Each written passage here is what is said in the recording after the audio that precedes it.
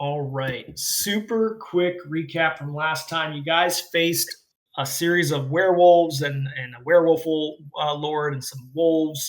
You defeated the werewolves that were seemingly hunting down parts of the party, at least. Definitely Modolfir was a focus of the werewolves, as well as Barog. You did defeat them. You talked to the wolves using Modolfir's animal speech capabilities. Who basically told you that the Horde is coming. There's a massive group of wolves and beings that are chasing after you. This happened after you guys had already done some quick searching of the bodies, looting them. So we're going to start today with the loot, just to be clean that up. The loot is that little emerald right here. So I think you guys can observe it. Let me know if you can or not. Yeah, I was able to pop it open. Okay, cool. For the gold, I assume 250 each is fine. Balrog is like, monetary things aren't the reason I do things, so he's fine with you guys just taking the loot. Yeah, 250 is fine with me. Okay, and we'll just spread that. And for now, I'm just going to leave it as this kind of loot. And I know, Max, you have a specific way you like doing it, so you can do that after session, however you want. But I'm just going to put 250 loot, basically, in each person, 250 gold in each person's as an inventory item. It's going to be gold coins, essentially. What's the unidentified thing? Do you know the type of object it is?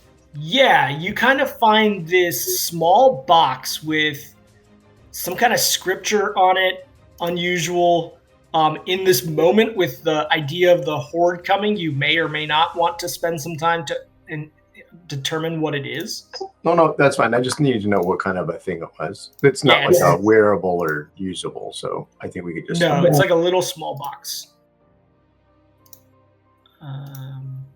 Hey, before we get into the nitty-gritty here real quick, I'm going to go fill my coffee cup up. I'll be right back. Okay, yeah, I assume you're not going to be taking any of these gems anyways. Honestly, we can distribute that money at the end of this session. We're not going to spend the money this session anyways. That's my thought. Okay, that's fair. All right, so let me... I already did it, so it's fine. Max, are you fine just taking the gems? You're usually the one that uses most of the gems. Or should I put it in the bag of holding? Yeah, I can take the gems.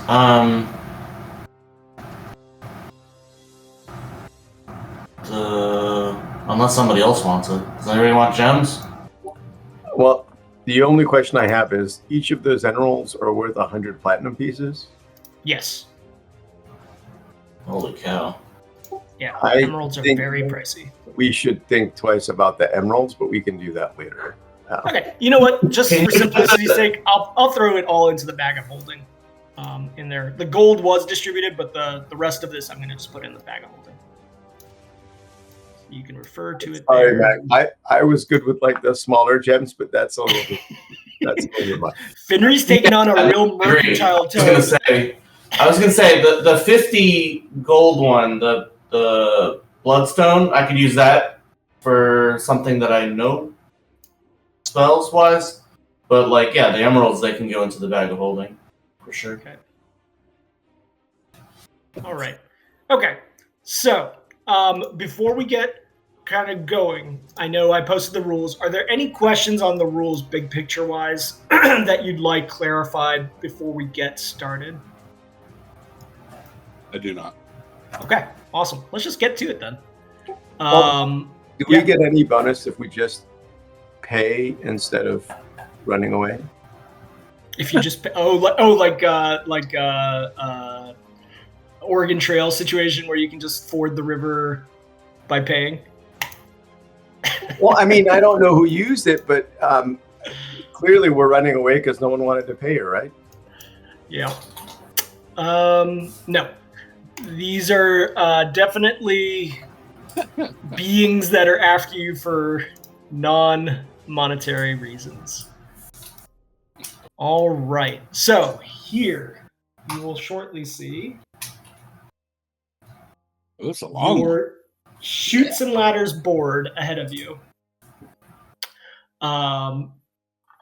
So you can see the puzzle pieces, the challenges, and other kinds of colors going on here. The challenges, which are things that I am going to prompt immediately. You have no choice. As soon as you step on it, you have to do it. And there is no do it again. It's either pass or fail and consequences happen. The puzzle pieces, the ones that look like a puzzle, those are skills challenges, and you can't pass that point until you have passed the skills challenge itself. And each person has 2 actions. It's all in the rules. The rules are up in the corner. Can you see the rules right now? Yeah, I looked at. Okay. They're on the map itself, though. Can you see the rules on the map? No. Okay. There must be a setting in this thing. I don't see it on the map. I see it on the bar. Just go to the bar. Yeah. No, it's because by default, icons on the map are not shown. You have to go to the journal notes button on the left side and then hit the little push pin icon, and then it'll stay there. I just did that at work. It's like a user side. It's on a user side basis. Yeah. Got it. Yeah, so everyone go to the little flaggy thing and push the push pin, and it'll pop up. And then Bookmark. Once that's popped up, you'll be able to see the journal that kind of gives you your actions for reference. What are the circles in the river? Yeah, the circles are kind of special. You don't have control of yourself once you're in the river in those spots particularly. You'll be swimming, and the river has a current, so you're moving with the river itself in those particular spots. So those are the repercussions of the challenge. You'll see a challenge kind of upstream of each one of those circles. All right. So what are these things?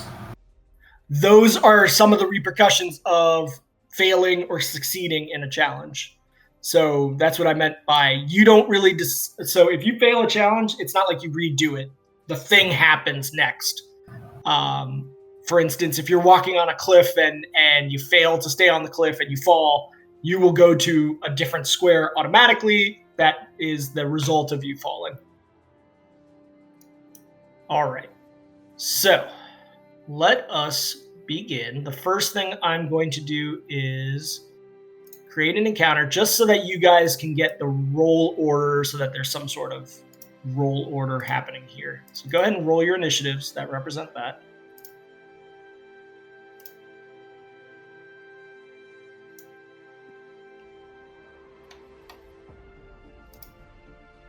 Okay, I'm missing Max.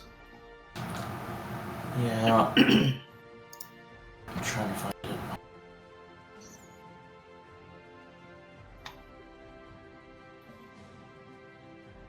Okay.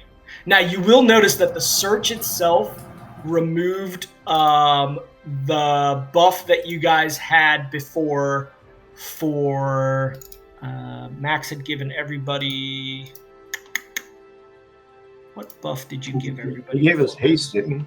Haste. Yeah, Thank haste. you. The haste did run out, but Archon's focus has not yet. So basically 5 rounds occurred in that process of collecting all the things, etc., looting. So Max, you do still have Archon's focus going for just a little bit longer. You have it for 4 more rounds. Okay, so right off the top, And Max, does you're a going to be round map to It will. square movement? a round maps to the move. So in any given turn, you get 2 actions.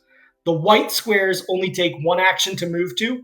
The green squares, unless you have certain things that ignore terrain, etc., like Landray has that capability, those take 2 move actions to get into.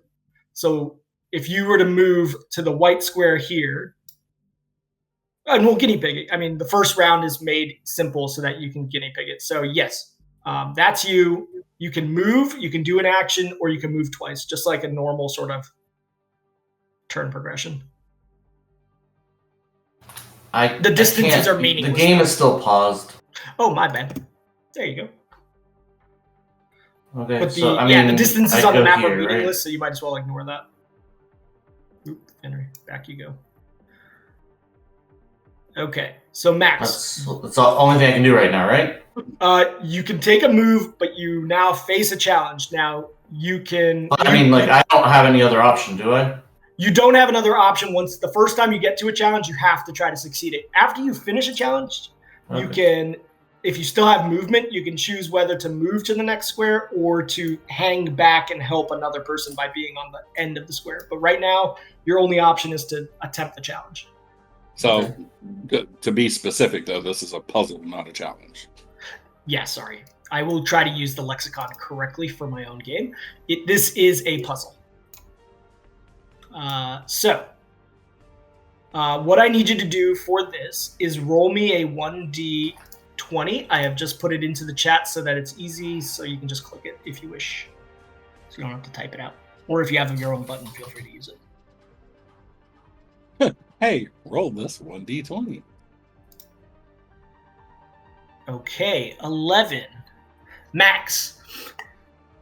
You guys have started this running as soon as you can with your wolf aides leading the way. Barog has called out where to go for safety.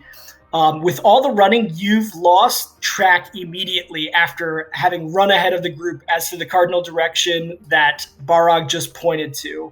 As you look around, this grassy sort of plain, there's a lot of different options as to how to enter the forest. But you're not sure which direction to go. What do you do?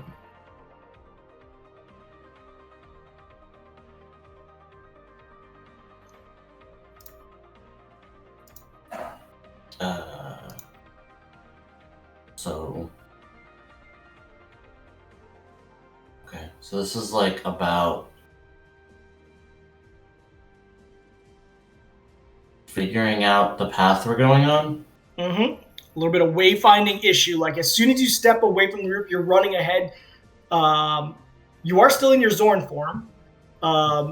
And I guess just the different kind of body configuration, you're kind of topsy-turvy on which direction you're supposed to go. So how do you solve that?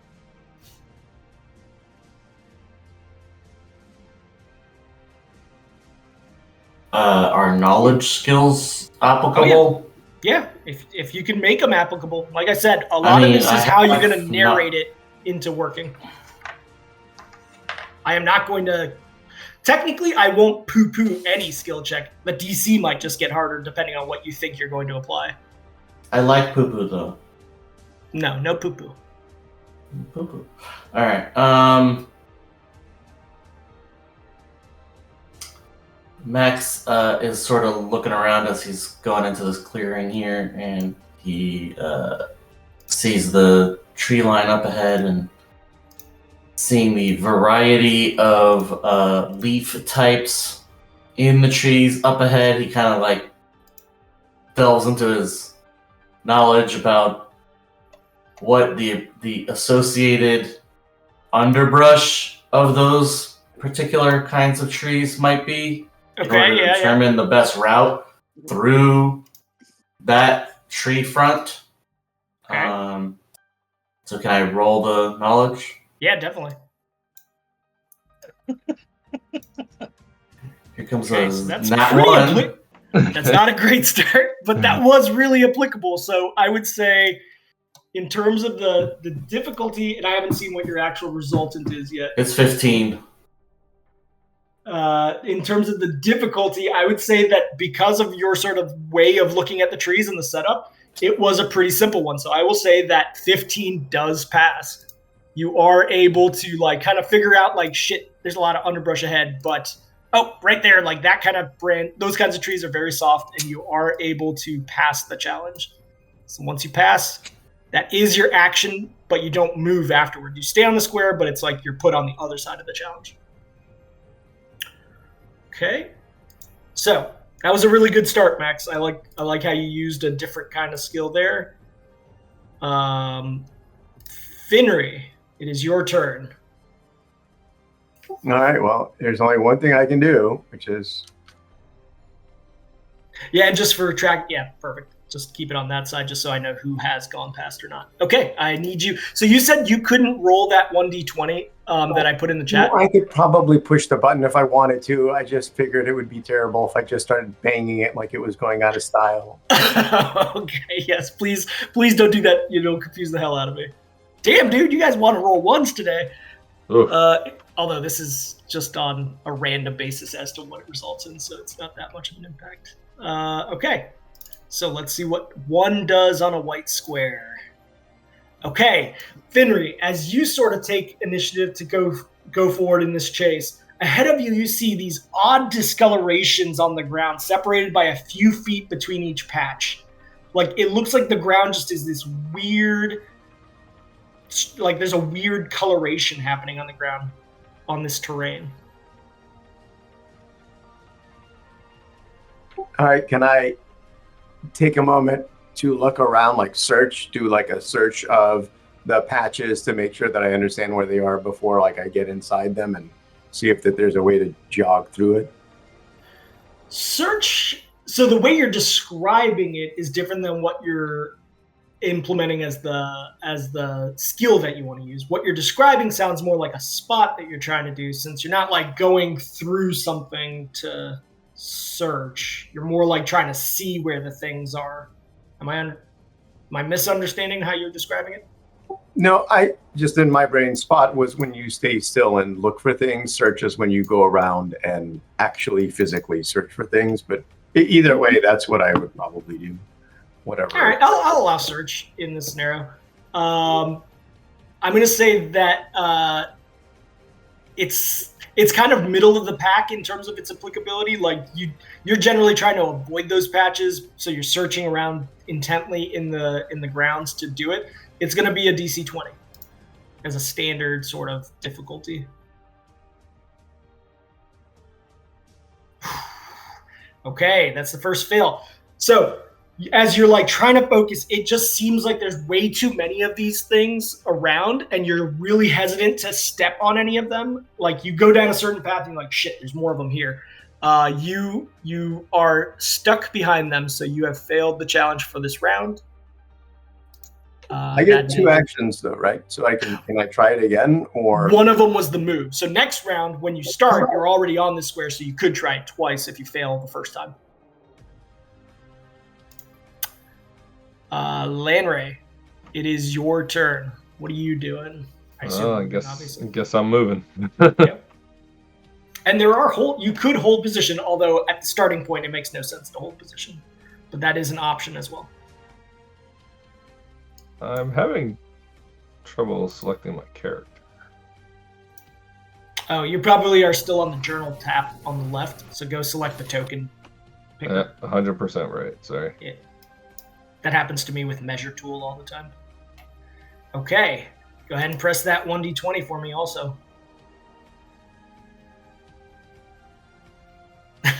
No fear, I just read what you wrote. All right, a 9 on a white space on 9. Okay, Lanray, as you rush forth with the rest of your group, there seem to be many openings in the portion of the grasslands that you are, this thick grasslands and underbrush that are around you.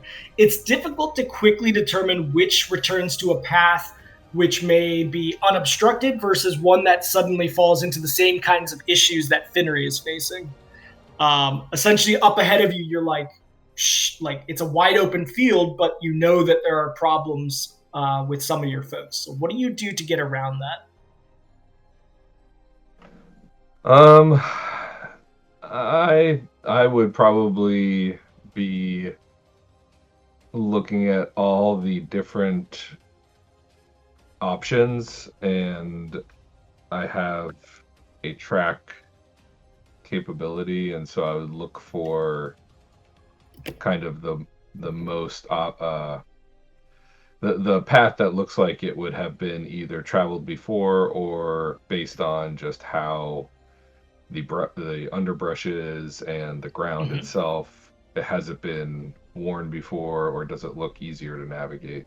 Gotcha. So do you know the skill that you're describing, or it would be a survival check, I think. Bingo. Yep, it's definitely a survival check. So you're like looking where Max went, you're looking where Finry went, and you're like, well, Finry's having some trouble, so I should probably avoid that. Go ahead and give me a survival check. This is going to actually be an easy one. This is pretty much as applicable as it could possibly be in the scenario. So it's going to be a DC 10. Yep, bingo. So you are successful. Go ahead and move yourself next to Max. Okay. I forgot GM gets to play this game also. I'm one of you guys. Okay. Barog is going to move in place. He does not. Yeah, he just slightly brought the average up there. There are repercussions, remember, for bad skill check roll, like total bonuses, but not in the first round. Okay, so Barog is going to go ahead and roll a 1d20. He rolled a 3, which means Barog ahead of him sees a flock of birds nearby that could prove to give away your position to your pursuers. That's a pretty straightforward one for, I think, Barog. He's generally very good at moving without alerting things, being quiet. He is kind of this kind of tracker, scout. He's going to try to do a move silent check. And GM is going to rule, yes, through the flock of birds. They are not seagulls. This is too far from the sea, Finry. Close enough. I'm going to self-rule that the DC... Well, I don't know. I guess since I get to rule on your DCs, why don't I open it up to you guys? What do you guys think the DC for what was described would be in this scenario? Super low. All right. I will say a 15, right? Because, you know, the birds can still see and things, but maybe he won't step on a branch. All right, let's roll it. Stupid. Jesus. What's with all the ones, dude? Jesus. As soon as he steps forth, he just cracks on this twig, and all of a sudden the birds just kind of take off. And he's like, shit, and he ducks into the grass so that the wolves behind don't necessarily come right at him. Medolfir, it is your turn. And Max, you're going to be right up next after this because the wolves don't come until the second round.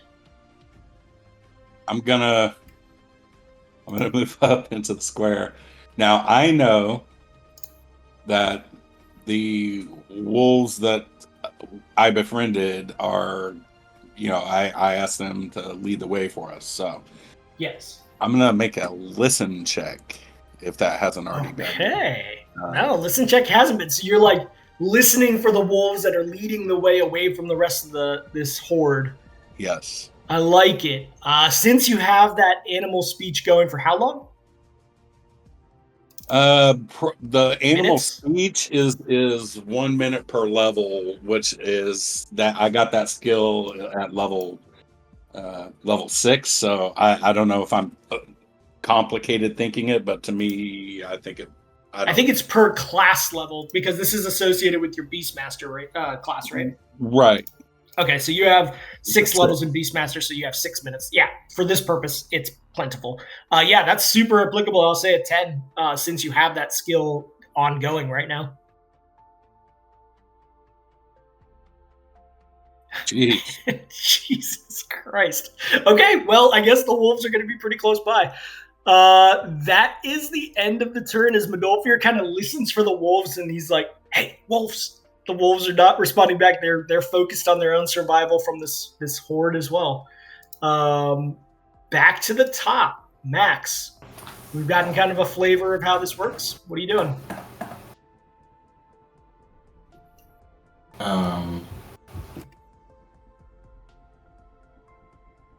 So, I mean, we're all together again? Or is that not real? In this moment, you all are together. The first round is going to be simple because there's not much you could really do. Now, you and Lanray have succeeded the challenge. You have the option to hold back and help the others, or you can continue on your way and start separating from the group. In general, you're all trying to get over to the safety point before a bunch of wolves kill you all. Right.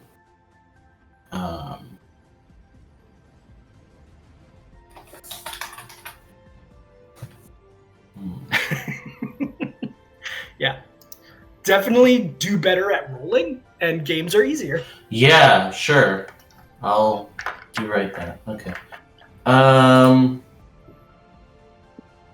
trying to figure out if there's any. Okay, so who failed? All Everybody three? on the north side, yep. Okay.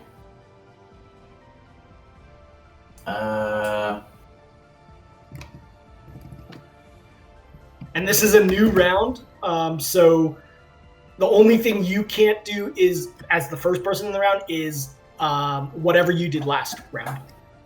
Yeah, so no knowledge, nature. Is it all knowledge? No, I would allow other knowledges to be utilized. I mean, you are a intellect build, so I get it. Right.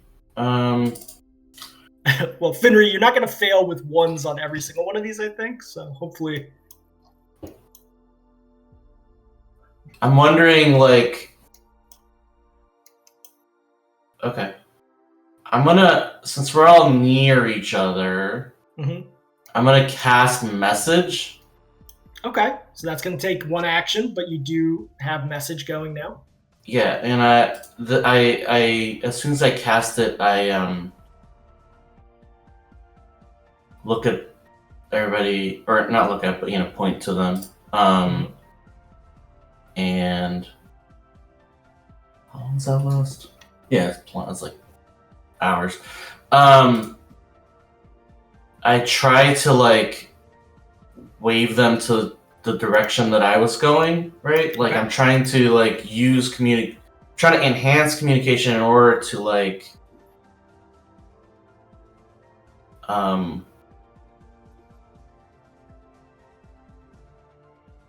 improve connectivity between the group. Not just that, but to like maybe improve, like give a buff on skill checks, since like now I'll take it into advisement. If people can utilize it to this obstacle in place, yeah, the message is going to be able to refer in that way. Yeah, I don't. But I mean, like anything that like we like one individual, like it's like shared situational awareness, right? Sure. I don't know. Yeah. So I did that. So everybody has message on each other right now since you're all on the same square. All right, so that's your first action. Then what else?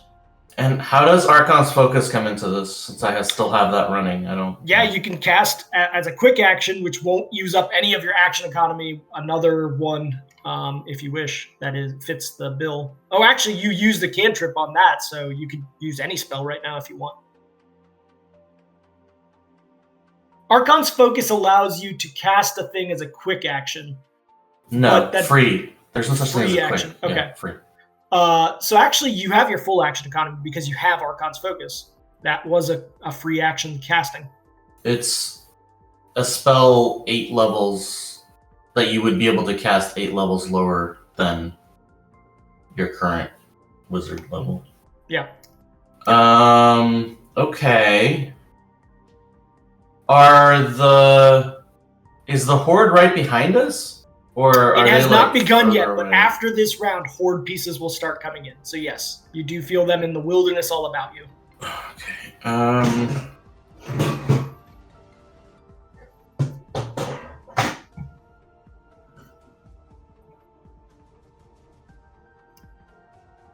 Like, how far are we talking? They're going to start at the start. It's in the rules. They will start at the start, basically, depending on how well you guys do on skill checks this time.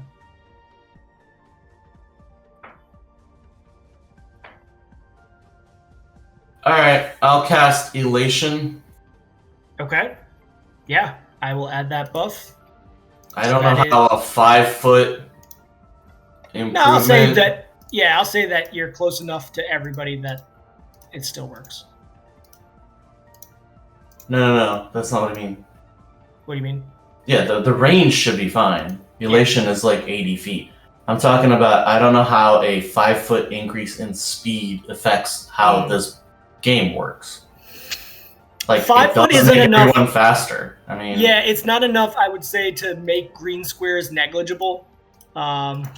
So no impact from that part of it. Well, it definitely helps if we have to be in any combat, though. So it's good. Yeah. But it doesn't last it lasts like rounds, so that sucked. Cool. Well, are you moving? That's fine.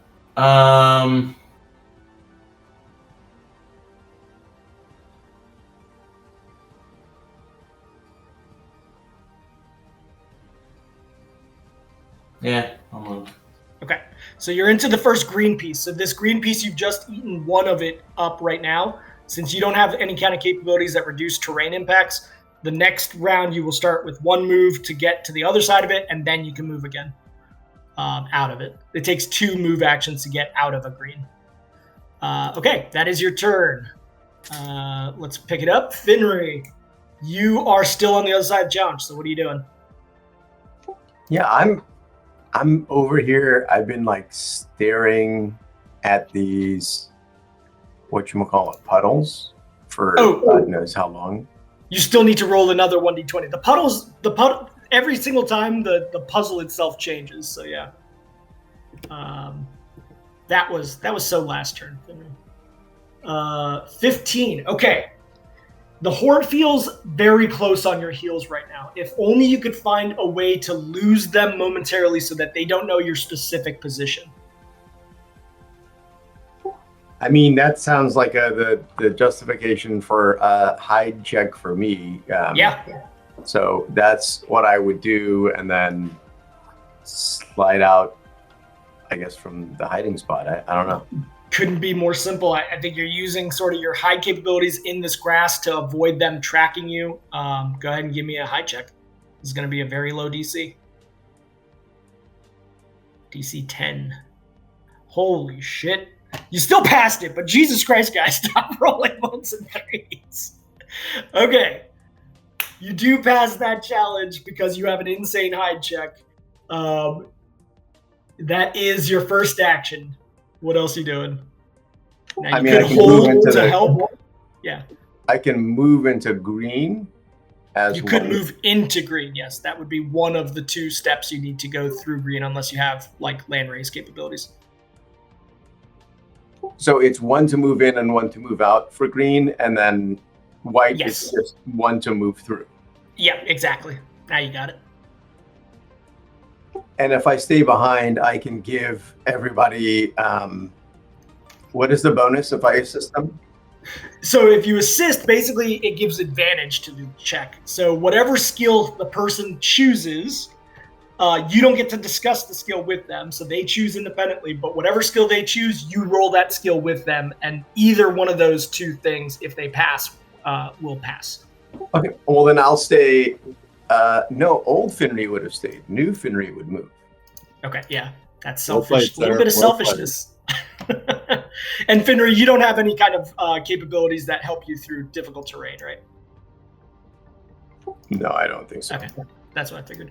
Okay, now, Lanray, you do have those capabilities. For you, the forest grids are no different than the white grids. You can immediately move through the green and onto the next if you wish, or however you want. Moving into the green is only 1 action, and you're done. So, what are you doing?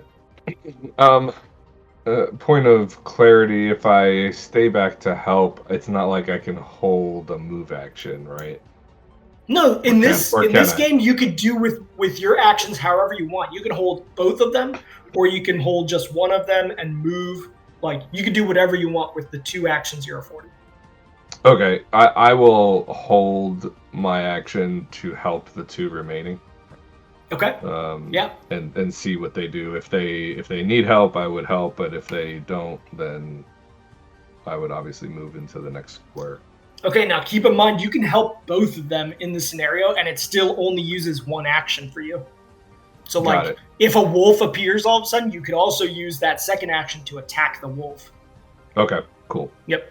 All right. So you're staying behind. Barog is going to be the next one. He's going to roll his 1d20. 8. Okay. Barog spots like a weird ledge of granite as he's running now in this new direction. It's 8 feet in height, and he chooses to climb it. So he's going to just make a basic climb check. This one's pretty straightforward, and it's not about the object itself in whatever the applicability is going to adjust the climb check. So he's going to make a climb check here.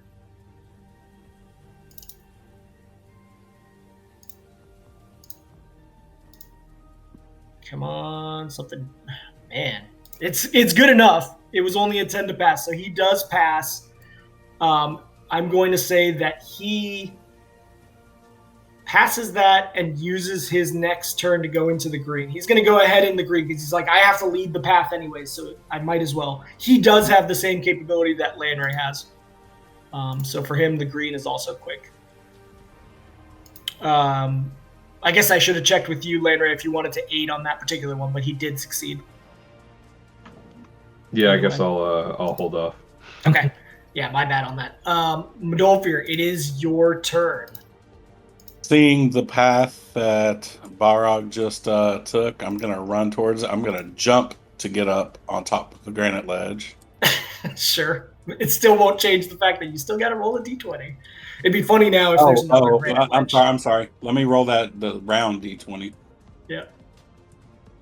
Okay. Yeah, the jump check is not... okay. Yeah, you see that same flock of birds nearby that could prove to give away your position to your pursuers. How do you avoid that? Well, didn't he already set them off? There's a different flock of birds. They landed again, Modolfir. Okay. I was just making sure I remembered correctly. Now let me check what you rolled last time because it's been a little bit. You did I did a listen check. Yeah. So how are you doing it this time? Now we can't repeat anything that's already been done in a square, correct? Correct. Nothing that's been done in this round. This round. Okay. Or the thing that you did last round, yes. Okay, then in this case I'm going to make a survival check to look at a path around far enough away from the birds. Yeah. That may not be treacherous terrain. Okay, nice. That is well beyond what you would need. You are able to just kind of see like a path that has nothing to do with the birds. Notice how they're sort of focused and use that to get around. You do pass the check. And sorry, Lanray, I keep forgetting that you held your turn to assist. Do you wish to also roll it? You rolled a 20. Yeah, no, that's all right. Okay. It's actually beneficial to you because you now have 2 held actions here, Lanray. You are not allowed to do any advancement with your held actions once you've done that, but it may assist when these wolves show up right now. Okay, so at a minimum, at the beginning, yes, Modolfir, it is still your turn, so you can now move into the green square if you wish to do that, or hold your second action. I'm gonna just side comment to Lanray. Let's go. Okay, and you don't have any sort of movement capabilities that avoid that. All right. First wolf is an automatic. Now, how many skill checks were this round? There were 3 different skill checks this round, I believe. Yes. And the lowest of which was Barog's 14. So I am now going to roll.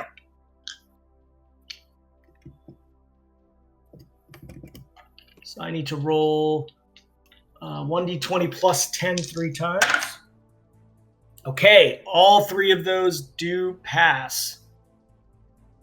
Unfortunate to you guys.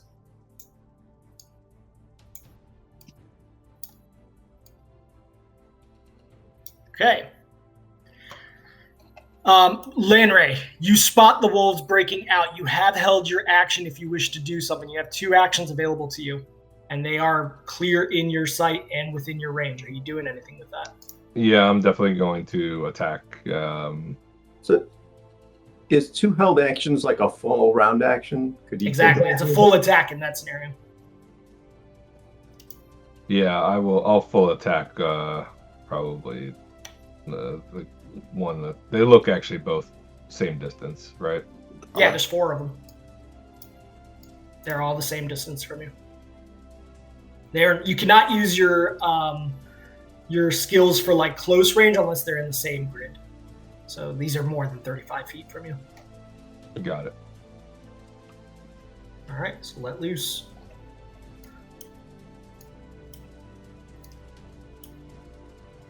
So we'll try to pick up the speed next time. Think about what your potential ideas might be, although obviously the challenge itself is what affects that. Okay, you let loose all 3 of those. Double check. No, the 13 does miss, but the other 3 do strike. Now, are you focusing all on one? Yeah, I mean, I would focus on the one I targeted to start anyway. Okay. You sling 3 arrows at one of them, and it takes them down pretty bad. They're looking rough, but they're not complete. They're not disabled. So all 4 of those wolves are going to act now. They are going to rush up. The one that you struck is going to use its second action here. Or actually, no, the Horde can attack just once, no matter what, but they can move twice. So he's going to attack and keep moving after the rest. So this is the attack on you, Lanray. Wait, are they in the square with him now? They are. Oh, sorry. Are they not visible? Here we go. Did they pass the challenge? They do not have to pass challenges. They just keep up pace. They're just like a Terminator kind of situation. That attack does miss you. The next one's going to come in and try to attack you, Lanray. Now, if you had a melee weapon, you would get an attack of opportunity on top of your held action, but you don't. Not equipped, at least. Oh, sorry. I you thought use I your had, bow. Yeah. I thought I had the silver dagger or whatever. You do, but you have to actually equip unequip to have it. I mean, to use an attack of opportunity with a melee weapon, you actually have to have it in your hand, ready to use. Oh, okay. I was because it's weird because it's showing as equipped in my inventory. I realize I don't have it in my hand. More just wasn't in my list of things. I'll toggle it as no. Sorry about that. Okay, so that one I think does hit you. 19, yeah, does hit. So for 10 damage. The other 2, and they are going to continue to move forth as such. Oh, so they move through us? Yeah. They're in the same square. It is. Go ahead and take. Whoever wants to take an attack of opportunity with a melee weapon may do so now. Unless you held an action, that's the only way that you can attack them right now with a single attack. So, is there any possibility that these wolves would be flanked when I attack them? No. Sorry. Okay. 14 does strike. So this one right here, dead before they can attack. Finry, yours does strike. This one, which was already almost disabled, that one is now disabled and gone. And for the sake of simplicity, once they're disabled, they're out of the chase.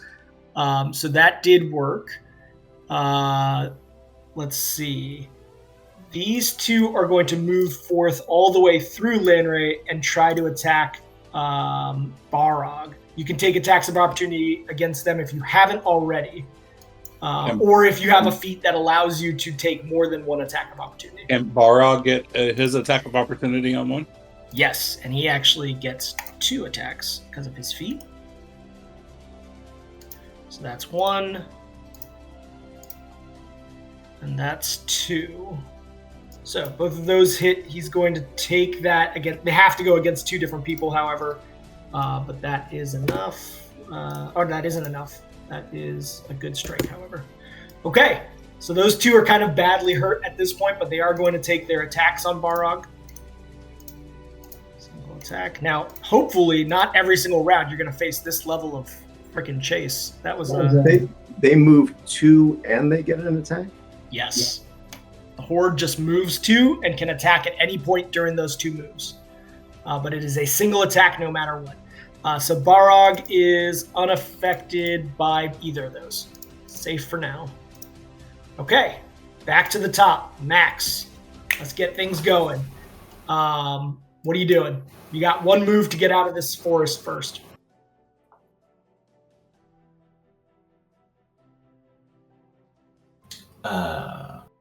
So basically, to get to this square is going to take your full round. If you wish to take it. It's going to take my full round to get to that square? Well, it's going to take you 1 round to move to this side, and then 1 round to move to that square, if that makes sense. But wait. So those green squares are now 3 actions, right? Because there's 1 action to get in, and then 2 actions to get out.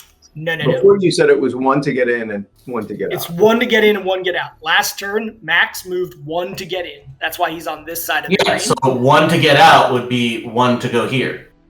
Well, then that would be the same as being a white square. That's how a white square operates. It's 1 to get in and 1 to cross the square, but not. That's a better way to put it. Thank you, Midolfer. Yeah, it is. You have to go across this green square if you don't have the skill. Because it's difficult terrain, basically. Yeah. So all boxes take 1 to get in. In addition, for 1 to get in, white squares take another 1 to get out. Green squares take 2 to get out. Let's put it that way. Sure. Yep. Unless you can ignore difficult terrain, and then they're treated like a white square. But bingo. Or have another skill that gives you double movement. Does my burrowing ability help in this situation? Oh, that's a good point. You burrow at what speed? 25? Same speed as my land right now. Yeah, I will say that it does. Yeah, my fault. You are on this side. The burrow definitely would help you get around any kind of weird knob. Well, I mean, it depends on the kind of terrain, but yeah, I mean. No, I'd allow it. Okay.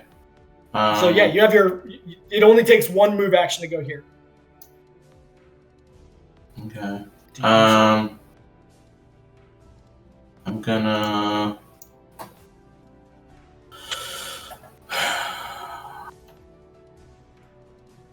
I mean, does Lanray look like he's in trouble, or?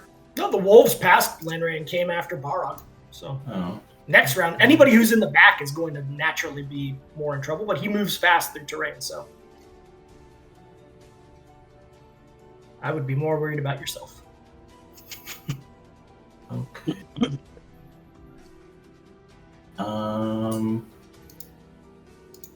These are just wolves, right? Yes. Do they look like bigger than normal wolves? These ones, no. They look like there might be maybe some enhancement occurring to them, but not a huge amount. Don't worry about the meta of that, but yeah, they're. I'm gonna try to cause fear on one of these. Okay. I mean, what effect would that have in this game mechanic? I would say that you could theoretically remove them from the board with a fear. They would run off into the wilderness and have to basically join the rest of the horde. I'd allow that, yeah. It's a good use of magic. Trying to figure out if there's a better alternative. So, yeah. I think I'll do that. Alright, so I'm casting Fear. That's a first level, so that's a free action. Yep. Okay, I will check their will saves.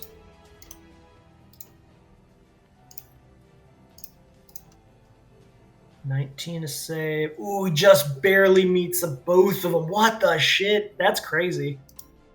Oops, I accidentally deleted it. Oh. It's necromancy. Oh yeah, do you get enhanced flow? It's shaken. A successful will save. You're still shaken. Okay, cool. But yeah, was it actually a higher DC than it rolled, Max, or is that the correct DC? I'm Do trying you to have figure greater that spell out. focus? No, I didn't. No, I don't have greater spell focus going. Or I didn't have the That's your enhanced feat. magical flow going.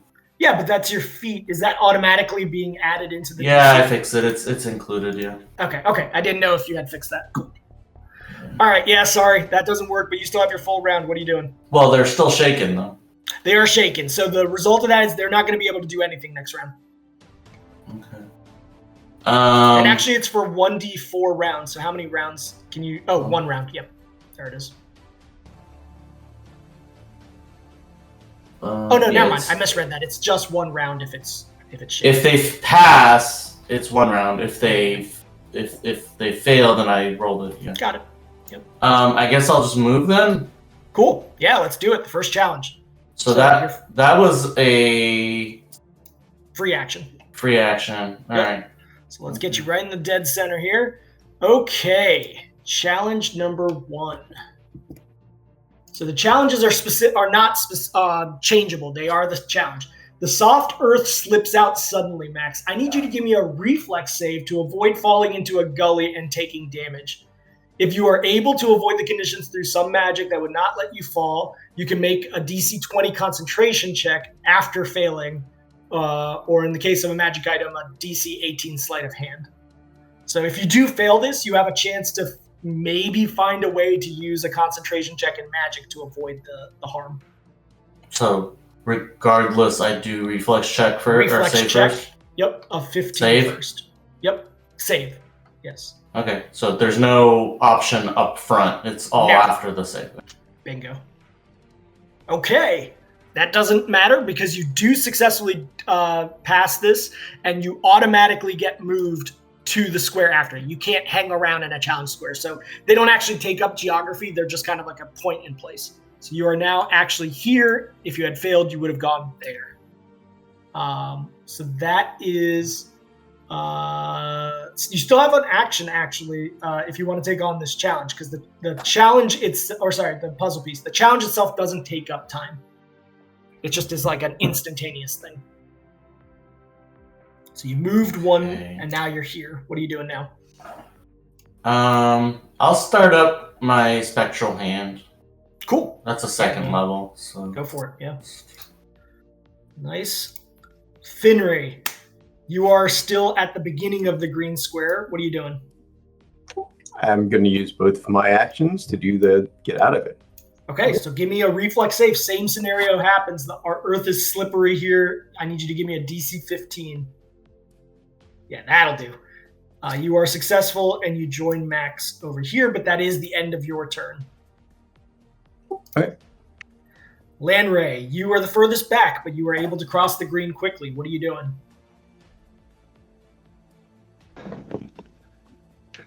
I mean, none of the guys, I guess Medolfir and Barag don't look like they're in trouble, right?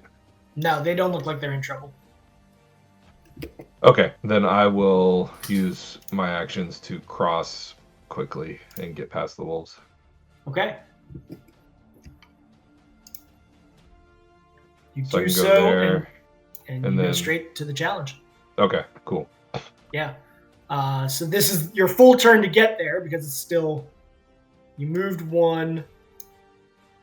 You moved 2. The resultant is still going to take you somewhere else, though. So go ahead and give me a DC 15 reflex save, the same soft soil conditions. You guys are all pretty good at reflex saves. So this should help.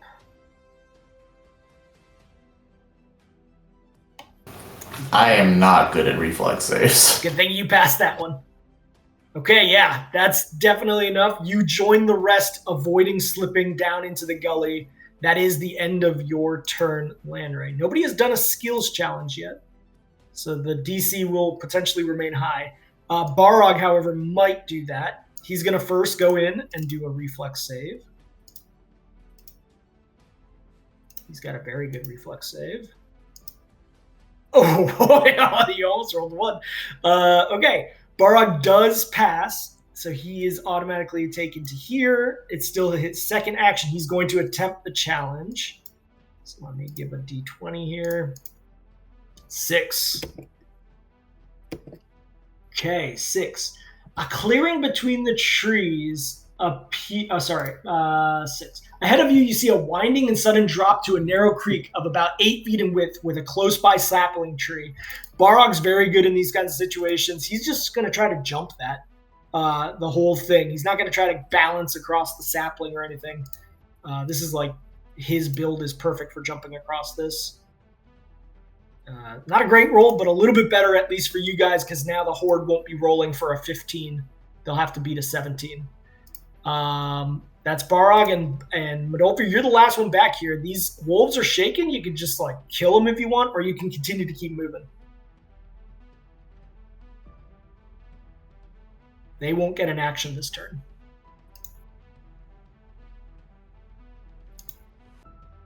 Okay. Same DC 15 reflex save as the earth slips around you. Okay, yeah, that's going to be plenty. You guys passed that first challenge, no problem. You guys are over to the puzzle piece. Medolfir, that was 1, 2, so you don't have a turn left here when you land here. Okay. So, before Max goes, the 17 is what needs to get beaten now. You get the 1 Horde minimum. So this is the first Horde piece no matter what. Okay, we have 2 failures on that 17, so I only get 1 additional wolf coming on here.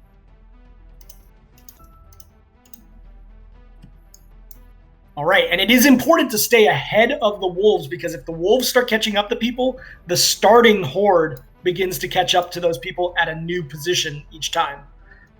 So these wolves are going to just simply move to here.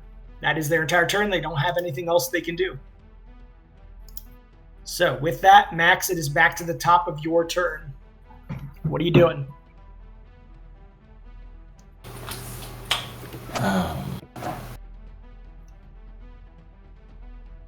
I'm just gonna...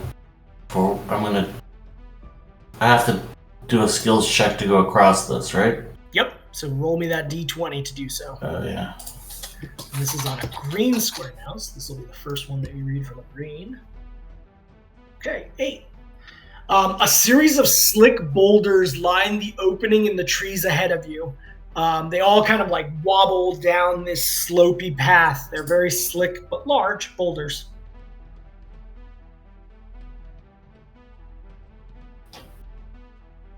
So, Rock God is trying to go through some boulders? I guess so. How would you utilize your rock god capability to do that? Oh, I don't, because it's rocks, not dirt, so I can't Exactly. burrow. Yep. Yeah.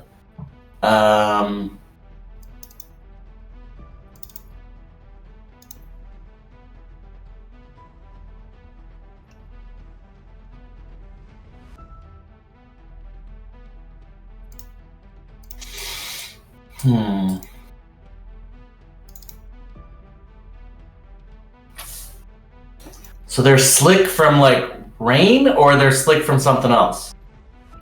I don't know. That's up to you, bro. Okay. Tell me how you can Just think slick. about that. All right, so it's fine if you poo-poo this, because it's weird. So Max comes up to these boulders, and he's like looking at one of his 3 arms, kind of like swipes at the boulder, Okay. and some like slime, like not slime like as in creature, but like not like how like forest goo. Yeah, like a plant material that's Sure. slimy is on the surface, like a moss or lichen or something. Okay. It's real slippery. Yeah. So Max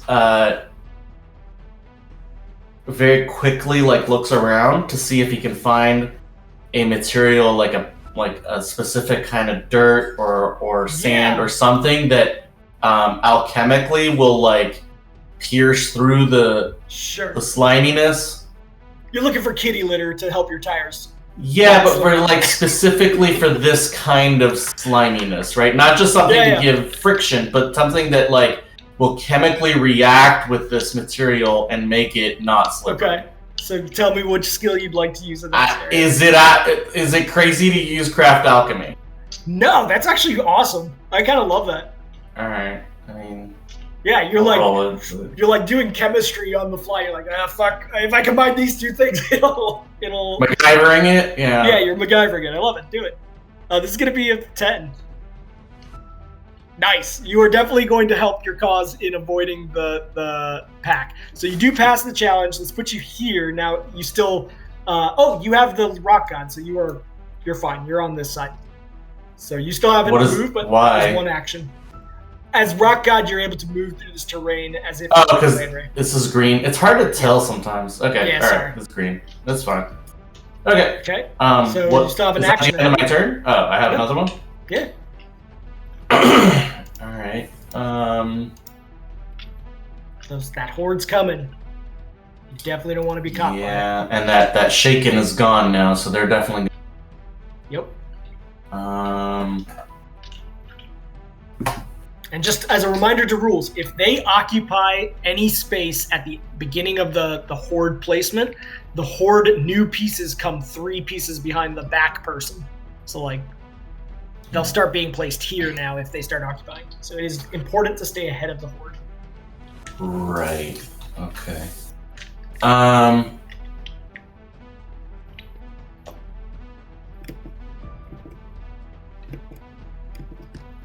mean, I'm gonna magic missile them. Okay, cool. Yeah, that works. You are in a woodland space, which I will allow to shoot back into a grass space. There are rules about that, but these are magic missiles anyway, so you're fine. There's no like concealment happening. I mean, can we still see them? You can still see them, yeah. That's what I mean. If you were like further into the forest green spaces, maybe not, but yes, you can see them here. So go ahead and magic missile it. I'm trying to decide how many am I gonna get. Do I get?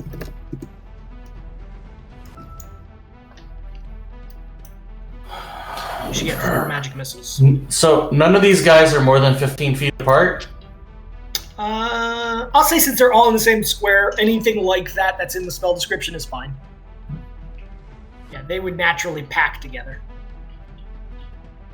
So for every 2 caster levels beyond the first, you get an additional. So at 9th level, 4. you get 5.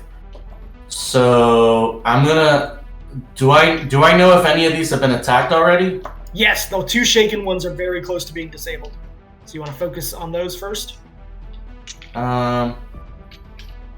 Yeah, I'm gonna put 2 on each of the shaken ones. Sure. And then the last one on one of the ones that's fresh. Cool. Yeah, there's no difference between them, so that's fine. We'll go stochastic. All right. Here come the magic missiles. All right. Oh, 5. those first 2 are identical, so they both get 9. Yeah, that is enough to boom, boom. And then a little tiny piddly one on the last one. Yep. All right. Good. That's a quick or a free action, I think. That was a free action because that's the first. I didn't cast a spell this round, did I? Yep. No, you didn't. Just the Okay, challenge. so then that was first level, so that's free. So yeah, I'll move. Yeah. Okay, go ahead and move to the next square. You can put it right in the middle since you have no issues with that. Okay. All right, that is your turn. Good job, Finnery. What are you doing?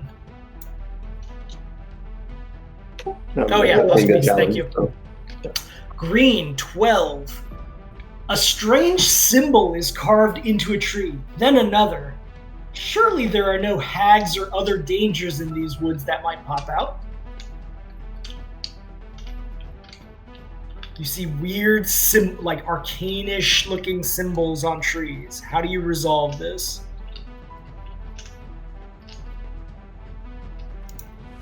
This would have been a good one for Max. Yeah, I would have rocked that, man. Yeah, I'm definitely not great at knowing things. Mm-hmm. Does it look like the trees have any? There's no like mechanism to them at all. I don't know. You tell me.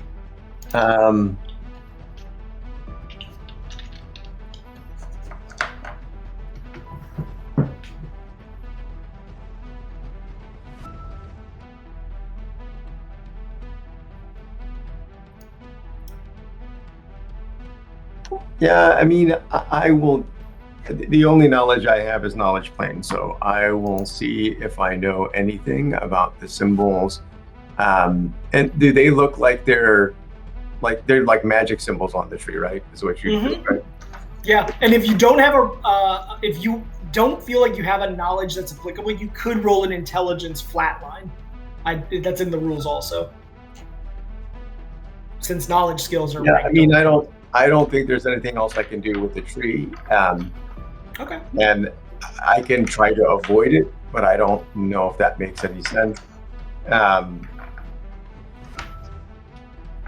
I guess I'll roll a flat intelligence, I guess. Okay. Okay. I will say, because it's a flat intelligence, there's not a huge amount of applicability to this. As you look around, you're confused as to what could potentially be the connection between these symbols. You do not pass the challenge. Now, you can do it again and roll another 1d20 and see if there's a better option for you. That's pretty much your only thing other than holding turn. 19. A wall of thick elder trees have grown together down here in this little spot that you are, and it seems impassable unless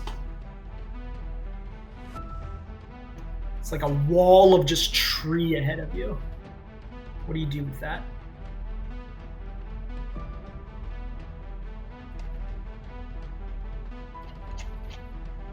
Pretty much have anything other than alchemy ahead of you. There's no acrobatics in 3.5, is that true? Acrobatics is kind of a combination of balance check and tumble check and climb check. Like, it's a kind of a bunch of things together in 3.5. Yeah, so like if you're 5th edition decided that was complex. Too many different things, yeah. So you could try, like, if you were balancing across a branch to get across this thing or climbing up it, etc. Which do you choose? Yeah, I mean, I unless I can kind of shimmy through, I won't try to. I guess I'm gonna try to get through the trees. Okay, maybe like a tumbly kind of way. Oh, okay, balancing. Okay. I don't, because that kind of depends on the trees. Like, I think maybe if I can do I don't know it's literally acrobatics, right? Like, I would just be jumping and monkeying through the trees, but I don't know. Like, if you're trying to contort your body and move through it by jumping through that game show that you jump through the hole or whatever, I would say that's like a tumble. I would allow that to be like a tumble. Or a balance if you're going on tree. On the tree itself, yeah. Up to you. I didn't train tumble. Okay, I mean, if it's balance, if I can be on the tree, yeah, I'll do balance. If not, I'll tumble. It doesn't. Yeah, you could balance yourself on a vine that wraps around the thing, and you're just kind of anime running up this vine and balancing on it. Okay, yeah, that was going to be a low DC, so you do pass that. You are placed here since it's a green spot. That is the end of your turn, but next turn you just have to make one move action in this square to get out of it. But no, I would need 2. If it was white, I would need 1 move action. So you did 1 into this, the challenge, 1 that gets to here in the square, then you're out of here. So yeah, 2 if you look at it. My understanding was that was what happened in the white square. We moved 1 to move into it, 1 for the challenge, and 1 to move out of the white. Yeah, so this time you have to move here in the green square before you can leave it. You still have 1 more move in this square, is what I'm saying. Got it. Yep, okay. Lanray, it is your turn. What are you doing? I guess I will roll a 1d20. Yep. So balance has been taken, and craft alchemy has been taken, and you last turn used last turn was your reflex save, so that's fine. Okay, 12. A strange symbol is carved into a tree, then another, but surely there are no hags or other dangers in these woods. How are you going to address that?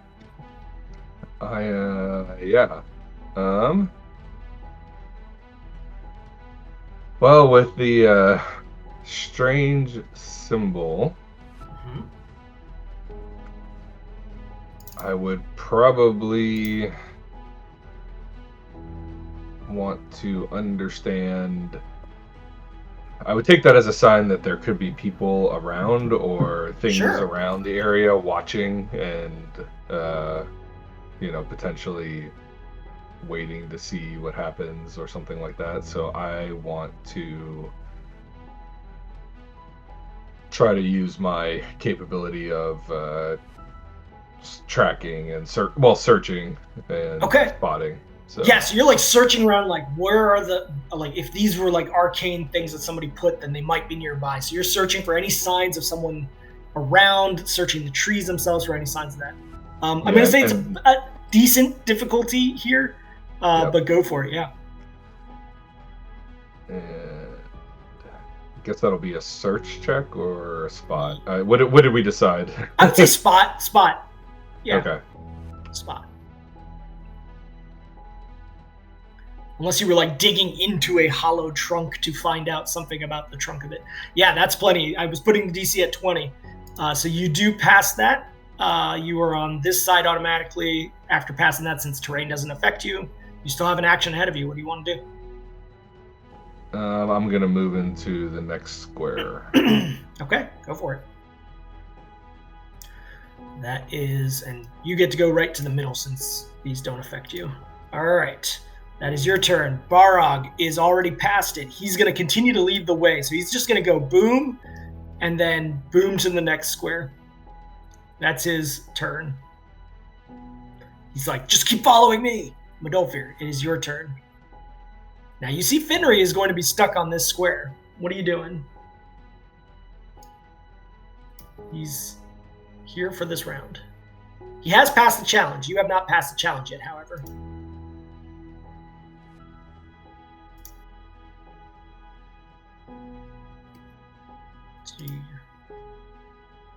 Okay, 20. Okay, Barog mentioned some things quickly about where to go to safety. I'm not lost, I swear. How are you resolving this? Barog was like just shouting out orders and stuff, and you're like, where'd everyone go?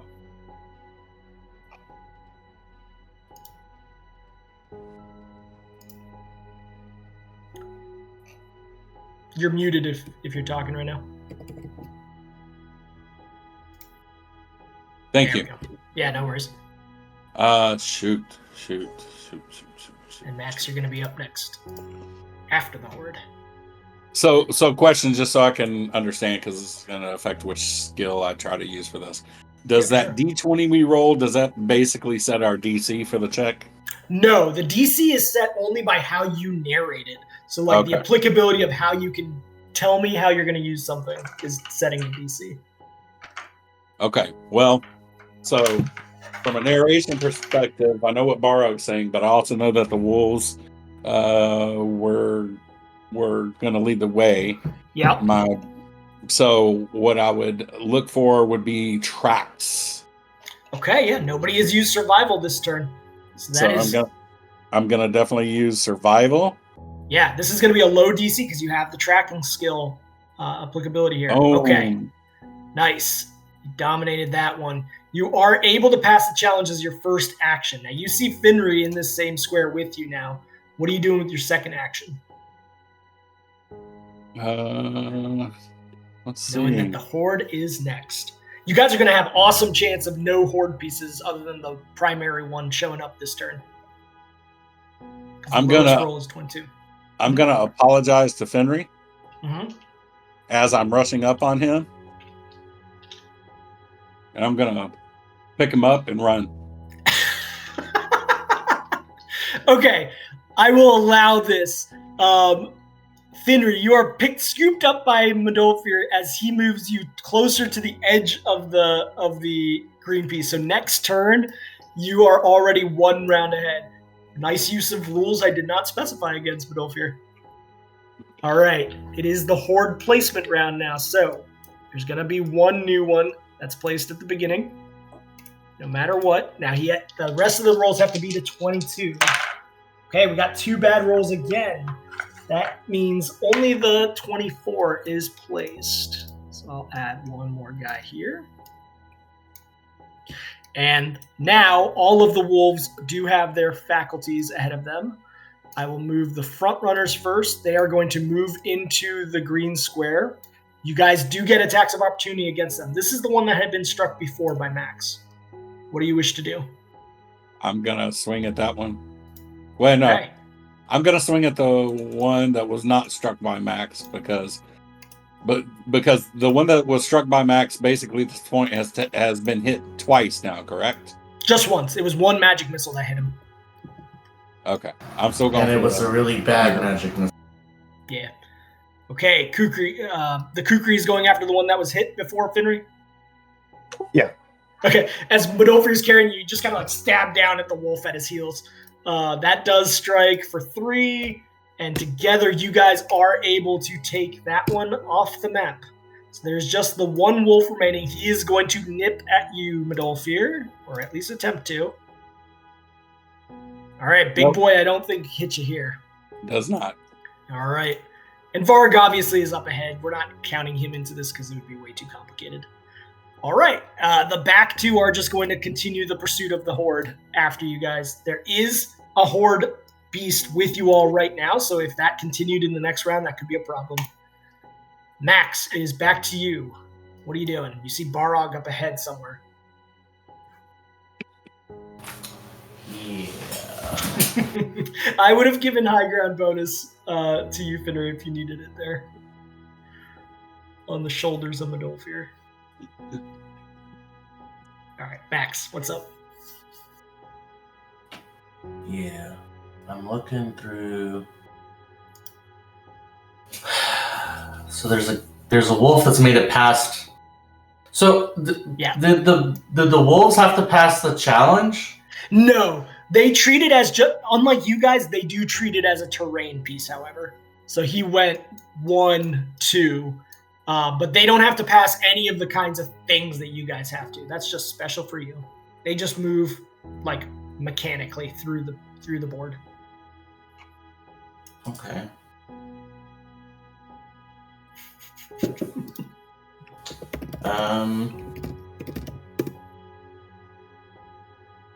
So I have 2 actions. Yep. And you can just keep moving through, or you can help the rest behind you. But it's a long board. Be careful of using too much of your magic all up front. Yeah, no, that's... They're only wolves. Yeah. Well, yeah. I'm just like trying to figure out, like, before the Archon's focus runs out, if there's any... I get it. Oh, actually, no. Has it already gone away? No, you still have it for... No, it's gone. Oh, shoot, yeah. This was the round that it started, because it's round 5 now. Yep. You no longer have Archons. Alright, so then, it's not even a... But you do have Spectral Hand. Yeah, but that'll last minutes, so... Yeah, that's fun. I'm gonna... If I hold here... Uh-huh. Do I hold my 2 actions? Yeah, you can. If the wolves come up, you get to have 2 actions available to you. But there's no benefit for you since you don't fight with a melee weapon, though, so you might as well use one, except for the, moving in the square. I can fight with a melee. I have a quarterstaff. Okay, sorry. I also have natural attacks now. True. But what I'm saying is, if I hold the 2 actions, can I aid 2 people? You can, but you're not on a square that has a challenge piece right now. Oh. You have to be on the square. And they've already passed the challenge. They have, so if you were going to do that, you might as well do it on this square. Yeah, I'll move 1. And then... man, hold on. Now, to aid in a challenge, you have to have already passed the challenge, so... Oh. Yeah. So, I can't do what I... No, not in this round. You could next round. They might take that. Alright, I'll just... There's no point of holding then. I'm just gonna try to do the challenge then. Okay, roll me a d20, please. Okay. And hopefully this is fun, because this is going to be more than one session of doing this. I'm having fun. Oh, yeah. I love these. Yeah, this is cool. Okay. The Horde is all around you in the wilderness. Even though there's some back there, you feel the presence of them kind of like rushing around the trees around you, Max. If only there was a way to momentarily shake them. So in your brain, just imagine the Horde isn't just chasing on this path. They're everywhere. How are you shaking them off in these woods?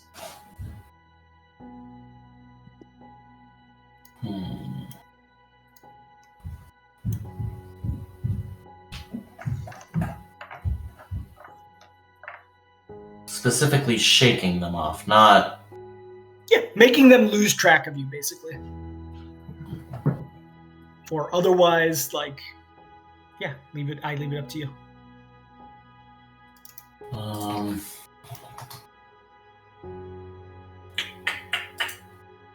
ye of Rock God.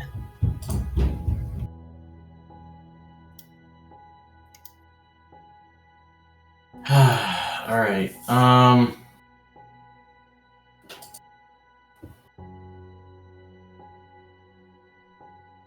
mean, the cheesy way is to just burrow, but that's cheesy, and I don't want to do that.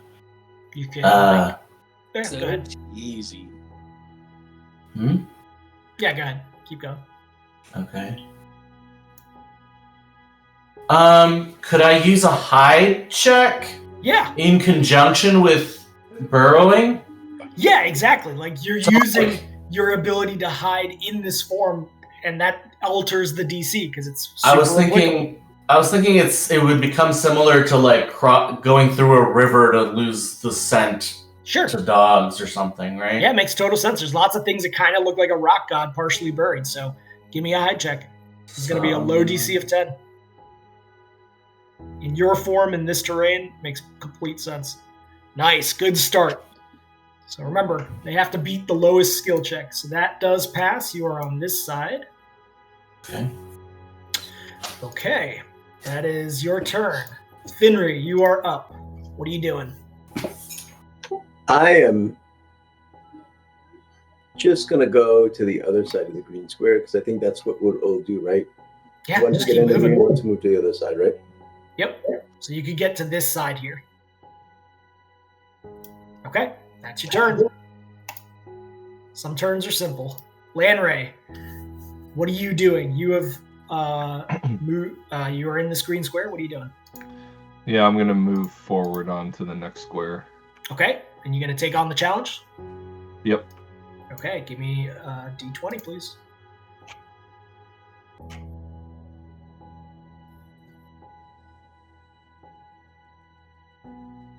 Okay, 11. Lanray, what the hell? There's a troll ahead of you. It seems to be obstructing your ability to continue to run ahead. How do you deal with this troll that's just like standing about? You can't take it on with combat. That's like a little parentheses. Sorry, you've reached the end of the map. Yeah, so there's like a troll ahead of you. How do you use skills to get or other things to get around this troll? Does the troll see me? That's a great question. Does the troll see you? Now keep in mind, Max did just do a hide check, so hides are not available this round. Right.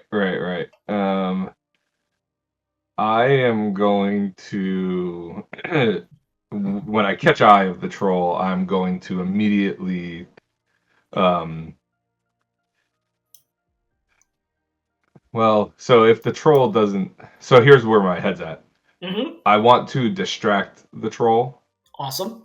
And the way I'm going to do that is by casting Ghost Sound into the nice. trees. Yes. Yeah. And it's going to be the sound of something that trolls would be interested in. So okay. I would allow this. So that's one of your innate capabilities that you have from your level ups, right? Yes. Yep. Yeah. So free action, you're doing this. Now, the way that you're using it is implying a bluff check. I'm just going to kind of lean into that for you. So you would make like a bluff check with a super low DC. Or unless you have some other thing that you want to do, like a diplomacy check to be like, yoo-hoo, in like the most trolly way you can do to like be like, he'd be like, oh, there's another troll over here. Like there's ways you could play into the ghost sound. So how do you want to do it?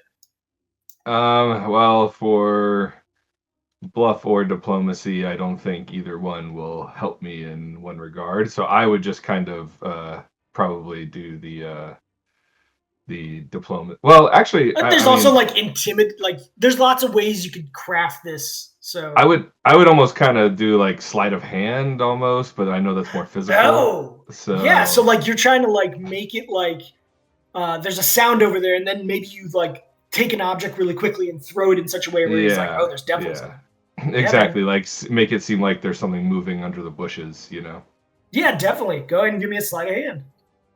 So like you quickly grab something from the ground that would be useful. Okay, it was a DC 10 check, but that's not great for the Horde, obviously. Yeah. So they're going to just have to beat a 13. That is easy. All right, but you did pass the challenge at least. Okay, anything else? No. Okay. That is your turn. Barog is going to continue the motion forth. He has already passed the challenge, I believe. What did I do here? No, Barog didn't pass the challenge yet. Oh, no, he did. That was the jump check. So, yes, he's going to continue on, and he's going to yell back to the group.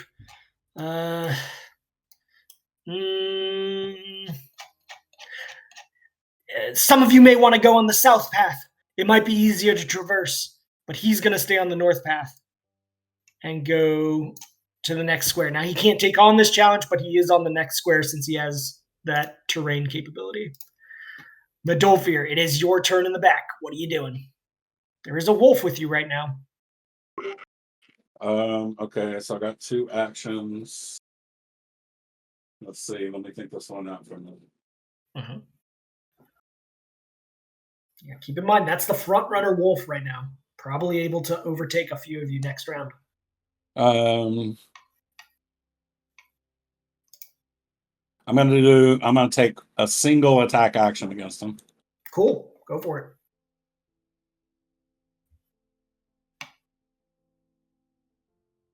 Okay, yeah, that is enough. You strike back at the wolf hot on your tail. That is enough to disable him. He is off the board. That's 1 action. Okay. And then my next action is to move up here. Cool. And the move will actually take you to there since you don't have any of those capabilities. Oh, I thought it. Oh, yeah, it's a green space. My bad. Yep, Yeah. Yep. Okay, that is your turn. Before Max goes, time for GM to try to beat a 13. Oh, okay. One of them did fail, but 2 of them passed. So there will be 3 additional being added here. The 1 automatic every turn. And since there is no wolf occupying, it is going to start at the beginning, which helps a lot.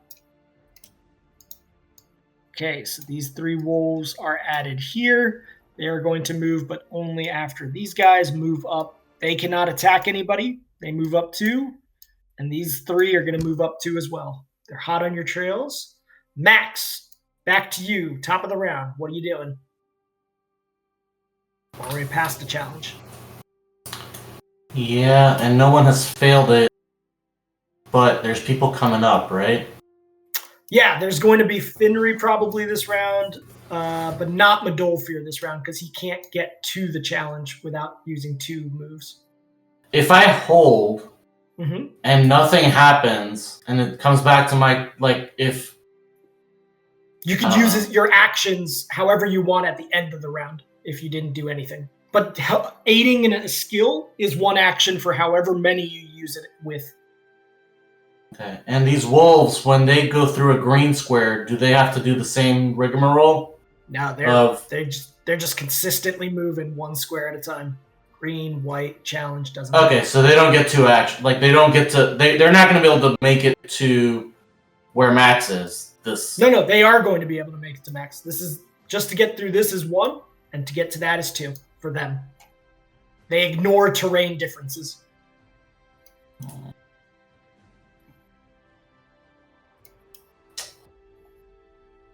All right. I'll hold. Cool.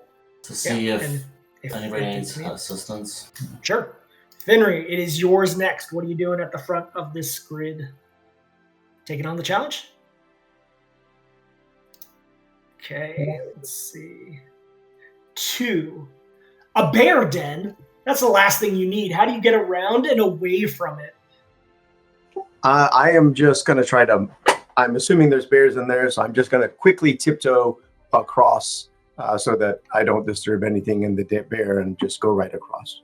Yeah, sounds like a move silent, huh? Max, do you wish to aid him in move silent, or do you feel confident he's fine doing that? I feel good. Yeah, I'll let him do that one by himself. Cool. He's I might not even see him.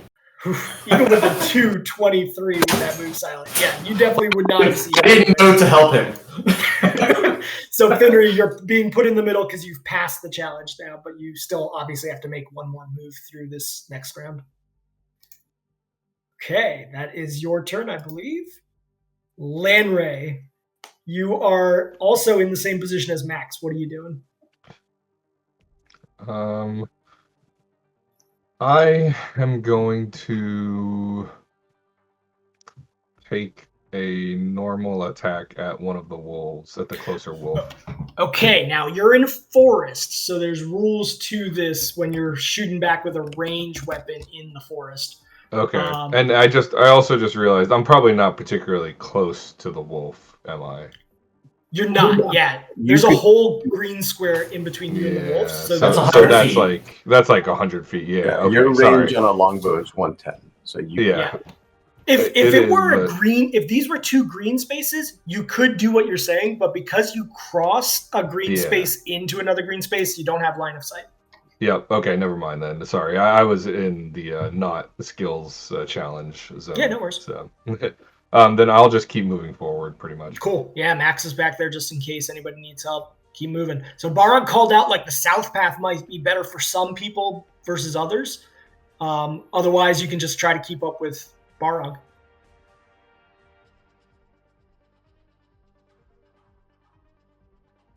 Which do you choose? I think I'll keep following Barog. Cool. Yeah, then go ahead and move your character exactly where Barog is before the challenge. Yep. Okay. Barog looks over to you and he's like, I'm worried that we're going too fast, but we have to keep up ahead of the pack. And he's going to keep going, roll that 1d20, and try this challenge out. Ooh, 20. What is 20? Oh, this one doesn't make any sense. Because it's based on Barog. Barog himself is like, I know I've been here through here before. I demand that you have Barog speak in the third person. Yes. What would Barog do? Barog says to himself about getting to safety. So move silent has been used already. Sleight of hand was last round, right? No. Move silent. Hide. And hide. Hide was the first one this round, I believe. So start at me and then work your way down. So sleight of hand, hide, move silent. Okay. No, some of that is from last round, no? No. Because you're holding turn right now, Max. Ah, shit. Yeah, okay. Never mind. Yeah, so it's just move silent. He can't use and whatever he used last time. So he is just going to do a survival check. It makes the most sense. He's like just trying to check, and that's something he's very good at. Okay. Not a great roll. Jesus, 12. Okay, it is applicable, obviously, so he is going to pass it, but not a great roll for the Horde. That is his turn. Medolfir. Oh, actually, no, he does have a movement after that, so he is going to go ahead and just keep moving forward. What are you doing, Medolfir? Okay, so because of the placement, the wolves being in another square, I won't incur an attack of opportunity by moving away from them right now, correct? No, only if... Okay. And they don't get attacks of opportunity. Only you guys do. Okay, so I am going to double move to get into here. That square. Got it. Yep. That is your turn. Do I immediately face the challenge at that point? No, unfortunately, the challenge has to have its own turn. Now, Max, you did not have to use your aid, so what are you doing with your actual full actions? You basically are going to get double turns here. So, did Medolfir pass? He hasn't had the opportunity to take the challenge yet. Dang it. Mm-hmm.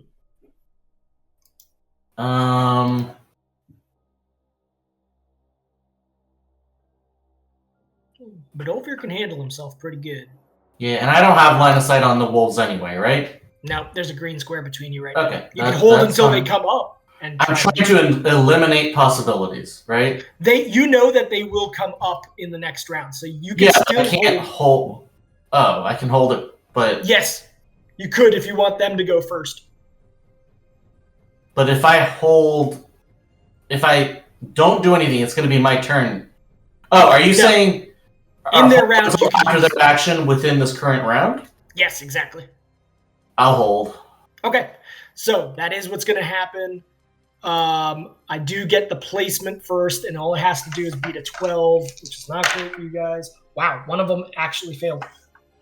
So even with the 5 roll on one of them, that passes. So 3 more do get added. Okay. Starting to pile up a little bit, but, you know. Okay, so these 2 are going to rush up. Max, if you wish to do something, they are now in your square before they get to act. What are you doing? And the rest of you will get attacks of opportunity as well. But Max, since you're holding, what do you do first? Yeah.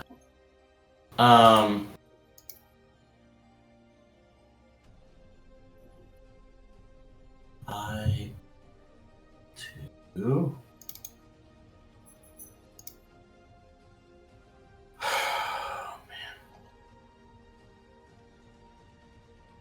I'm gonna hit him. Yeah. I can hit him, right? Yeah, you can definitely hit him. Now,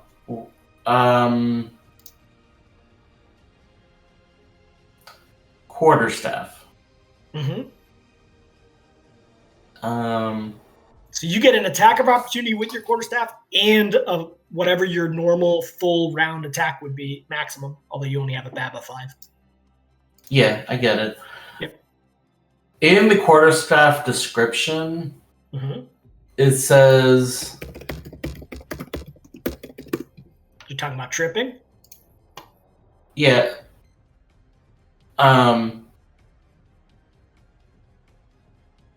No. Well, no, I'm not gonna be able to trip them. Yeah. Okay, so quarterstaff is like...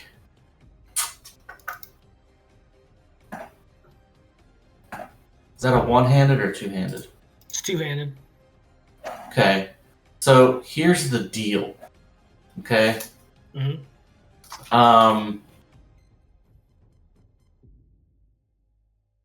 Oh, It's actually, you can two-handed. wield it. You can wield it as a one-handed in the SRD.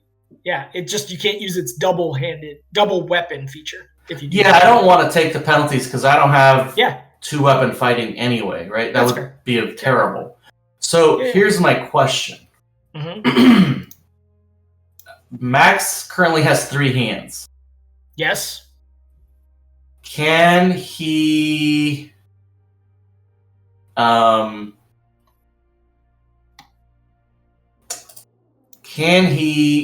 hit with the quarterstaff once and then slash with his weapon with daggers in his other hands?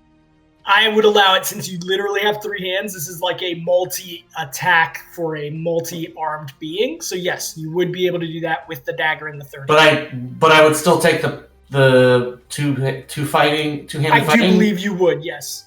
So it's going to be really negative then. It'll be like -4, whatever that is for a light weapon. I have to check. Yeah, I got daggers in both the offhand. Light. Yeah.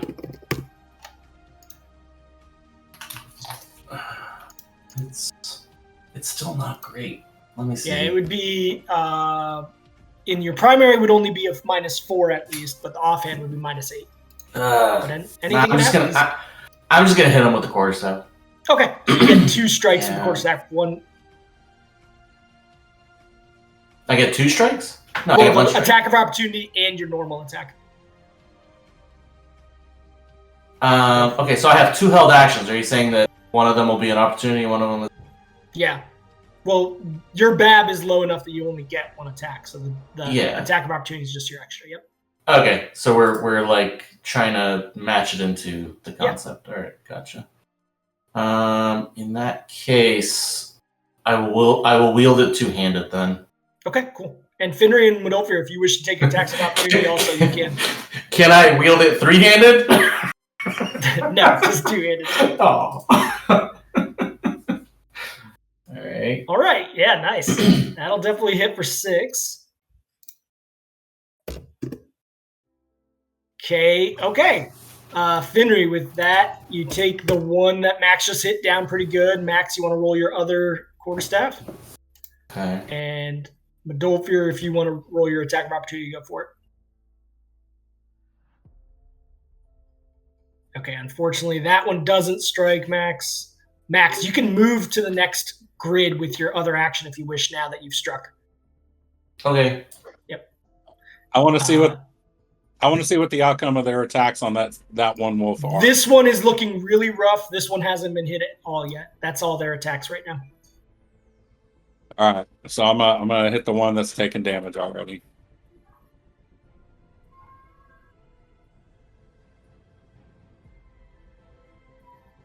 Okay, yeah. So against the one that's already taking damage, you said? Correct. Okay, that does knock him off the board.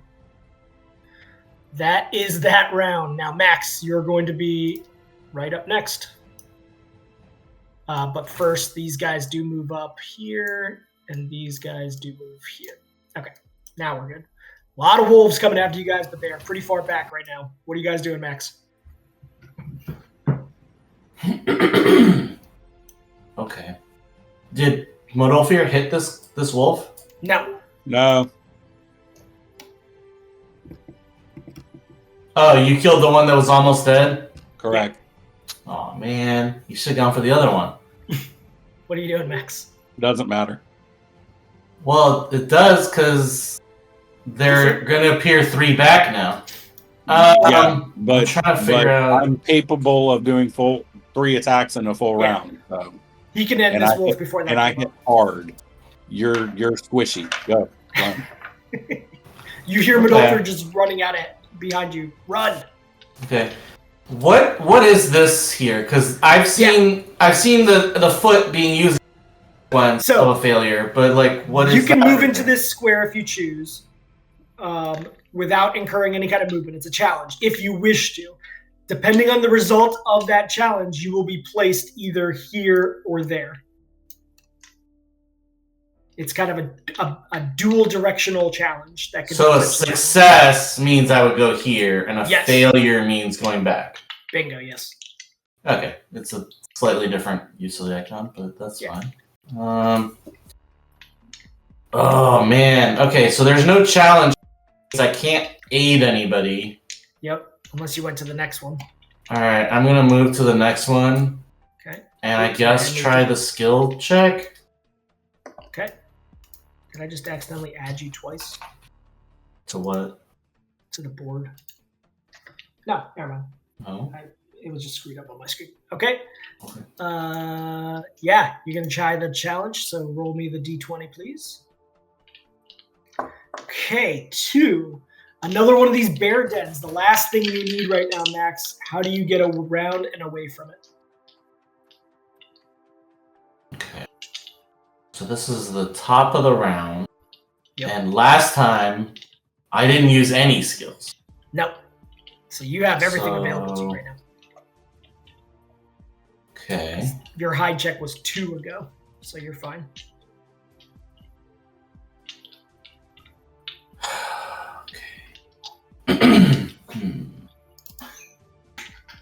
What's the brainy wizard going to do?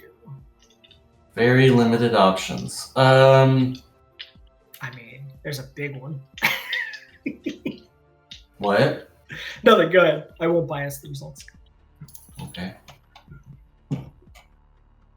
So there's a bear den. A bear den? While you're thinking of that, I am purposely trying to make these like phrased in a way that's like King Quest throwback Sierra games. I fully got that vibe. Excuse me. All right.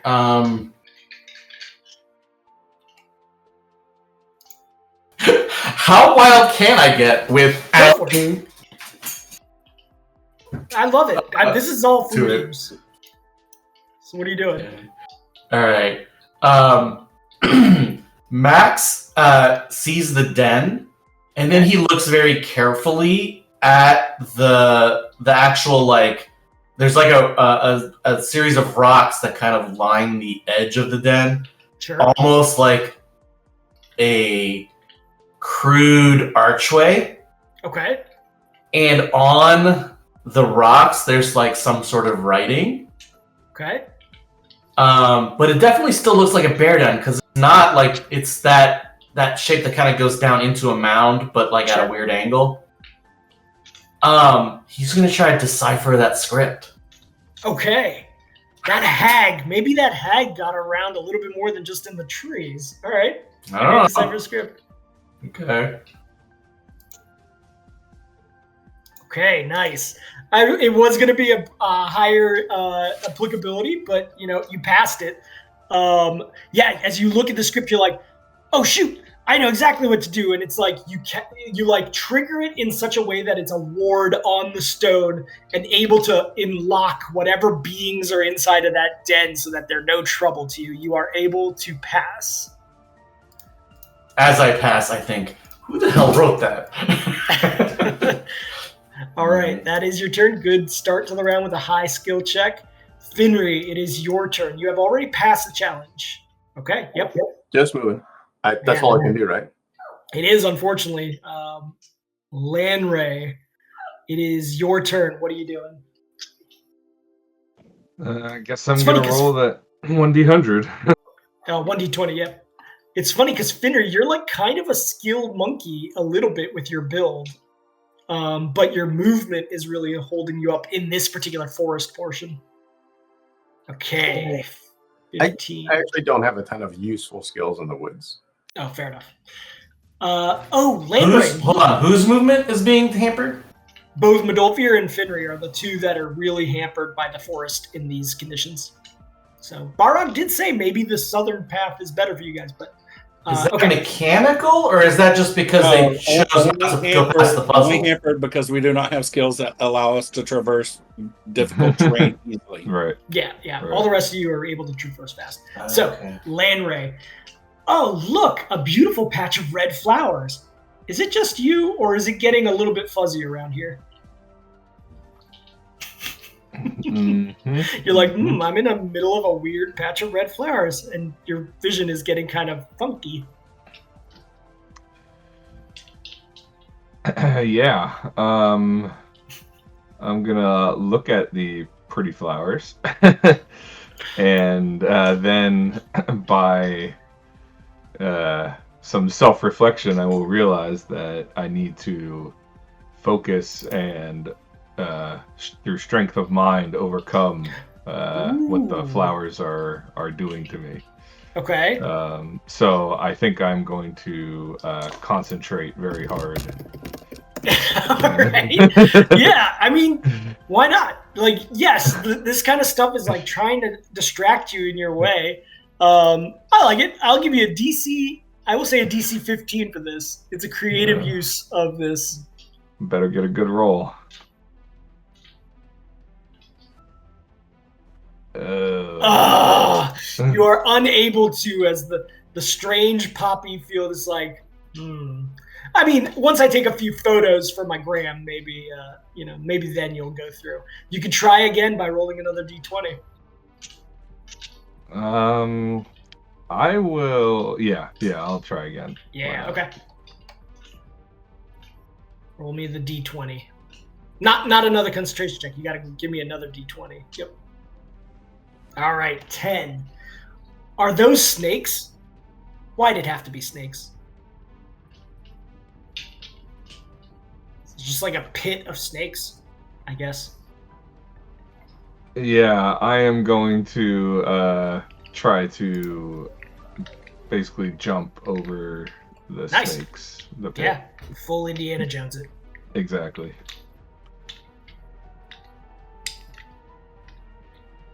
There we go. All right, so you guys are setting that DC pretty high at 20. You are successful with that pretty simple pathway for you there. So that is your turn. You are on the other side of the challenge with Max. Barog, the journeyman, is going to... You know what? Barog, in this scenario, is actually going to hold place as he, like, shepherds the rest of you through. He's like, come on, let's go. So he's going to hold turn. Modolfir, you're at the back. What are you doing? Starting to lag behind the rest. Okay, so mechanically in this, I've got to pass a challenge to progress. Yes. Does attempting that challenge count towards one of my 2 round action? It does, unfortunately. So Okay. basically, No, that's fine. That's fine. the only way you get out of this square this round is if you pass the challenge and move. Any other action, and you're in the same square as this wolf, just to end it, unless you kill the wolf. Nope. Okay. I am going to start off the round by taking an action to activate Ring of Dominate Animal. Okay. And what would you like to do with that? I'm going to target the wolf by me, and I'm gonna instruct him to attack the others just Hell behind yeah. him. I love it. That is a super great use of that. So your action is that on his turn, he's going to return back. That's one action. Yep. My other action is going to be to try to pass a challenge. Okay, excellent. Now this wolf, for the mechanics for the horde placement, no longer helps the horde placement because he's friendly to you now. Okay, but he does get a will negates on that attempt on the ring. Thank you. It is a DC. Hold on. Well, it just says will. I don't see a DC on the spell description on. It's based on a level 3 druid. I'll check it. Let me see if he's even close to it. And I'll check it after that. He's got a very poor will, so that's why I want to just roll it first. Oh, goddamn. 19's probably enough, dude. I don't think it takes into effect. I'm going to triple check What's it. the spell level on it? It's a caster level 5, spell level 3. So at a minimum, it would 13 plus Yeah, it'd be whatever a the bit- wisdom is. Yeah, but I don't think it would be for a Plus level. 6, plus Yeah. 7? No. That's I think a 19 crazy. passes. Sorry. Okay, that's fine. Now, It was a cool idea either way. remind me. Well, number one, does that consume a charge anyway? It does. Okay. That's a D20 for my skill check. Okay. A series of slick boulders line the opening in the trees ahead of you. What has already been used on the square? On this round, you've had jump check, concentration, and decipher script. Everything other than probably jump and concentration, I guess, for you. I'm gonna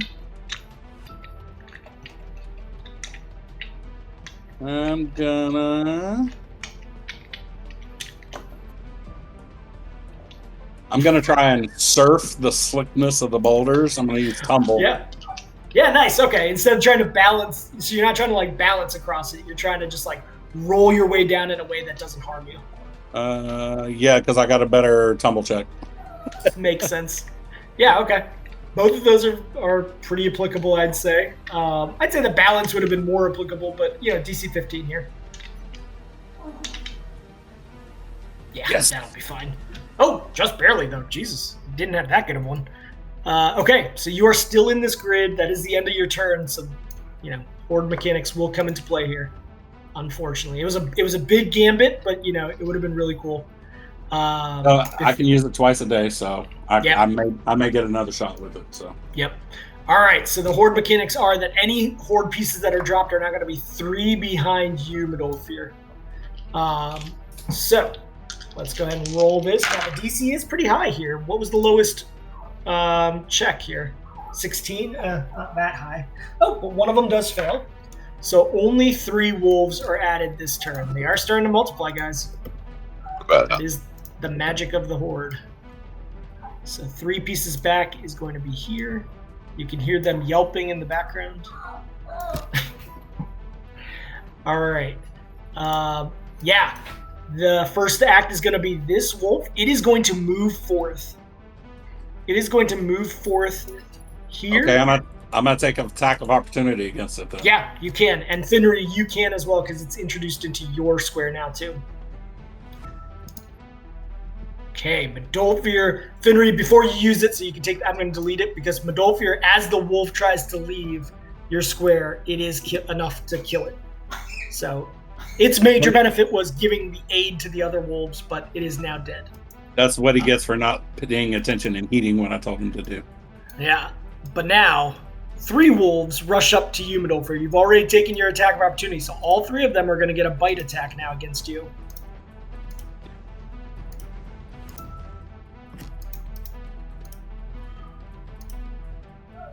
Okay. 3 attacks. Do any of these hit? The 18 hits, but Okay, is but reduced to- reduced to 0. Yep. All right.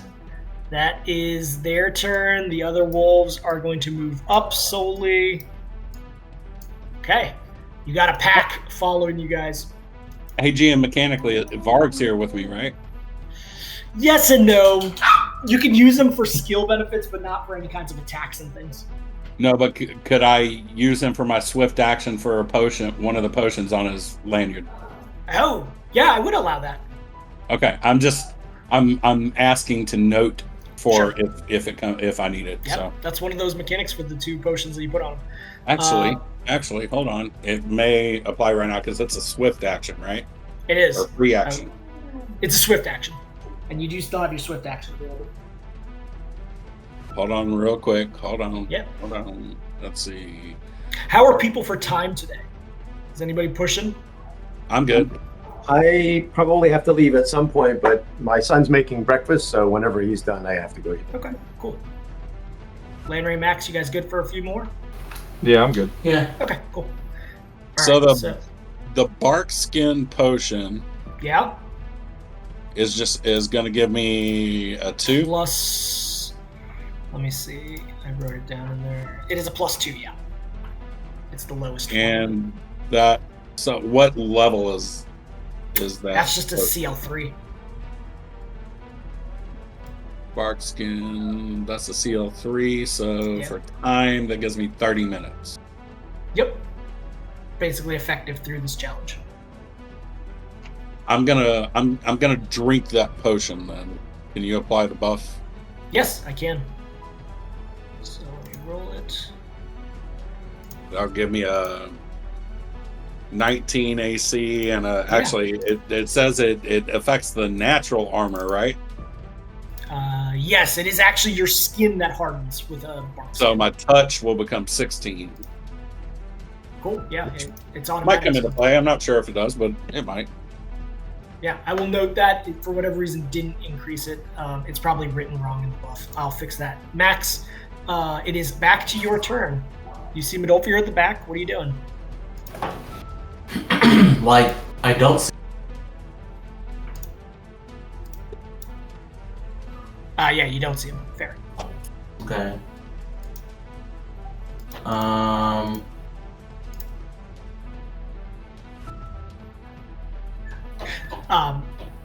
Midolfir, you had it backwards. Your flat-footed is benefited from natural armor, but natural armor doesn't help your touch AC, I think. I thought since it actually made your skin It's the thicker, opposite. it would affect the touch as well. But okay. So Max, what are you doing? I'm gonna hold Okay, that's fair. because there's a challenge here, and they're Yeah. both behind us. Yeah, Yeah. that's fair. Okay. Now, hold on. I should note that they're getting so far behind you that they will not be able to get to that challenge this round. So do you still want to hold? Because they're still moving through these damn trees. They're so thick. This is why I cast that elation. I was sure a bit of an edge, but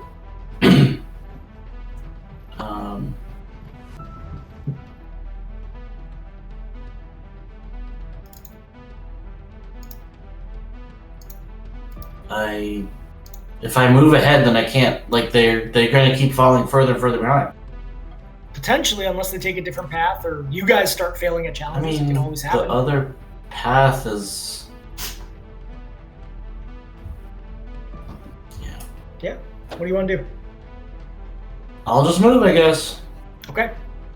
How far can I get to that other? Yeah. Can I you get can get to to this, here? but not take the challenge. Yep. Okay, I'll get there.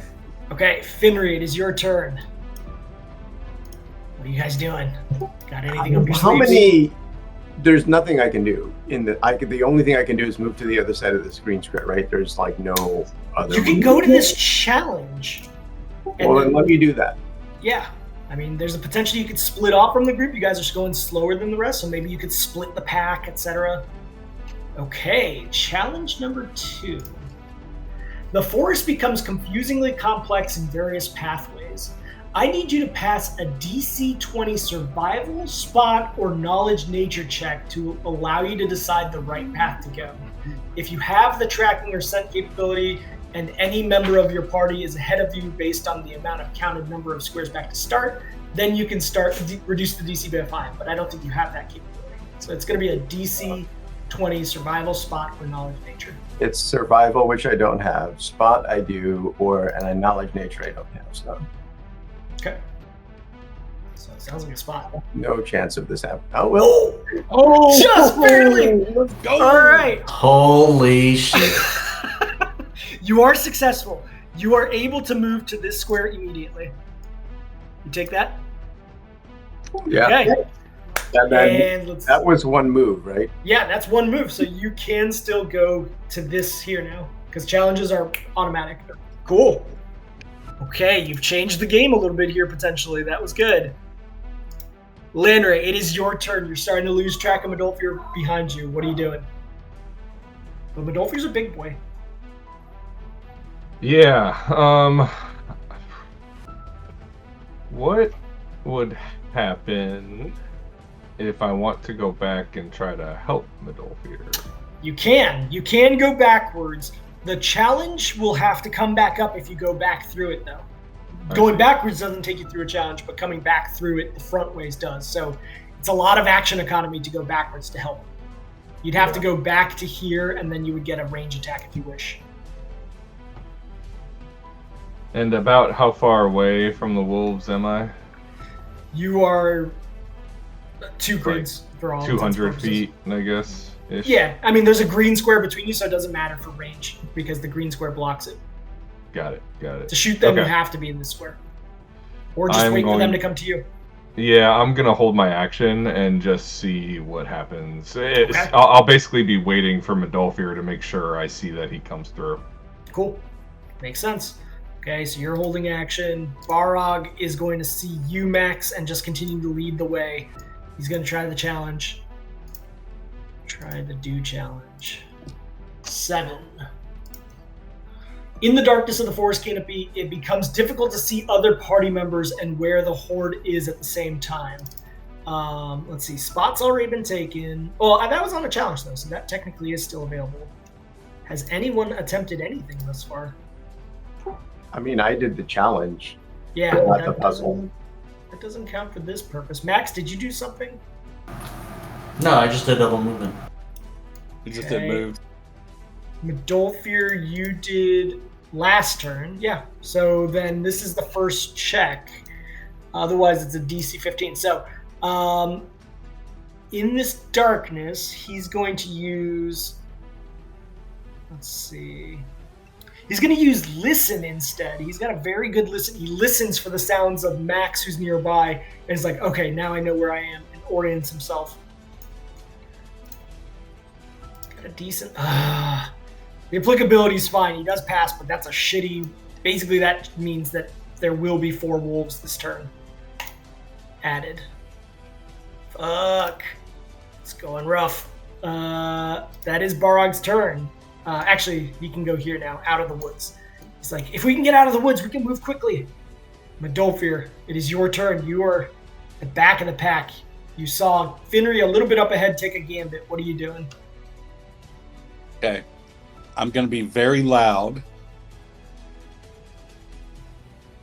I'm going to take my 2 actions are going to be move actions. So move into the square, move across the square. Now, if you're going for the challenge, Yeah. just like with Finry, you can move immediately out of this square because the challenge doesn't take up space, except for the wolves. So, like, if you want to go ahead and take this challenge, it can be right now. Okay, I am. But what I'm going to do as I'm doing that is very loudly, I'm going to shout up ahead. We're going to try and draw some of them off. Keep running. And I'm doing it loudly enough so that I'm going to try and draw some of these wolves' attention to me. Okay, even though you have the message spell, you're doing it for the purpose of doing that Correct. repercussion. Got it. Okay, I need you to also give me if you have this track skill, which you do, and there are people ahead of you, this is going to reduce the DC by 5. So you got to give me a DC 15 survival, spot, or knowledge nature as your choice. And it doesn't matter if it's a repeat because this is a challenge. Survival. Okay, nice. Survival does pass. You are able to move to this square immediately if you wish. Absolutely. Nice. Okay. You guys have definitely changed this. Now there's 2 tracks of people happening. There are no wolves starting in the same square as anybody else at the beginning of the placement round. So they're going to be automatic because the roll will be automatic on this with the 10. So this is 1, 2, 3. Let's unhide. And 4. But they are way back. And 4. Okay, so the front of the pack is going to rush up towards you, Lanray. As they move into this square, you could take attacks against them now that there is no green space between you and you held your action. Are you taking that, Lanray? Yeah, I'm gonna go after him. Okay, awesome. You have a full attack if you wish to do that. You also have like rapid shot, all that stuff that you normally have. Yeah, I'll be doing rapid shot, but like I'm gonna see if I hit the first one, and if I do, go. Yeah, you can split it. So just give me the full attack off the bat, and you can split it as you need.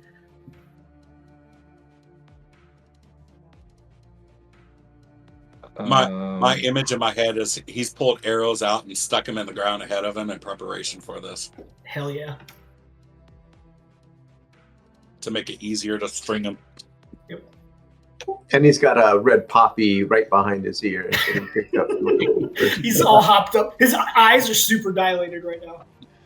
Well, and there was poor planning on Lanray's part because he only has 3 arrows currently available to him. Well, you have other kinds of arrows. I do have other kinds of arrows. The question is, do I want to use them? I thought we resolved that. Check your quiver. I think it's in your quiver. Did. Yeah, you did. You basically grabbed a bunch from the back in the Citadel. So I think you're good. Yeah, sorry, I didn't update that in my thing, so you're right. We did resolve that.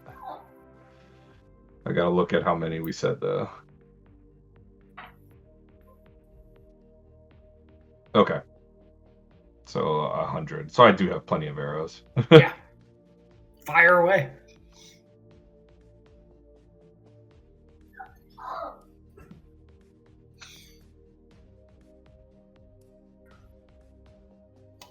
Sorry, I had to adjust it real quick. No worries.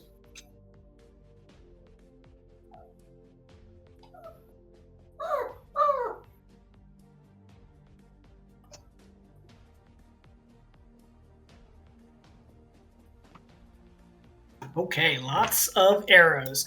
All right, so you're just starting to like bam, bam, bam, concentrate.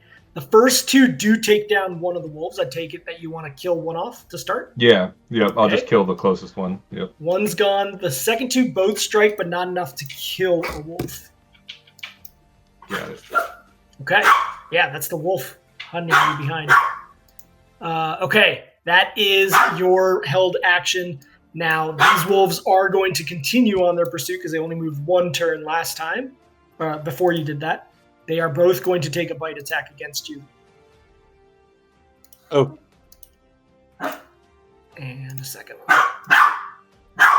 Man, they are vicious. All right, that first one I think strikes for 5 points. Yep. Okay, the second does one miss. misses. Yeah. Okay, that is those guys' turns. All of these move up 2 spaces. Now, there's a split in the group here, so that's going to be interesting. And then these move up here. Okay, Max, it is back to you. Question about those wolves sound really close. Yeah. In the rules, it said they follow there's a rule about who they follow. Is it that they follow the closest person, or is it the lowest skill person, or is it the lowest skill person that round? Like, what's the It'll rule? be the lowest any roll of that round is the direction they will move in. Now, it only occurs when there is a split point. So these wolves on the next round will decide based on who rolls the lowest if they're going to split towards Midolfir and Finray or towards Max and Barog. Okay, so Max. So Modolfir's gambit of being loud has not. I'm gonna aid it. So let's say, regardless of the rolls, because Modolfir called that out, I'm gonna give a +5 in that direction, so that they will go that direction. So it's like lowest roll, but with a benefit of +5 towards the Modolfir and Finnery direction. Okay. It's good. I have not. Okay, so Landray has passed the challenge, but he's last turn did not get out of that square, right? Correct. He used it to kill as many wolves as he could.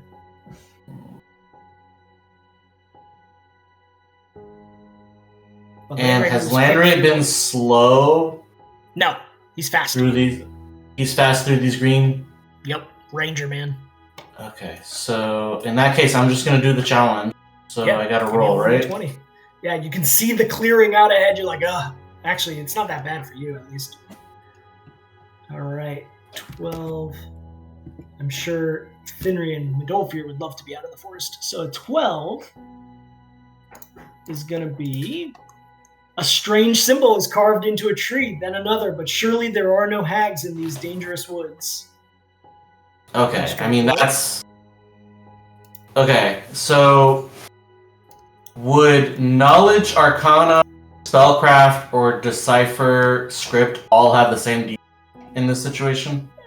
Yes, they're all super applicable. It's just a matter of whether you can use any of them. They would all have a DC 10. Okay, so I mean, like, I could do a Spellcraft. Definitely. In this case, it would make total sense for you to do a spellcraft. And also, like, is there anybody in the party that I've ever... Like, does anybody else use spellcraft ever? Finner used... I'm trying not to cover the one that might be used by others, right? No. I don't think I've seen anybody else do it. You haven't either. Alright. Fucking hags in these woods. All right. Yes, 31 is enough. You are able to cross the puzzle piece. You still have to take a movement out of this square, I guess. So can I get to where Barog is? Yes, you can. Oh, okay. All right. Okay. And this is a white piece, so just straight to the middle. All right. That is your turn. Finnery, you've taken the gambit. You have a challenge ahead of you. You taking it? Okay. Yeah. You're like, that grass felt really nice for a moment. 14 is you run through a clearing only to find an enormous gnarly tree surrounded by plants blocking the way. You've got to get through here. So this is more like a mangrove-y kind of overgrowth that's happened.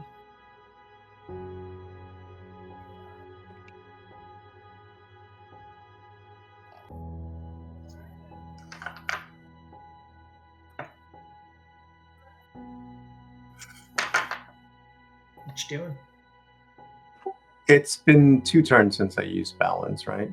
Because last time I didn't. Yeah. So if it's a mangrove type of thing, I'm just gonna do the like hippity hop over top all of these things. Sure. Just trying to like go through things. Yeah, that works.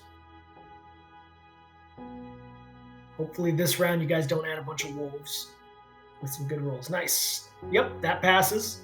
So you are on the other side. Well, no, you've passed it, so you're in the middle. You want to take another move to get to the corner? We'll go to the other side. Cool, got it. Lanray, you did good at killing that one wolf. You're in the same square now as them, but man, those other wolves are coming fast. What are you doing? Yeah, I am just going to try to hightail it out of there. Okay. Now you're not going to get attacks of opportunity, unfortunately, with the melee or a ranged weapon. But yeah, you can hightail it. Go. As long as the placement round of the Horde doesn't start with you in there, they'll start at the start.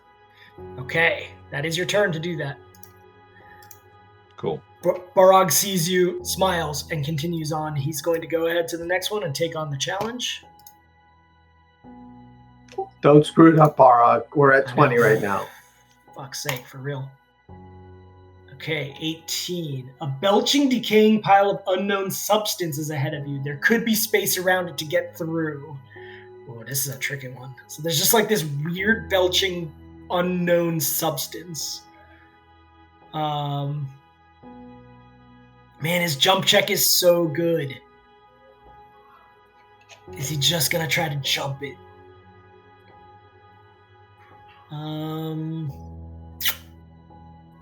His survival's pretty good too, but other people like using survival a lot. I think he's just gonna try to jump it. No, here's what he's gonna do. He sees around this area that there's a tree that is slightly overgrown and arching over this whole kind of clearing that this weird pile of ooze is standing. He's going to climb over this and just kind of swing across a branch. Come on, good roll. Oh, it was good enough. Barog pretty much is getting 10 since he knows this area, but that blows. Man, Barog's really fucking you guys up. That sucks. Blame it on Barog. Freaking +9 on that. And burned. All right, Madolfir, it is your turn. What you got? Can I do a spot check as a free action to see if any of those wolves kind of took the bait? I'll just narratively tell you they are taking the bait, especially with that 12. That's going to be hard for you to not fuck up more than that. So they're probably now you're getting a +5 against that, so like it's an effective 17. So it's going to be hard to them not to just continue on towards Barog. We'll see though. If you fail bad enough, it's okay. I have a contingency for that. Yeah. What's the distance between me and the closest wolf there in that? It's like 50 feet, I'll say. 25. Damn, it's not good enough. Yeah. Wait, tell me what you're trying to do, and I'll say if you can. I was going to try and use the dominate animal ring again, but it's 25 foot plus 5 foot per 2 levels. I would say since this is kind of like a challenge square, you can use it against one of them. Yeah. Okay. I do want to take an action. I'm going to target that one, so he will negate. I'm going to tell him convince the others to follow south. Okay, we'll see. At a minimum, you have one friendly at least, so go for it. Give me the roll for it, and I'm gonna say that the DC for this is 16. There's not a roll I make. You have to make it for the animal. So it's a will save 16. Okay, you failed. So this one is friendly towards you guys now. The one at the furthest south, and I will change him to a friendly, which will change his color to blue. There we go. As he looks around, he's starting to talking in wolf to the others, and we'll see. And then I'm gonna again talk loudly, but this time I'm gonna howl like a wolf. Okay. My second action is gonna be to move into this square. Okay. Well, does that count? I'm sorry. Does that count as one of my actions? Well, yeah, it would. The ring, yes. There you go. Yeah. Yep. Okay, you do so now. Tell me this: do you want them to follow you? Because this wolf could be telling them we need to go to this direction instead, and tricking them in that way also. Yes, I'm trying to draw as many down this path as I can. Yes. Noted. Got it. Okay, that is your turn. Tell them to kill Barog. Seriously. Okay, none of them start in your square, but they only have to beat a 12 now. I mean, they have to beat a 12. So a 1 and a 2 fails. That's a 1. So one of them fails at least, and you get 3. So there's only 3 starting at the start this time. Okay, here are 3 wolves here at the start. So you're getting somewhat lucky with the ones, although Barog's really fucking you guys up. Okay, these 3 wolves are going to start talking to the friendly one, and the friendly one's super convincing. He convinces one of them to just go back to the wilderness altogether. He's off the board. But the other one, he's only able to convince to go down this pathway. The 12 remains the strongest draw from Barog, so the rest are going to move towards them. So, to there, and then these 2 that remained here are going to advance to you, Lanray, and they are going to take a bite attack. Now, nobody held their actions, so Okay, This yeah. And I don't get any sort of attack of opportunity since Not without a melee weapon equipped. Yeah. So 17 to strike, I think hits you, but 7 doesn't. Does the 17 hit? 17, yep. Okay. So then the back of the pack is going to move up. And that's the end of the round. Let's do one more round, and then we'll call it a day. So, Max, what are you doing? Alright, so I'm still 2. Yeah, now you can use magics here. So Landry didn't pass? He has not attempted yet, I don't think. Yeah, I haven't attempted it yet. Ugh. Yeah, he used his actions to help kill off some. Yeah. Alright. I'm like digging into my inventory of scrolls here. Yeah. Definitely a good time to use one.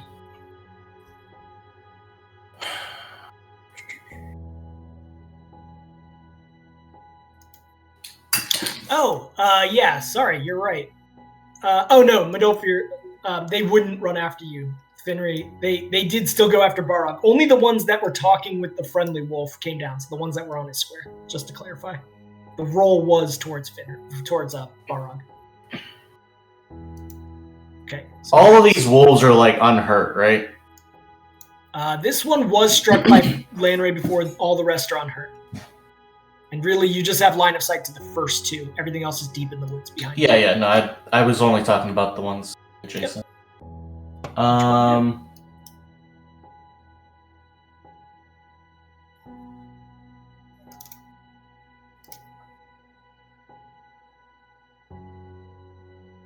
Alright. Okay.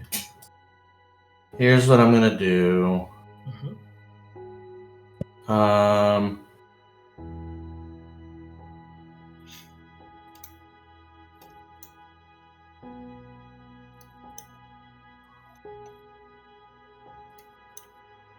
I'm gonna cast invisibility. Cool. On Lanray. Yeah, you got Spectral Hand. Go for it. Yeah.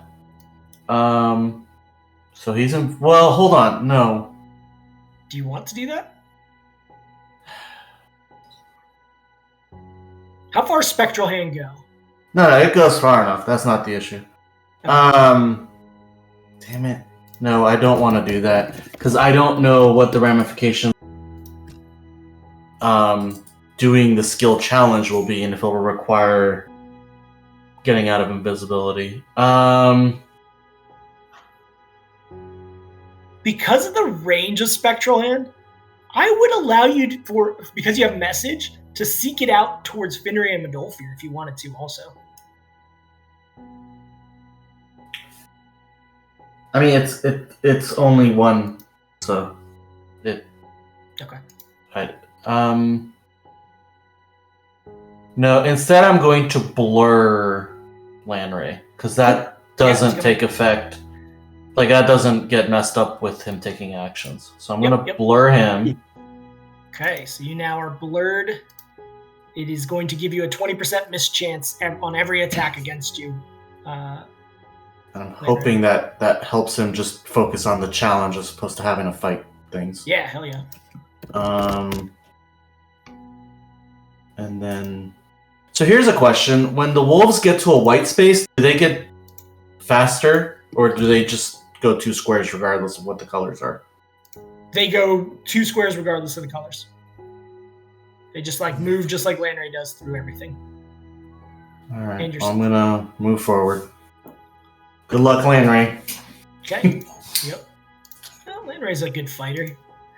Okay, with that, that'll definitely help. Finry, it is you now with some of the wolves tracking, though you sense a difference between them. What are you doing? Okay. And trying the thing. Get your D21s out of the way early. Whoa, this slope is way steeper than you thought, and it's slick with fallen leaves. So it's going downhill really quickly from where you're standing. What are you doing? Or actually uphill, potentially, too. I'm not saying which direction it's going.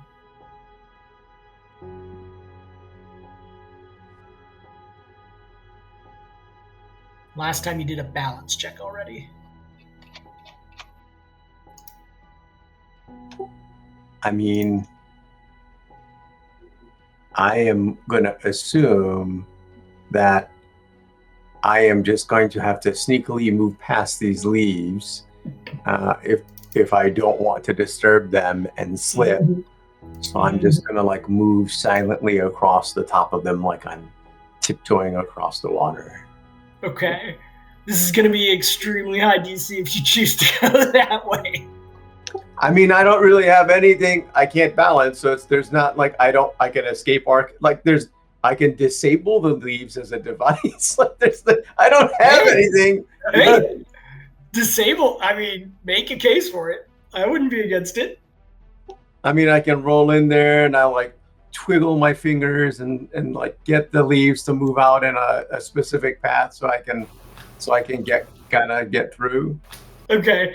I'll let disabled device for this purpose be used as like a MacGyvering. Your narration of it wasn't great, but the DC nonetheless for a disabled device is more decent than a move silence against the leaves. This is going to be a DC 20 to pass. But it would have been like a 30 because, leaves don't even have ears. So 20 is all you need here. Whew, that one took a little bit extra. Oh, you accidentally did your craft poison, but the 13 is fine nonetheless. It's actually a 28. I'll take your first roll. It was a better roll anyway, so it was a 28. Yeah, they have the same bonus. Okay. Okay, so you do pass that, so go ahead and move to the middle, and then you could use your action to move to the corner. You're finally almost out of this freaking thing. So you can get to there if you wish. Or did you already move? It's green, right? So 1 to move in, Okay, 1 I didn't to see do you. the thing, and then 2 to move out. Gotcha, I thought you started here. Okay, good. Lanray, you are in the same square as wolves right now. You can attack them if you wish. What do you want to do? I'm going to try to complete the challenge. Cool. Yeah, let's complete the challenge. Give me the 1d20.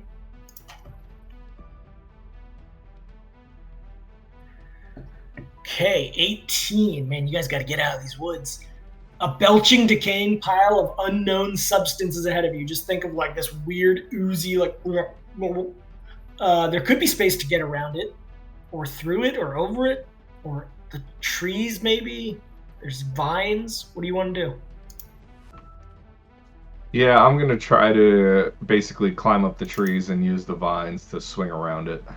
Okay, now I would allow you with the vines to almost use it as a rope if you want, or you could just, use a climb and swing across like that. So, up to you. Yeah, using, I was kind of thinking I could even use rope, but like if the vines are just hanging there, I would just grab onto them basically. Yeah, you could use rope. Yeah, the vines are like a ropey kind of thing. You just kind of like wrap it around you quickly and swing across. Okay, yeah, it was super applicable. So you do pass. The number is not great, obviously, but it happens. Okay, that is your first action. What else do you want to do? You're still in the same square as these guys if you want to shoot one of them. But otherwise, if you're in the square when it starts, the wolves are going to start 3 behind you. He can just move to the next square, though, right? Yes, he can. Yeah, I was going to move to the next square. Yep. So go for it. Yeah, nice. Okay, avoiding that issue. Barog's like, fuck. I'm tired of really fucking you guys up, so I'm gonna go take a challenge. He's gonna go down this way. No, that wouldn't make sense. He is going to hold position here, actually, as he searches out for Finri and Medolfir. He is going to hold position. That is his turn with 1 action held. Medolfir, what are you doing? Final actions of this round. And actually, Barog is going to switch to daggers with his held. Also, with his move. So Medolfir. Keep in mind, items and things you have also can be used as an action. Normally beyond the sun, you need not concentrate unless you're Changing your instructions or giving a dominating creature a new command is the equivalent of redirecting a spell, so it is a move action. Okay, so I would give up a move action to give him a new command. Yes, and with each of those commands, there's a good probability he can convince another wolf to just run off into the wilderness. If you wish. But only the wolves he's with. So the one right next to him. I am going to attempt the skill challenge. Okay. So this is going to be a 5. There is an odd smell. Is that smoke or maybe decay?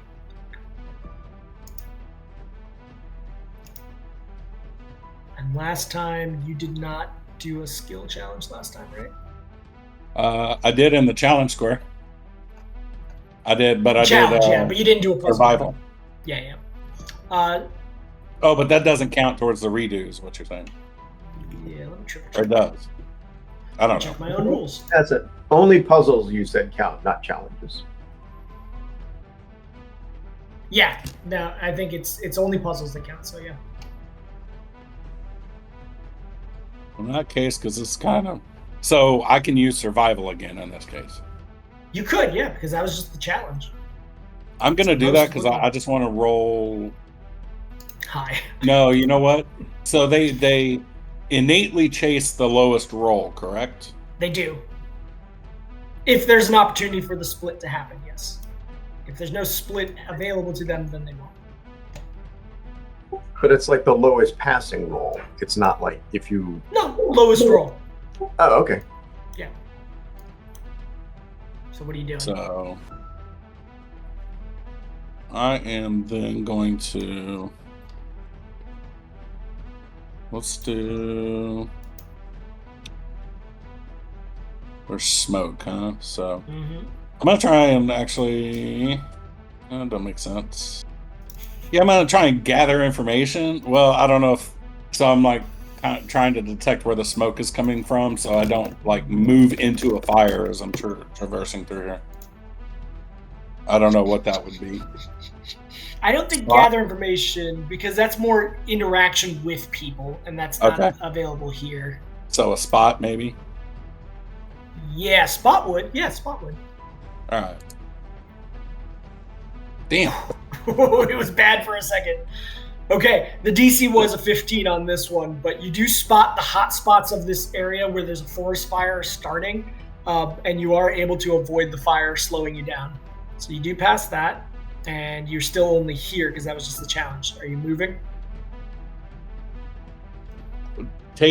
Taking the challenge is one of my move actions, or round actions, and then moving is the second. So yes, I want to move all the way. Okay, got it. That's where you end. Is there any swift or anything else that you want to take? I don't know if I have any swift actions that do anything. I mean, I'm still potioned up. I don't need to heal. Other than maybe just making a lot of noise again, trying to draw. Did you tell this wolf to do anything in particular? No, because when I first commanded him, I told him try to convince others to move south. Okay. Yep. Yeah, that's what he's continuing to do. No change there. So the wolf round begins. The horde round. The lowest roll was a 15 skill wise. So it would have been the same as nobody rolling any skill checks. So let's see. Nobody is on the same square, so that's good. Okay, we got one fail again, so that's 3 new wolves once more, starting at the beginning. Man, you guys could just XP farm right here. All right, so the wolf actions. These 2 front-leading wolves are going to come into this square to start, Lanray. You don't get an attack of opportunity, unfortunately. They are going to attack you to start. One of them is going to attack you. 15, does that hit? He's got to roll past water. He's got to roll what? Lanray is blurred. If he hits him, he still has to pass. Yes, but it doesn't hit anyways. Correct. The other one, and he's going to continue on to Max's space. Max, you get an attack of opportunity if you wish. Sure. No reason not to. I love watching a wizard attack with melee weapons. It's a sadistic joy of mine.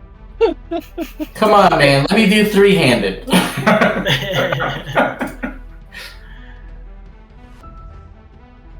All right. 14 is enough to hit him, so you do strike for 4 points of damage. He's still upright. That is that guy's turn. This one back here is just going to ignore Lanray. He's going to come into this square. He is going to attack Max with his final action here.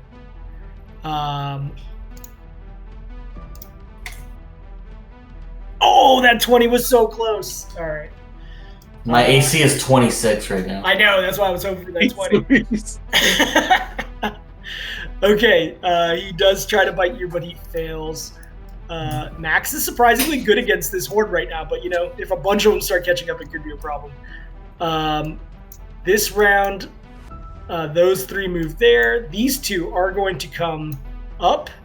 The one that is friendly towards you, Manolfir, is going to continue past you, trying to draw that guy to attack you instead.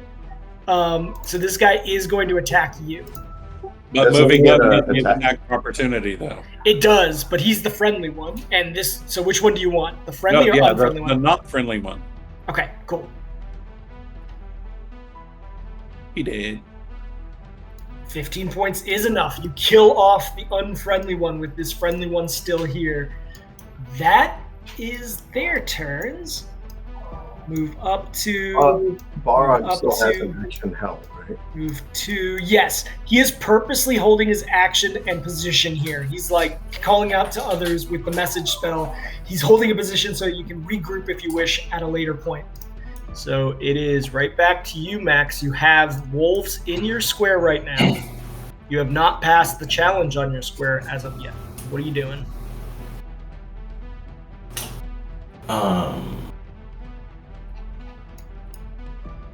Sorry. I don't know what I have prepared.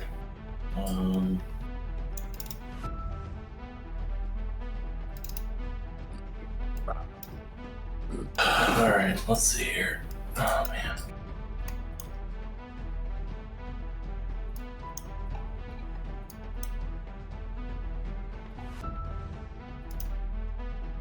And Barog is up ahead of you at this point. Mm-hmm.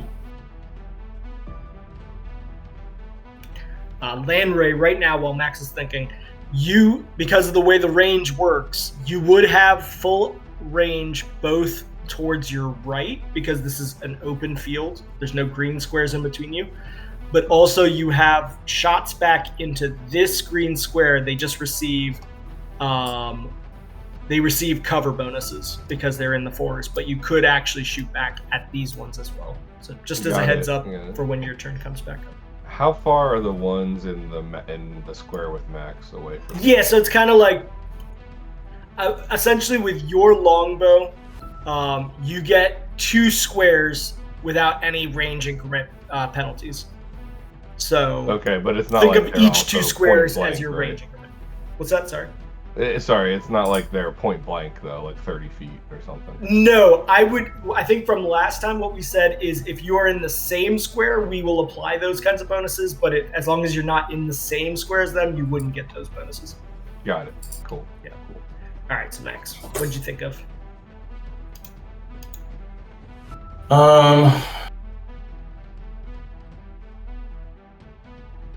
There's no opportunity attack and stuff like that, is there?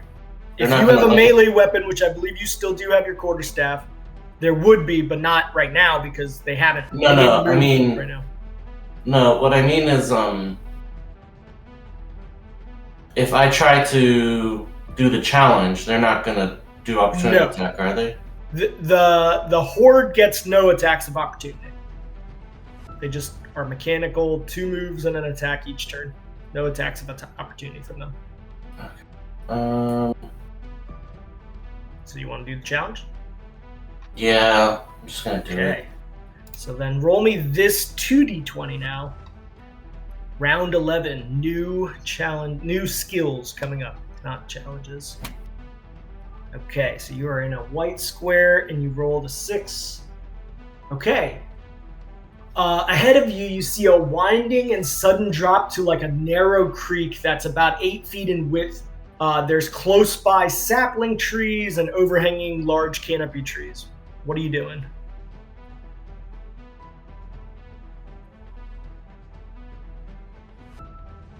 I'm sorry. What's the puzzle?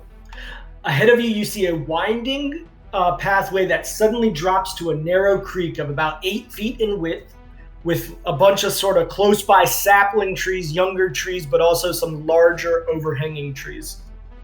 So there's a creek in front of me. Yeah, there's a creek with trees around it in front of you. I walk through it.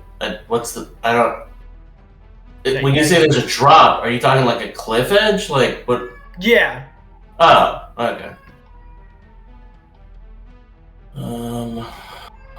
Alright. Do you remember what I used last time? Yeah, I can look it up. Here? I don't think you used a skill last time. Let me check though. So it would have been Plan Ray, Medol Fear. You were in the clear. You did not use a skill last time. Okay. You cast Blur on Finry, which is still, on Landray, I believe. No, you actually. Let me see. It would have had to be Landray. He's next to me, isn't he? Yeah, it was me. It was I you. Blur. Yep. Okay, so there's a bunch of trees and there's a chasm of some sort. Yep.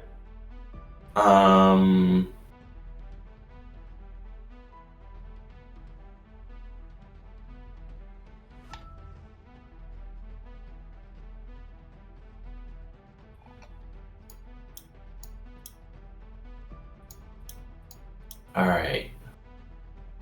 I'm in rock god form still. Yep. Which has its negatives, but it also has its positives. Okay, so here's the idea. Even though Max isn't that strong, he looks around at the trees on this bank of the river, and he sees Landray behind him, and kind of like trying to not just solve it for himself, but not mechanically, but narratively, trying to solve the problem for both of us.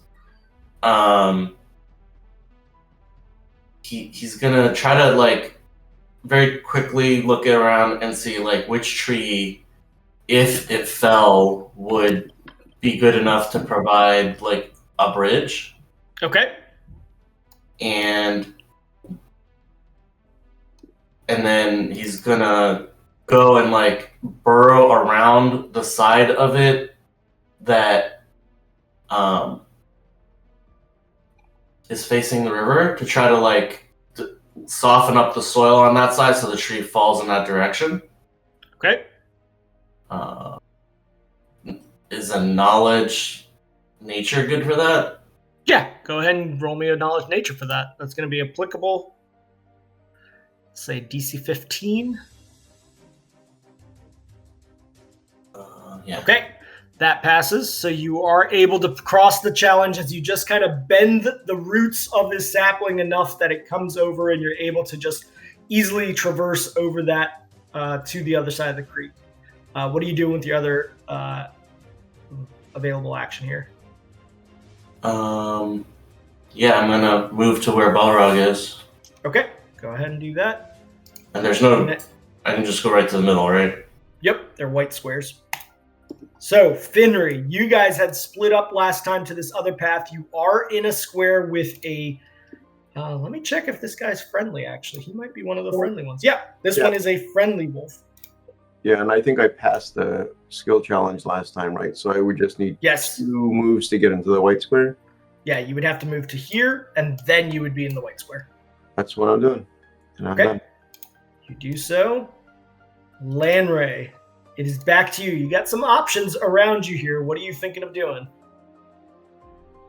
I don't think you have enough arrows to take all of these wolves out all at once. Yeah, no, I don't think I do either.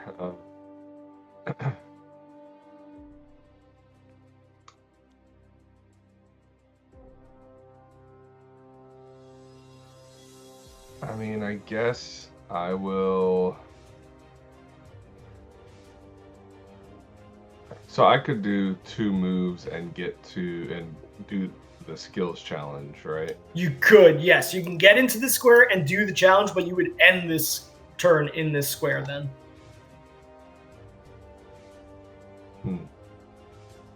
Yeah, this is a tricky one. I don't think. Yeah, this is gonna be tricky.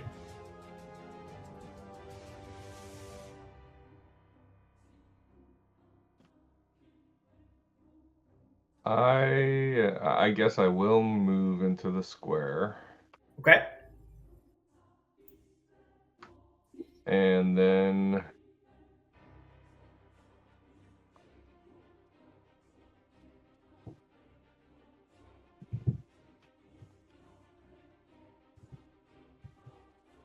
I am going to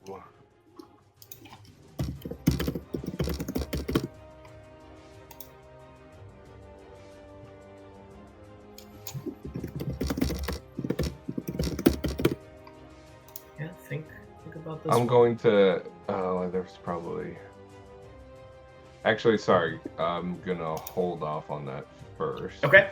Yeah, go ahead. Move back.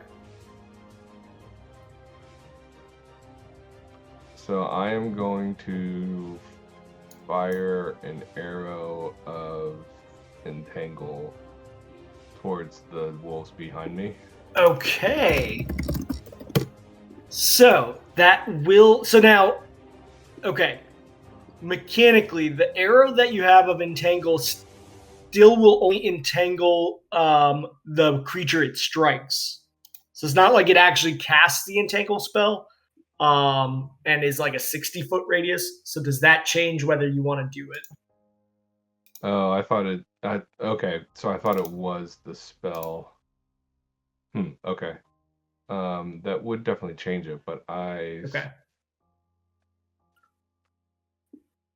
Let me triple check by reading the notes on it, but I'm pretty sure that was how we wrote that one in. Like, were the arrows cheaper than if they Yes. were created? Okay. Yeah. In wrapping the target in roots and vines. Yep. Except it only affects one target. Yeah, it was written in there. Okay, so what I'm actually gonna then just leverage. I have Imbue arrow. Okay. Yeah. And the entangle spell itself is an area spell, right? Yes, it is, and that is a level 1 ranger spell.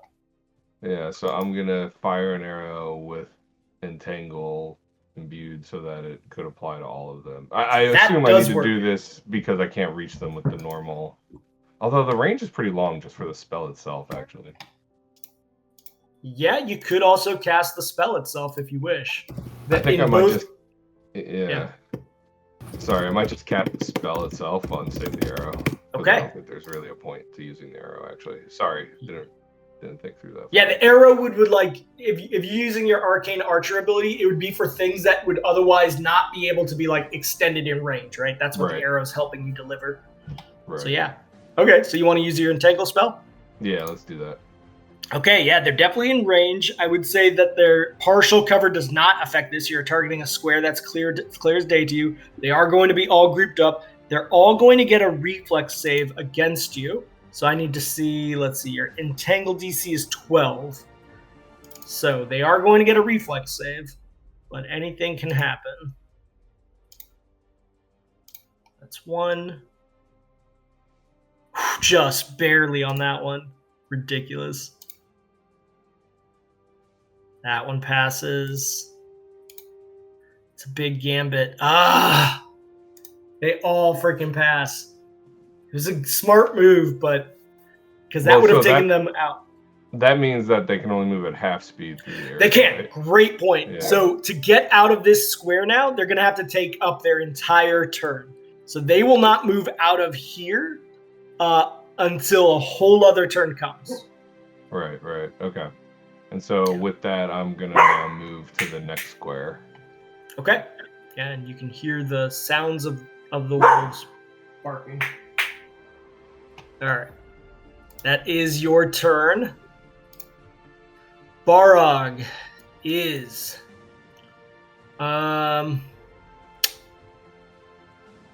see. Barog is going to hold position and yell to you, Linra, and Max to keep moving, and he will fight off some of the wolves. He does have a lot of extra attack actions and things, so that is going to be his turn. He's holding for the end. Medolfir, it is back to you. What are you doing? Well, so I'm going to move into the square. Let me grab my token. Why can't I grab my token? Make sure you got it on the right selection on the left. Yeah. Try it with the measure tool. Yep. Happens to everyone. Oh, it's paused. You got the game paused. Or Or at least it is for me. You might have to do a refresh. Yeah, it's not paused for me. Well, now the pause isn't showing on the screen, and I can move my token, and I didn't refresh. So Weird. I did pause and unpause just to see if it did anything, but I don't know. That was weird. Okay. Well. Okay. So what's the puzzle before I decide what I'm gonna do? What's the puzzle? What do you mean? There's a puzzle token on this space. Yeah, are you going to attempt it? Well, you don't get to know what it is until you say you're attempting it. Yeah. Do you wish? Okay. Yeah. So go ahead and roll me a 2d20. I just threw the hey, roll this on the chat. 2d20. Yeah. There's more options now. Oh, okay. Okay. A pool of water lays before you with... Oh, sorry. Nope. This is a green. 22. It's interesting. Puddles everywhere. Your feet get wet with muck. You'll have to address this before it does greater harm. So essentially, as you step everywhere, you notice that your feet are starting to get just completely muck-driven. Okay. It's not the puddles themselves that are stopping you. It's that, like, you can't keep up with this situation on your feet. There are significant number of trees in the square. Yeah, you're in the forest for sure. Well, if walking is hindering my speed because of muck, then how about climbing a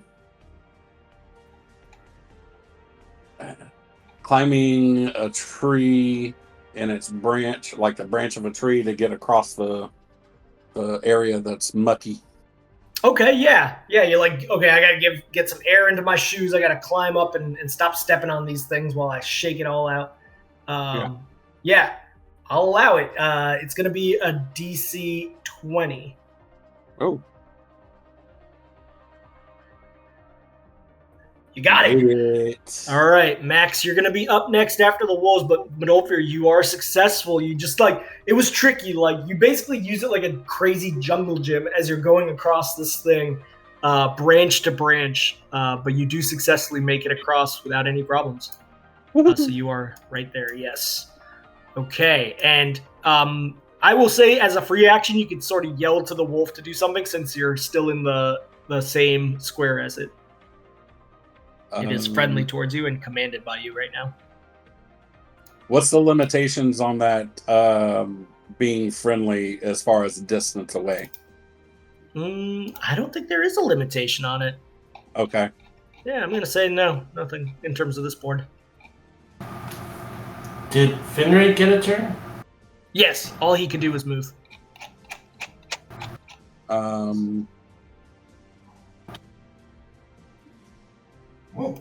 I can't talk to him right now because I've used my speak with animals.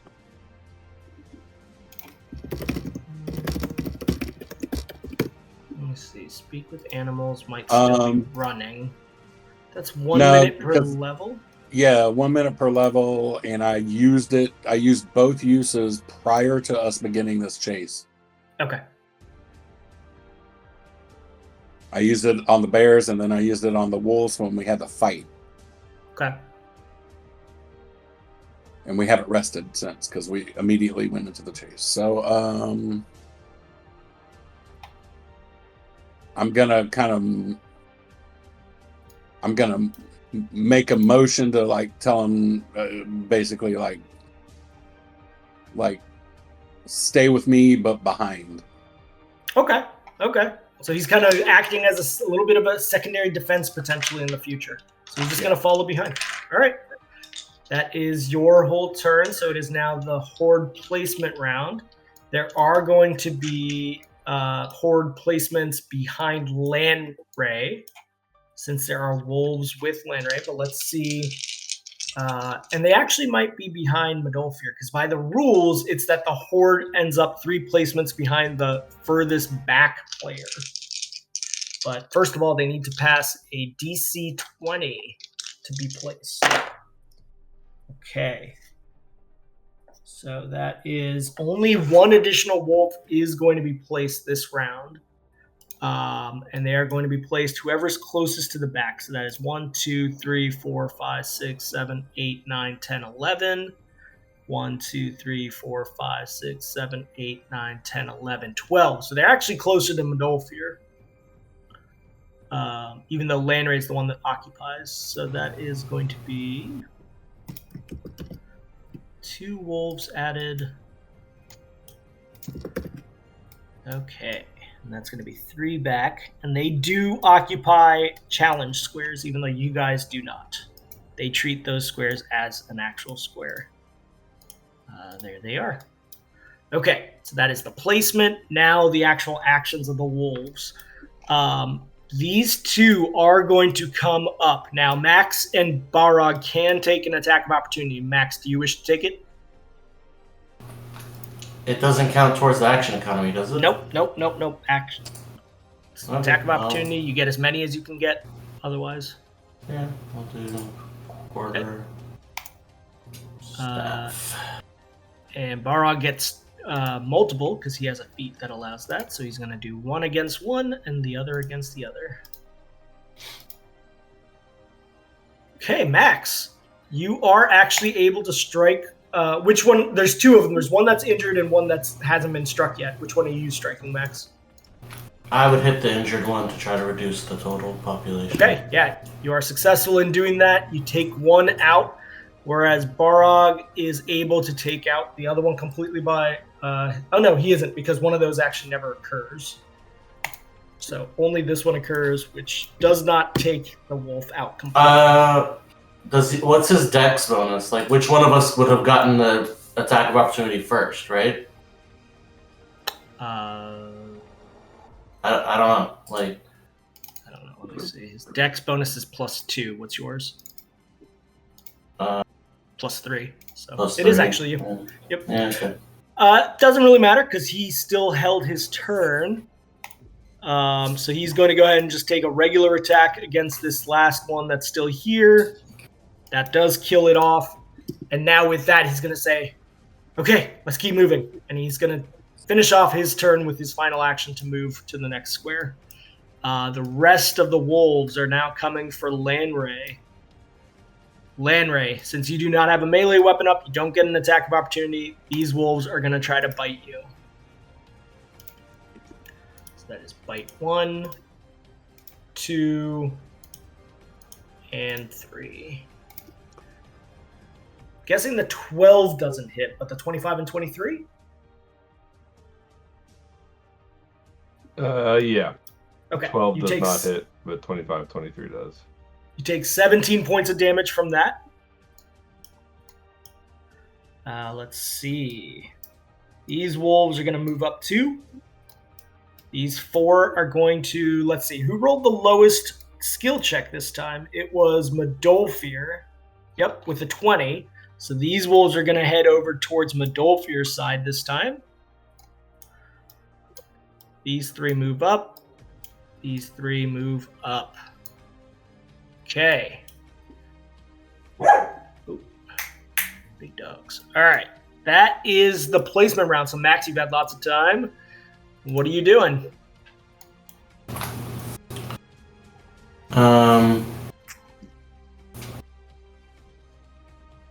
There's a dog going crazy outside, and my dog's just like barking back at it, giving a lot of good ambience to the wolf Chase? I'm gonna step out of the room for just a second to top off my coffee. I'll be right back. Yep, sounds good. The rounds are still rounds, right? Rules wise. Ish. What do you mean? What's your plan? I mean, if I have a spell whose effects rounds wise, does that map into rounds? It does. Here? It does still map into rounds. Yes. Okay. All right. So rounds are rounds. All right. I got a scroll of hypnotism. Nice. I'm gonna yank that out. And it's close range. I think they're within close range, right? What's the actual total range of that scroll? 45. If it's less than 50, I would say they're out of your range. If it is more than 50, I'd say they are. It's 45 is my range for close.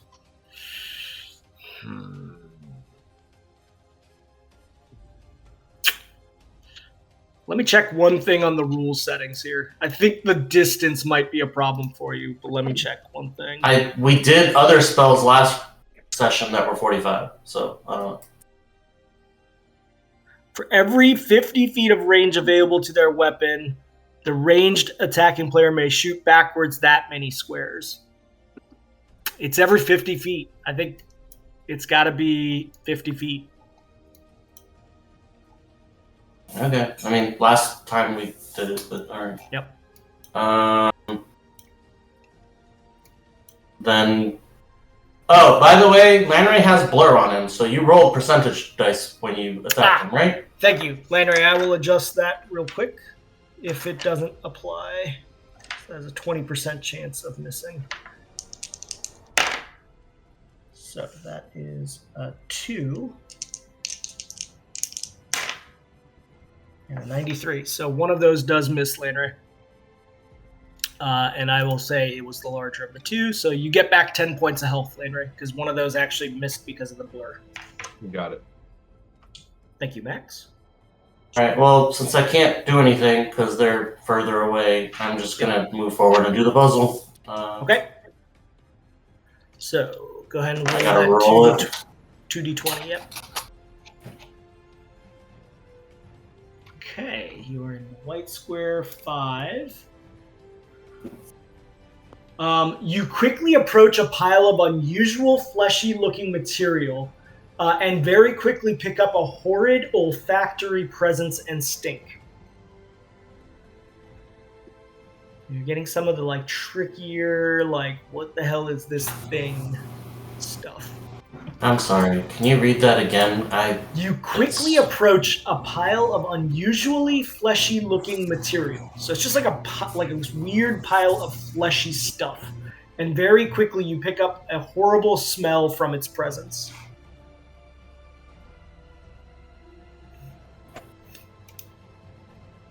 So, narratively tell me what's going on here.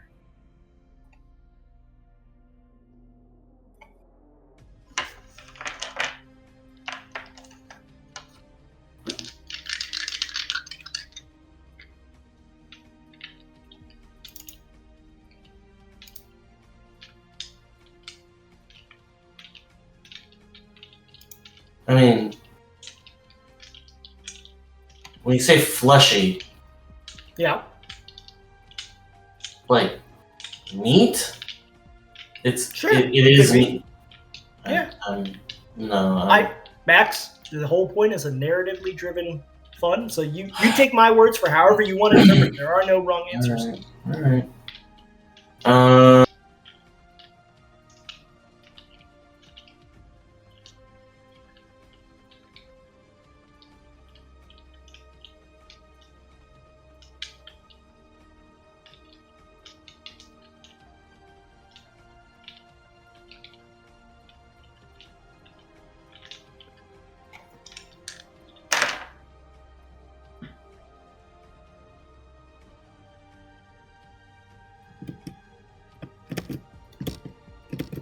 It smells real bad Yep. to my nose, but bad is subjective.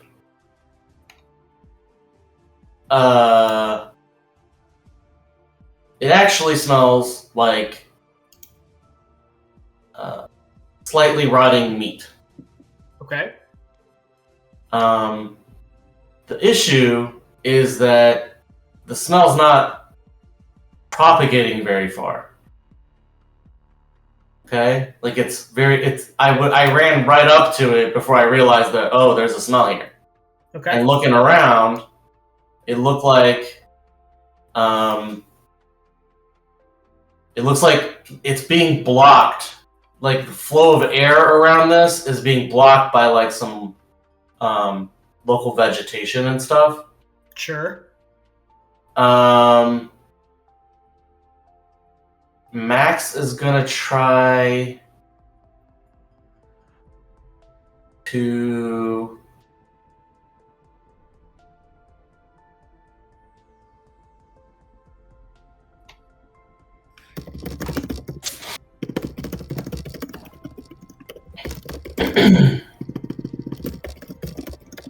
he's gonna try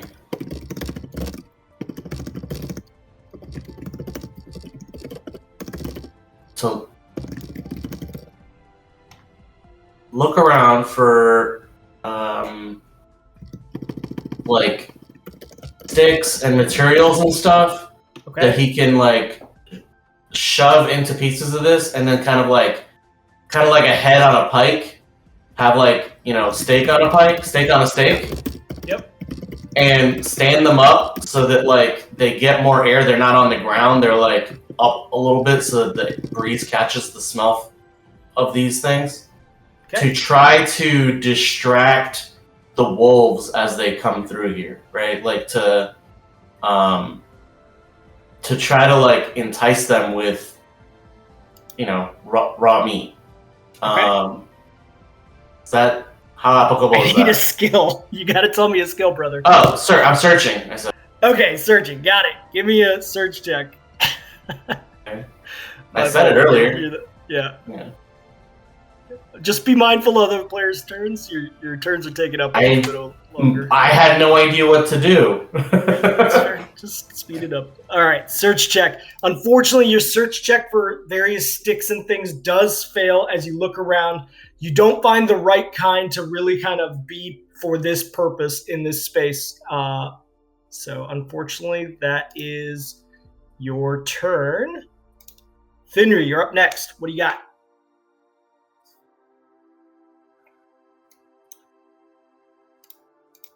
Excellent. Oh, I gotta do 2d20. Oh, question: was that not applicable? Yeah, it was a higher DC. It wasn't the Okay. least applicable. All right, 11 in the grasslands. So you got, with all the running, you've lost track of the cardinal direction to the meeting safety point. Which way were you supposed to go? It's hard to tell, although maybe there's a way for you to find out. What are you doing to get yourself back on track? Madolfir's behind you, so that's tricky. Yeah, honestly, I'm a really well skilled for being in the city, so there's not much I can do. So basically, I'm just trying to find my way as a newly born city boy in the woods. Mm-hmm. So I'm just gonna basically look around to see if I spot either Madolfir, so I know to run away from him, or something that I remember running towards. So yeah, sure. Yeah, give me a spot check. And I mean, there are potentially others out ahead of you somewhere. Okay, I will say in this condition, it is somewhat applicable because you're getting aided by the fact that you actually have some things out ahead of you. But without any obstruction from the forest, you are able to pass this challenge, this skill test, because of Barog and Max being out ahead. And as a bonus, you do actually see where they are right now. Sweet. Okay, what else are you doing? I think that's my whole turn because you moved into this square already. I moved in and then I did the Okay. challenge, so I'm done. All right, gotcha. Lanray, you've got the most complicated situation right now. You're surrounded by these three wolves. You are blurred. What are you doing? So Max in the previous turn had laid out some roots or something.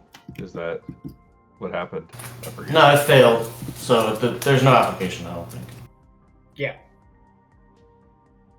Oh, from this challenge. Okay. Yeah. If you're trying to take this challenge, either way, like you would roll your own thing.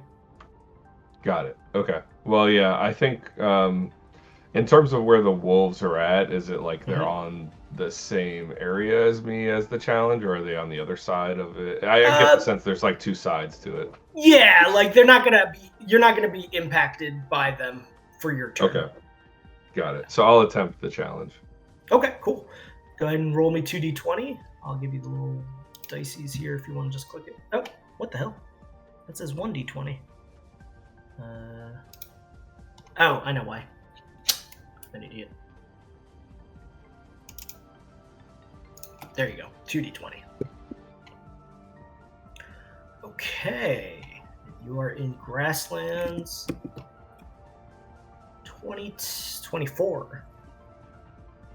Some errant trapper's old catch pit net erupts from the ground. So there's this old like trapper hunter's net that was partially placed errantly on the ground where you're running, and it starts enfolding around you and wrapping around you. So it's not completely like entangling you right now, but it's starting to wrap you up. What do you do?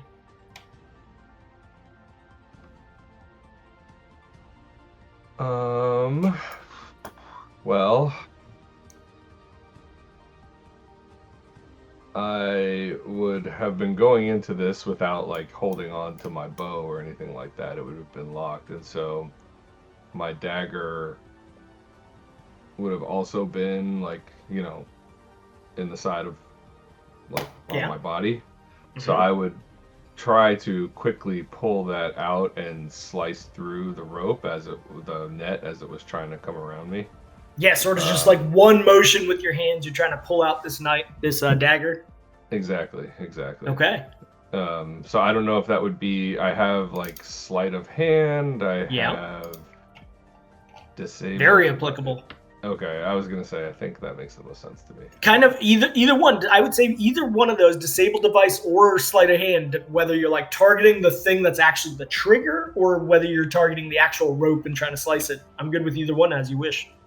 Okay, I'll go with sleight of hand. This is very applicable to this condition. Okay. 14 does pass. Now, you guys aren't rolling great. The Horde's probably going to have a lot of placements here, but you are passing. So that does pass. You are through the skill check. What else are you doing? I am going to... Do any of the wolves look rough, or do they all look pretty good? No, they have not been struck yet. Got it. These are fresh wolves from the wilderness. I'm just gonna move to the next square. Okay.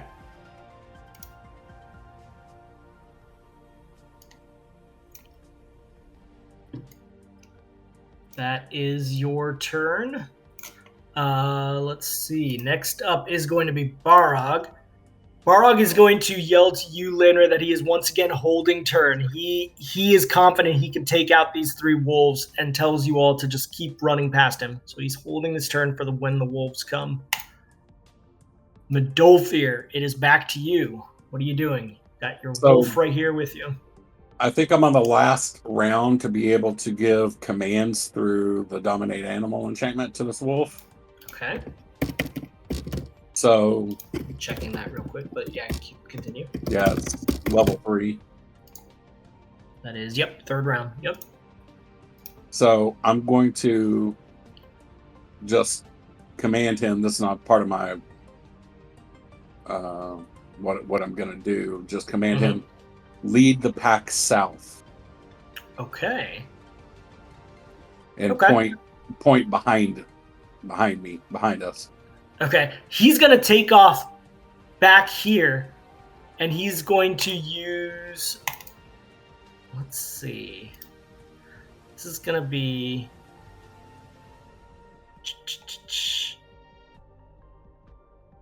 I'm going to use your either bluff check or your diplomacy check. Are either of those good for you? No, of course not. Or intimidation. Those three. None So like, of them, because they're all charisma based. yeah. Well, whichever one you have any ranks in, I guess. Do you have any of those? My intimidation comes in the form of attacking damage. So Yeah. All right. I mean, it's not like the animals have amazing wisdom to counter the True. intimidation. Right? So It's I'm going to roll the wolf check with wisdom modifier, I think. The wolf actually has a better check than you do, so I'll roll the wolf's actual check. all right. Okay, I mean, anything can happen. And this is going to be countered. I dug it. by... Not bad, though. 16. That's, it rolled an 18. So let's see. Countered But by if their you rolled wisdom. an 18 for my check, that's going to be a 15 on the outcome. Yeah. So I'm a -3. So, okay. One of the wolves does fail. The other one does not. So with that, I'm going to go ahead and say your friendly wolf and one of these wolves is off the board now. That's good. Remove 2. Yep. That is a free action for you. So what else are you doing? So I'm going to move. And do I understand this correctly? That puts me into this square, right? Yes, but not able to take the challenge yet. Right. Okay. That is your turn. Max, before your turn, the wolf placement the horde placement's going to happen. Now, none of them occupy a square with you all at the beginning, so they are going to be placed at the front at the start point. Let's see how many actually get placed. Oh, one of them failed. So that is only 3 wolves being added at the start. That is these 3. So now we will go through the actual attack progression. These 3 up closest to you, Lanray and Barog and Max, are going to run through. Max, you get an attack of opportunity if you wish. You are the first to be able to take it since you have the highest dex. And actually, Lanray, because your skill check had a dagger involved, you could take one too with your dagger.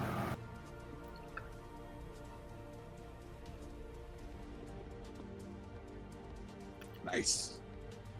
Yeah, I'm kind of like combining the dagger check for you, Lanray, into part of that like sleight of hand. You were so quick removing it. Is it a single or full? Sorry, single. Just a single, yeah. I accidentally hit daggers since you guys were talking about daggers. Whatever. No worries. That's fine. Yeah. The damage on it's a D3 versus a +2 on a dagger versus a D4 +3. So at maximum, I don't know. It's But fine. it hit. Yeah, I'm not it did gonna. It's fine. I'll just take the 4. All right. So, Lanray, your dagger is equipped right now. So, yeah, there you go. Now you got it. Now roll it. Yeah. Mm-hmm. So, before Max has happened, Lanray's is going to happen first. So, Max, I'll allow you, if he does strike, to apply it to potentially the struck one. I might have to like refresh my sheet or something. Sorry. Let me see. It's not popping up in like actions.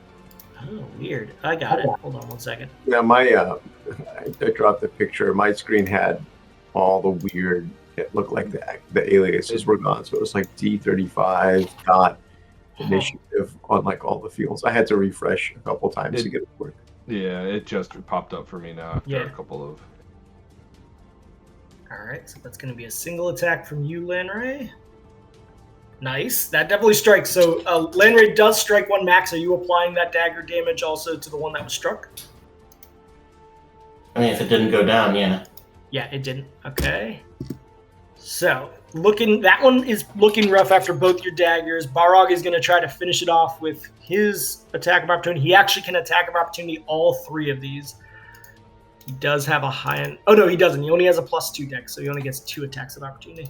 But that is enough to kill that one, and he's going to just randomly choose one of the other 2 for his second attack of opportunity.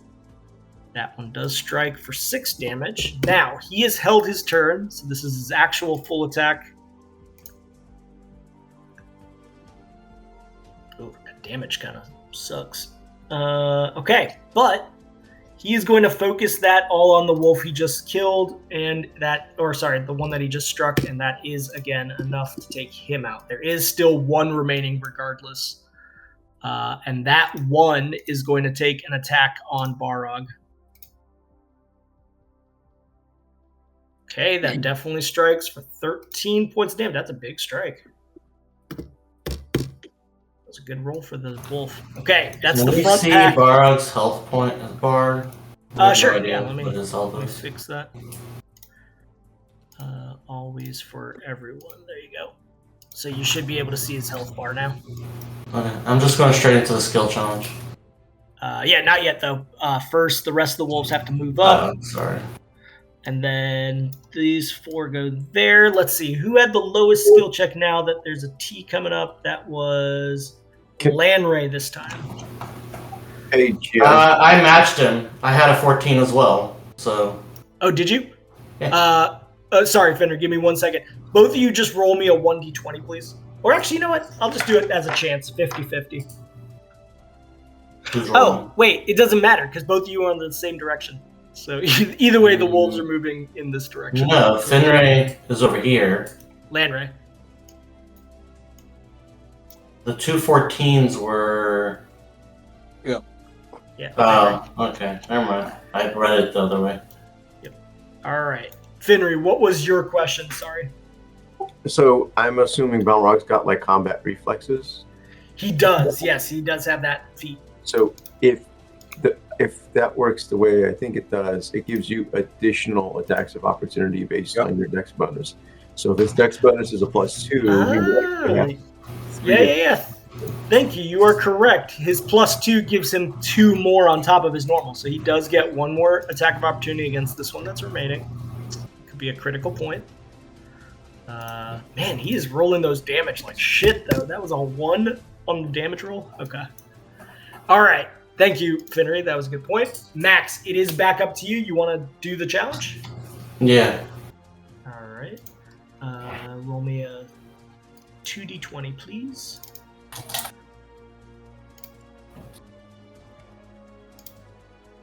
All right. That is a 35. You are still in grassland. Okay. You must be in trapper areas now. Some moronic bear trapper has left out a series of bear traps in front of you. They're just like in a line that is hard to pass otherwise. How do you find a way to go past it?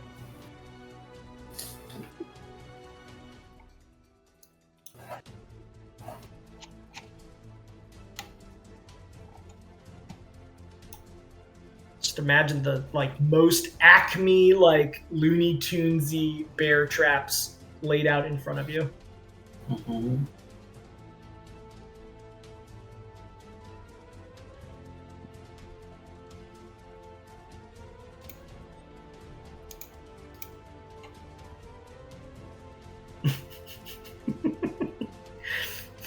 I should add one in here that's just like a bunch of those old style farming hoes just laying about, and if you step on it wrong, it smacks you in the face.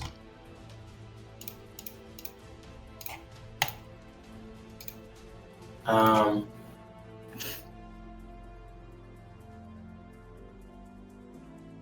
don't know, man.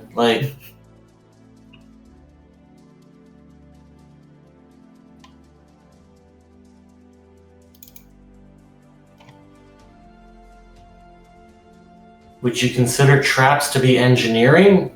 Yeah. Yeah, I would allow that if you don't have a disabled device. Otherwise, these are kind of like an engineering device. I'd allow that.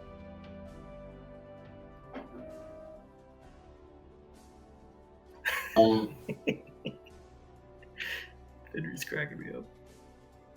Yeah, I mean, I'll try to, by looking at them, I try to identify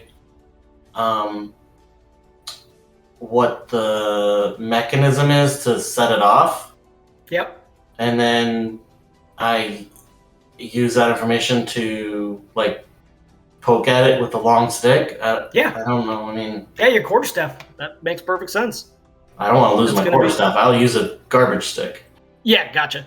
One of those garbage sticks that I found on the to do the stakes. All right, sounds good. This is going to be very applicable. Okay, yeah, that's good enough. So you are able to just kind of disarm one, and like as a series of dominoes, they all just start popping and setting off the others next to them, and you are able to pass through. Can I suggest something? Yeah. Each time I trigger one, it takes a little bit of the wood. So like as I'm going down the line, like my stick is getting shorter and shorter and shorter. Awesome. Yeah. You're just left with like a pencil length snub at the end. You're like, all right. All right. What are you doing with your second? So you got a wolf next to you and an open square ahead. The wolves behind us are going to take 1 turn, 2 turns, 3 turns to get here, right? Yep, you guys have got a little bit of space finally. I'm going to hit this wolf so that the new wolves don't show up. Okay. Like 3 behind us. Yeah. This time I'm using a quarterstaff double-handed. Sounds good. Unless... No. That's not Do I get flanking since Barog is in the same square with me? No, we talked about that before. Flanking will not be given in these conditions. I'd say like maybe if all of you are in the same square, I would say yes. 14 AC. 14 AC is enough to hit, yeah. All right. Wolves are not hard to hit, so that does strike for 5 damage. It's not dead yet, but it's looking near death. Well, I'm hoping between Lanray and Barog that it won't matter. Sounds good. That's your turn. Finry, you saw the rest of the group over here, and you see a challenge over here that might unite you guys. You have to go through the challenge. Yeah, I don't want to try to go towards them. I want to be away from them. So I will go through the challenge and then see where that takes me. Yeah. The challenge can give you the option to do what you wish also. So let's see what the challenge is. All right, where are the rest of the guys? If any party member is unobstructed to you by a green square, you may reconvene with them if you want. Choose whichever path with a DC 15 spot, listen, or survival check. In this particular case, you have to follow the rules for the skills challenge in terms of repeating skills. So you last use spot, you cannot use that again. All right, so let me get this straight. I have to roll a listen or what's the other one? You have a spot, listen, or survival. So spot's out, so it's listen or survival. Okay, I don't have survival, so I have to roll listen. And I used spot last time, so I can't use that. So I have to roll listen. And basically, it's like a DC 15? Yes, DC 15. This is the full text of the challenge. There's some other stuff in there in case you think it's applicable.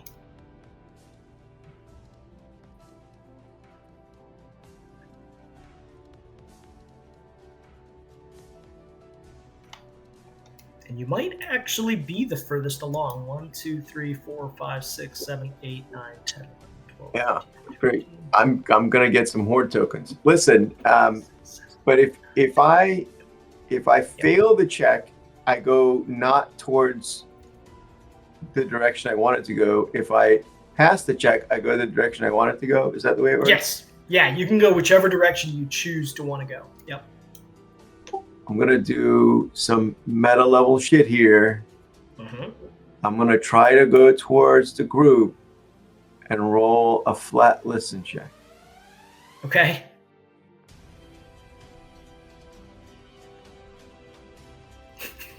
I see what you're doing here. I have a negative 2 to listen. Yes. Yep. So you fail in going towards the group. I can appreciate that.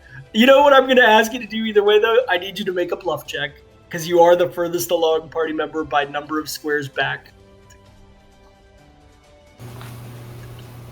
Yep, by 1, you are just past what maximum. That I can do. I can bluff the hell out of it. All right, awesome. Are you counting challenges in that count? Yes.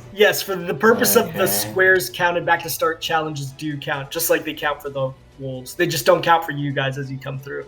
All right, so Finry, move your token to the end resultant square, which I believe is this one, right?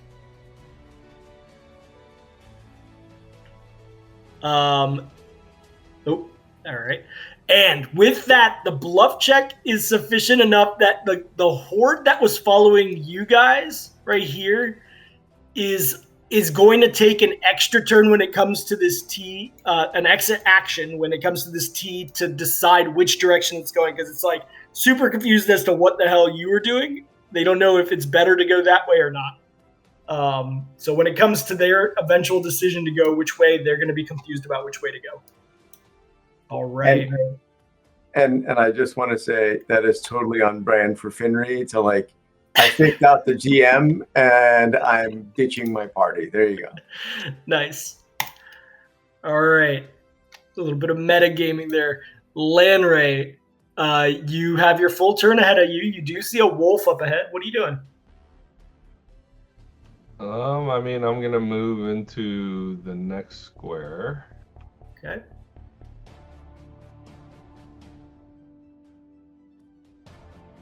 And the wolf is not like engaged with Max, right? They did just have melee combat this round, so yes, they are. Oh, okay. But you're in the same square, and based on the rules of your feats, when you're in the same square, we are saying that those kinds of things apply. You're got it. Point blank, all that stuff. Okay, so I'm gonna take a shot at the wolf. Okay. Yep. So you don't have a penalty because you have that feat that I always forget about, except for this one time.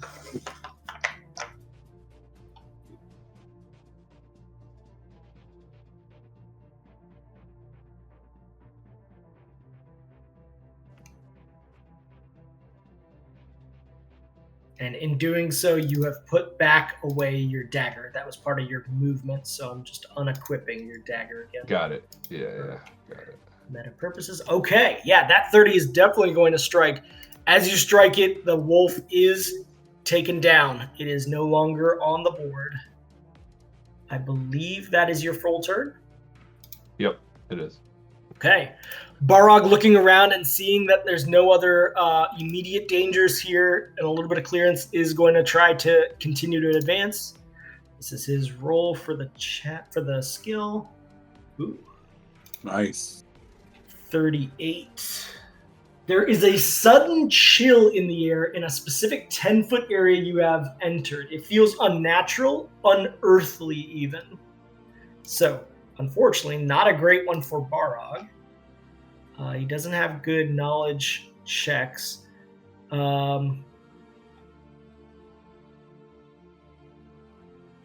see. As he starts entering this space, he is just going to try to... Awful. He enters it, and he's just going to try to get out of it as quickly as he can by jumping. Now that won't speed up. By tumbling. It's not very applicable. It's a DC 20, but who knows? Let's see what happens.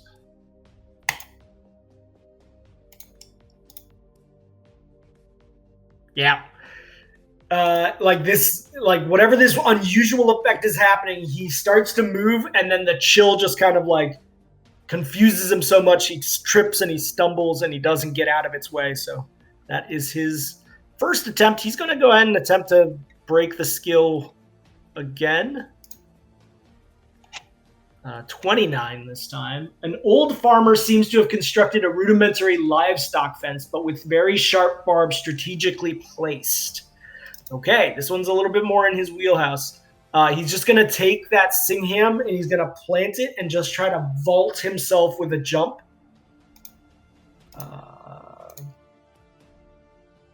He made it more difficult than it needed to be, but he does pass with that check. He is through the challenge.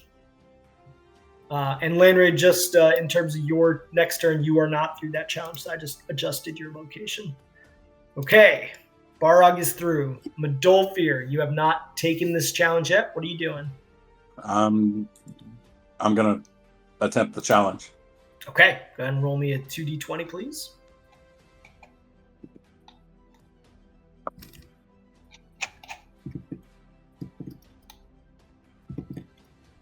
Okay, so that is a 20. A random group of adventurers, or more likely thieves, that seem to be looking for trouble stand in your way. You can't, and what we discussed last time is you can't just, like, kill them. I don't know why, but you can't. You can't just kill them.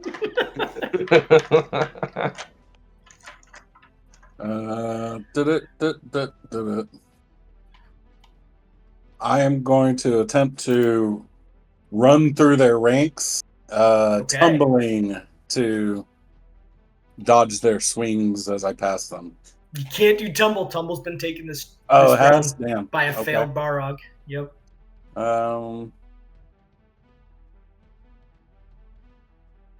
Let's see. What can I do? So they're tumble, jump, and listen have been taken this round. They're thieves trying to get stuff. They're trying to find stuff.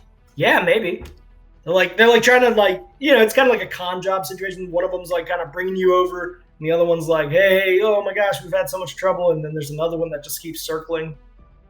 Like, what is it you're looking for? And they're just like, we need help with our farm equipment. I saw some farming implements back behind me. Okay, so you're taking them at their word. Okay. Hold on, and I'm gonna give them directions, like go to the big tree with the gnarly oak branch. I don't know. I'm trying to think of a way to incorporate so I can do a knowledge nature. Would that apply here? Like, all right, it's not going to be super applicable. It's going to be a higher DC. It's going to be a DC 20. Okay. But I'm going to say, you know what? These guys aren't necessarily thieves. They're just dudes in the way that you're... Oh, hold on. I'll be like, yeah. Oh, I know. Instead of that, sorry, let me walk that back. Okay, sure. I'm like, you guys might want to make for the hills. There's a bunch of wolves chasing us. And they look back and they see just a pack of wolves coming after you guys. Okay, so what skill are you using here? Diplomacy. Okay. I've got a worse. This is going to be very applicable. DC. Yeah, this is going to be very applicable because they can easily see behind you this pack of wolves starting to erupt out of the trees, and they're like, "Oh shit!" And you notice that they drop all their, like, thieving weapons and stuff, and they're just like, "We gotta get the fuck out of here." They all take out a much more serious weapon from their sheaths, preparing themselves for potential attacks by wolves. So yeah, roll me that with very high applicability. I mean, it was a good try. I've got a worse check, but hopefully the DC was less enough to... Yeah, no, it was a good gambit.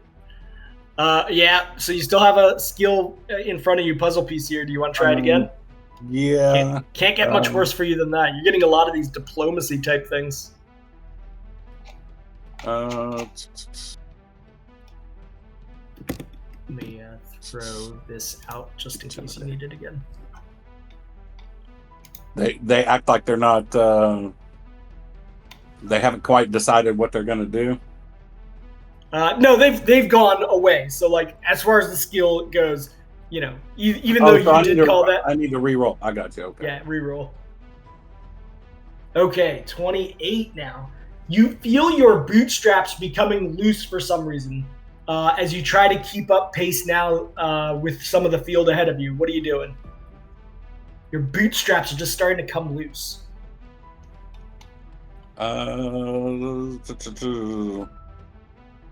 Maybe changing my gait up a little so that I'm favoring the way I'm stepping so that my boots are less prone to come off. Would that be balance? Yeah, definitely. Like you're like almost like starting to hop in a little bit and just getting that shoe back adjusted. Totally applicable. Come on. Oh, God. Okay, no, I'm gonna say that actually is very applicable. I mean, other than that, it's like sleight of hand would be the only other thing that's super applicable here. So, right. Yeah, that does pass. You are past that skill check.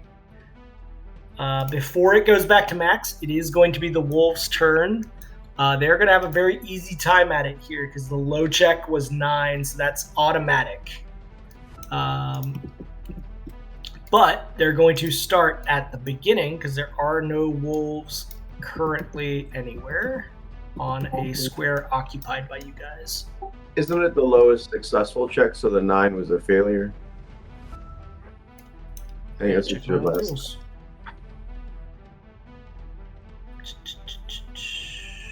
Doesn't matter either way, but like I just wanted to be consistent with last time. Lowest total skill roll of any player. I think it just hasn't come up that often that you guys have failed. But yeah, it is on a failure. I think on the previous times you guys failed, but it was on a higher DC. This is the first time that the DC's actually been sub 10. Or sorry, the failure was sub 10. So, yes, it is on any given skill check. With that, they're going to start moving. These 3 up ahead have no choice but to move up there. This one is going to move into your square, Midolfir. Is there anything you wish to do? Oh, you know he's getting an attack. Okay, go for it. Oh, God. Oh, wow. That is still enough to strike and kill him. These guys are pretty easy to strike. So that guy is off the board. These 3 are going to have no choice but to move up to there. Now, these 3 that are at the T point, the bluff check only impacts the closest ones that saw you, Finray. And Midolfir, you had the lowest check, so these 3 are going to follow in your direction. They end up here, and everybody else just kind of moves as such. Okay, pretty simple horde round, lots of wolves added. Max, it is back up to you. You passed the puzzle last time. What are you doing now? I'm just moving. Yep. Can make it here, right? Yeah, you can, but you can't take the challenge Yeah. or the skill. All right. Finry, it is now to your turn. What are you doing? Excellent. Looking for bear traps. Your equipment is starting to come loose from your shoulders. There's some sort of a strap that's gone loose. Now, out of all times to happen, this has to happen right now. What do you do to solve it? So I noticed that the strap is coming down and I'm kind of running full bore. I'm going to kind of, in a little small fashion, I'm going to take my kukri and slip it into my sheath real quick and really using my deft, nimble fingers, fix the strap and slide out the kukri while I am doing a GQ runway run through the woods. Okay. I think that's a sleight of hand. Yeah, definitely. So you're just kind of like using it like a tool to just kind of jam in there and fix the strap that's gotten buckled up and starting to come loose. Yeah. Okay. That is definitely going to pass with a 30. That would pass even if it was a crazy difficulty, but it wasn't. So yeah. I'm going to take the next one to move too, so I'm just... Excellent. Yep. That is your turn. Landray, with a little bit of breathing space behind you, you just start to see the wolves coming out. So you could theoretically target these wolves back here if you wished. They are 1 range increment out of your range. But what do you choose to do? I'm gonna keep going. Okay, you gotta pass this skills check. Yep.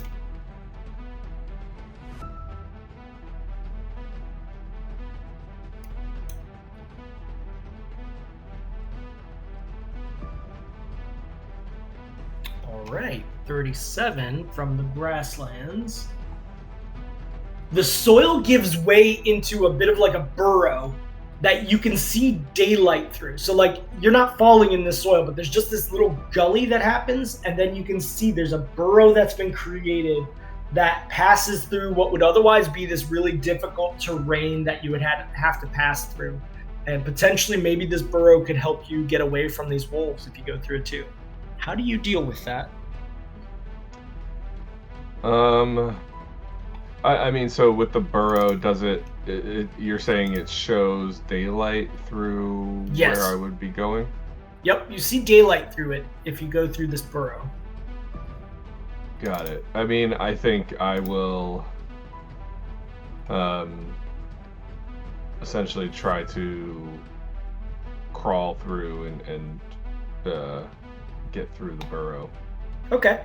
Yeah, I think in terms of which skill check that would be in this case, since there's no acrobatics and things, I think that's tumble. Yeah, and tumble hasn't been used this round, right? It has not, and you didn't use it last round, so you're good. Got it. Okay. Yeah, tumble was used by Barok last round. Oh. Oof. You like start going through and you're just not that adept at doing this. You never really do this with your bow. It just kind of blocks you from going through the burrow. If you wish to try another skill, go ahead and give me a 2d20 again.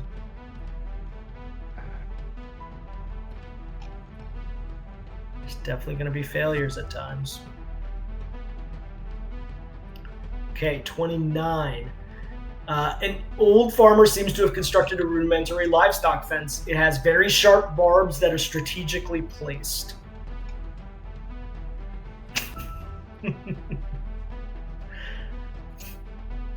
With the barbs, I am going to just move very methodically and slowly through so I don't stab myself. Okay. And I think I will leverage a move silently given how carefully I have to move through it. Okay, I'll allow it. It's a higher DC, but like you're really focused on throwing off the wolves, and the sounds of these barbs are going to help to track them to you. So, yeah, this is going to be a DC 20 to pass. I can't take 20, huh? Nope. I know. Okay, that does pass. Nice work. So you are able to pass the challenge, but not go any further this round. Okay, you guys have a little bit of float here with the wolves pretty far back. Barog is just going to say, keep on moving, and he's going to go ahead and move into this square just like Max did. That is his turn. Madolfir, whole pack of wolves behind you. What you doing?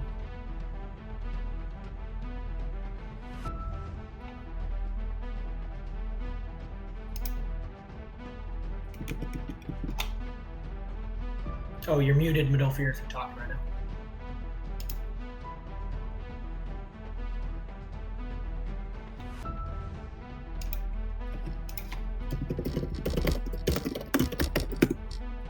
Madolfir? Still there? Thank you. Yep, no worries. Thank you, Barog. So, what are you doing? So I see Fenry took off to the south. The rest of the group is headed north. Yeah. Although I will say that you as a player know that, but you as a character don't know that. Fenry did because of the spot check. Oh, okay. I know Fenry went to the south then. Yeah. I'll say that you would know that since you were grouped with him. I don't want anybody to be alone. I'm trusting that the rest of the group is still together. Mm-hmm. I'm gonna take my movement into the challenge square. Okay, so the challenge square again was where are the rest of the guys? If any party member is unobstructed to you by a green square, you may reconvene with them if you want by choosing that path with a DC 15 spot, listen, or survival check. It follows the rules about repeating. So that means, has anybody done anything that would affect that? Well, it doesn't look like it. What was your last check? Madolfir. It was a while ago. Madolfir's last check was a climb. So yeah, like you have either survival, listen, or spot to use. And let's see. If you are the furthest along party member, which you're not, you would make a bluff check to throw off the horde. So, yeah, you basically have to make a DC 15 spot, listen, or survival to pick. That's to be able to choose. Could I choose to automatically fail? Well, that's kind of what Fenry did last time, but you can't choose to automatically fail. You'll have to find a meta way to do that. Okay. Yeah. He chose a very bad skill for him to fail purposely. Well, I only had one skill, and it was like at a ridiculous like -6. Like there was no way I was gonna pass it. But like for survival and stuff, I mean, honestly, your survival and like spots are probably pretty decent. My survival is I've got 10 ranks in it, so yeah. So you can choose whichever path you want when you succeed. You don't have to go this way or that way. I'm gonna then look to determine where Fenry would have headed out of this square using survival. Okay, so you did pass, so you go ahead and move where you would choose to go then, since you passed. So it's an automatic movement. It is an automatic. Yep.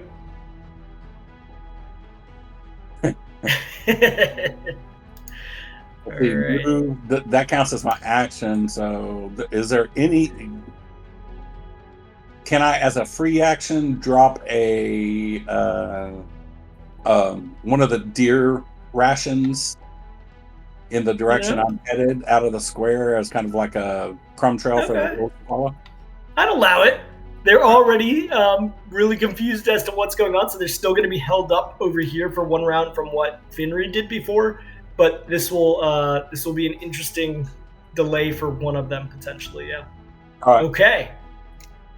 So there is now a deer ration. Go ahead and mark that off from your inventory right about there. Max, before it is your turn, the wolves are going to get 4 automatic placements again, since you guys did have a sub 10. This is the way the Horde is working. Like if you guys don't keep up, there's going to be lots of them back at the beginning. Okay, but you guys thus far have kept the vanguard of them away from you. These wolves are going to move up. These wolves are going to move up. These wolves will continue their path. These wolves will continue their path. So, you guys all have a little bit of space right now between you and the wolves, as long as you continue to be successful in the skills and challenges and things. So, Max, it is back up to you at the top of the round. Challenge. Skill. Oh no, not challenge, skill. Yep. Roll me 2d20, please. Okay, I like your dice, by the way. That's a green one. It's been a while. A dwarven trading caravan randomly blocking the only clear path through here. Oh, geez. Come on. I wish you had a horn to honk at them. Just like a traffic jam in this forest. Is that the text of the skill check? It is. Okay.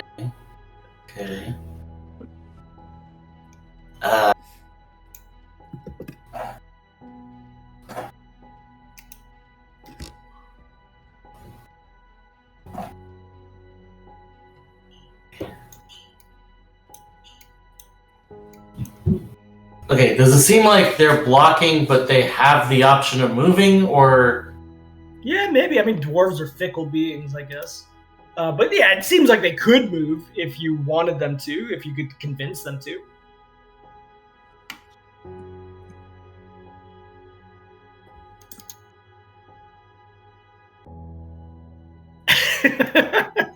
Thanks, Manolfir.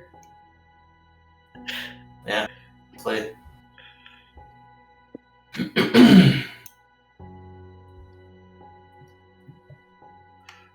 It's like the greatest sidewalk chase scene ever. Yeah. 70s like cop movie style chase. It's just like tomato baskets being flung at you and a mall that you have to drive through. Oh yeah. All right, Max, how are you going to convince these dwarves or otherwise find a way around them?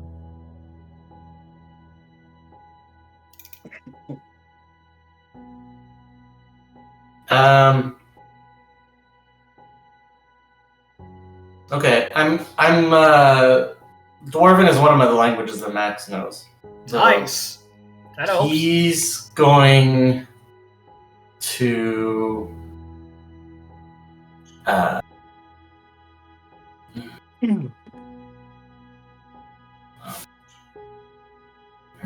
I didn't do any skills last round, did I? I just moved. Yes, you just moved last round. And so I can't do the stuff the other people did either, right? What? This is a new round. You're the top of the round, so you're good to go. Okay. So I can ruin it for everybody else. Gotcha.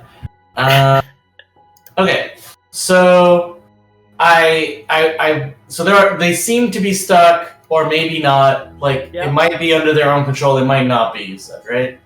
Yeah. Okay. I walk up to the dwarves and I'm like, I just sort of very pleasantly, which is not pleasant in dwarven culture. Mm-hmm. It's very gruff, but like that bad attitude is received like behind another wall of gruffness, but it's really meant to be like, oh, my day's terrible, your day's terrible, we're all in the same boat, right? Sure.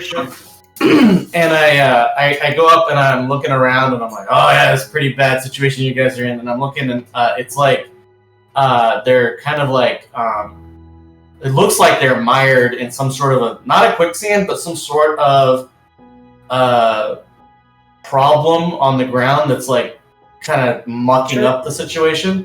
Okay. And I'm gonna use a spellcraft check because it's actually a magical effect. And I'm going to use a spellcraft check in order to figure out how to counter the situation and get the wagons moving again. Okay, I'm actually going to give you a +5 because you are speaking Dwarven to your check, not a change to the DC. The DC is going to be 15 in this situation. As you show up, there is some sort of a hag spell probably being holding them in place here. Okay. So with that spellcraft, you're like able to figure out that if they just simply do a certain series of things, that their wheel comes loose and the dwarves are like, thank you, strange rock Zorn that speaks Dwarven, and continue on their way as you get them clear of the city. As I start to move away, I'm like, underground, am I right? Yeah, it's way better underground than on ground. We're getting out of this wilderness. It's too busy around here. All right. And you still have a move action after that, I believe. Okay, so this is actually a challenge, the same turn. It's not taking it doesn't take an action? No, it doesn't. As soon as you go to it, it is immediate. Okay. A precipitous ridge falls off suddenly. Choose either a DC 20 balance check or a DC 15 reflex save with a combined DC 15 climb check. So you can either just like avoid it by doing a balance check, or if you don't want to do that and you want to just take a reflex save against it, you have to make a climb check after it. Failure is going to result in 5d6 damage. If you are able to avoid it in magical means, you can do so, but you have to make a DC 20 concentration check, yada yada, all that stuff in there. So, hold on.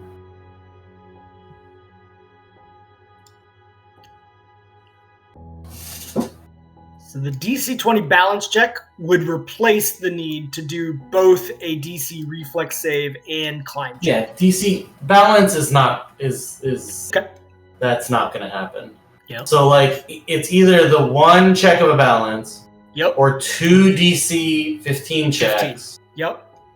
Or what? Or that magical stuff that you see at the bottom too is another way. I mean, I'm currently a rock god. Yep. Okay. I'm trying to figure out. But the magic stuff is once the negatives occur. So that's just to avoid the damage. So so there's no way of like if I fail the checks, I would be on the alternate path regardless, but it's just a matter of avoiding damage at that point. Yeah, I mean, there might be a spell that would avoid you from falling down there also, I would say. So, you might be able to use a magic to stay on the path you're on as well. How far down you can get did you say it was? Sorry? How far down? Oh, it's like a 60-foot fall, basically. 60-foot fall. Yeah.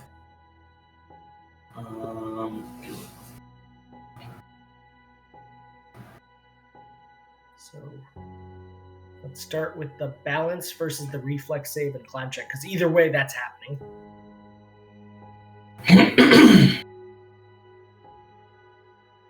You could earth glide if you failed that though, right, Max?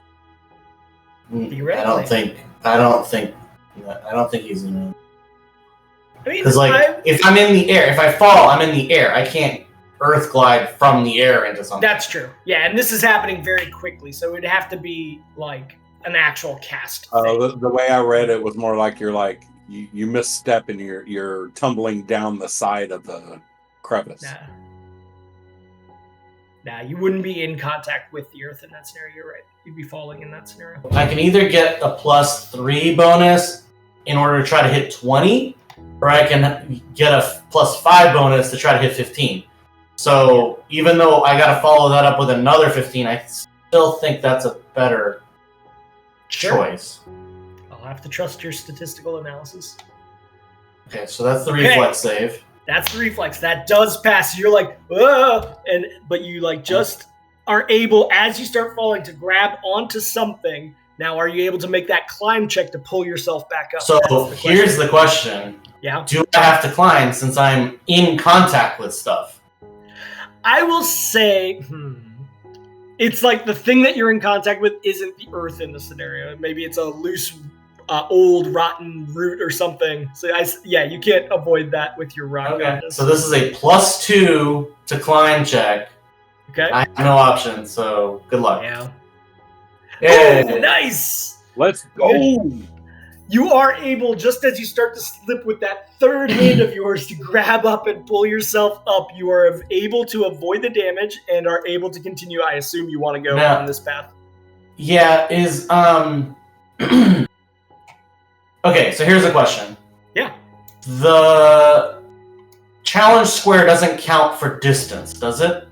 No. Well, it counts for things like range and for the wolf movements, but in this moment, you immediately move to this. I mean, does it count for spell distance? Yeah, it would because of range, yeah. Ugh. Well, that sucks. So I can't target that square anyway. Like, if someone's doing a challenge... I would allow it. I would allow them. it in that scenario. I've kind of treated it as like, now it's truly close range. So in this scenario, it would count as close range because the challenge doesn't take up the kind of square space. Yeah. I'd allow it.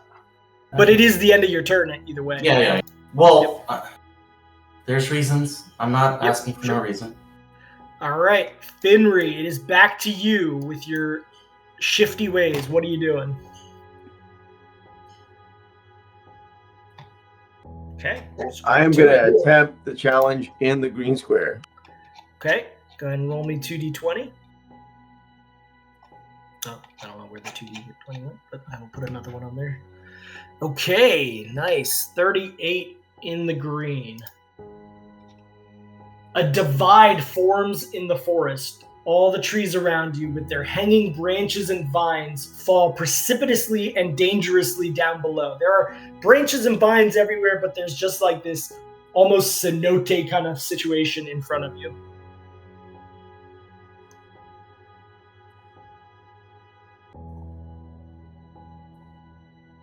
Thus far, let's see, Spellcraft was used, and last time you used Sleight of Hand. How are you defeating this puzzle? All right, so there's this like big gorge in the middle of the woods, like some clear-cut tree has fallen over, and then where its roots were has been open. But there is an actual one leftover part of the root. I mean, we're talking a massive tree, right? So there's a piece of the leftover root. So I'm going to just shimmy on the part of the tree that fell over and then run across that root, across that gorge, just trying to keep my balance. Okay, yeah, that's perfectly applicable here in this situation. There's just like these little crossings in the trees. Nice, with a 20. That does pass. You are able to make your way across this strange gorge in the forest. I believe that is the end of your turn. That's it. All right. Landray, back to you. You did... did you pass? No, you failed both of those challenges last time, I think. No, I passed the second one. You passed the second one. Yes. Yeah. So you are past the skill, the puzzle check right now. What are you doing? Yeah, I'm just gonna try to catch up to Barog, I think. Okay. Yeah, you can make it just to there. Keeping pace with the wolves behind you. Barog smiles. He's going to go ahead and attempt this puzzle that's right here. Let's see what happens. Get that. So you guys are in the woods. That is a 26. The trees here suddenly appear to be covered in a thick fungi, and there is a humidity and heat around you. He knows these woods better than anyone else, and he just kind of looks around and says, "This is unusual for this area," and does a knowledge local. And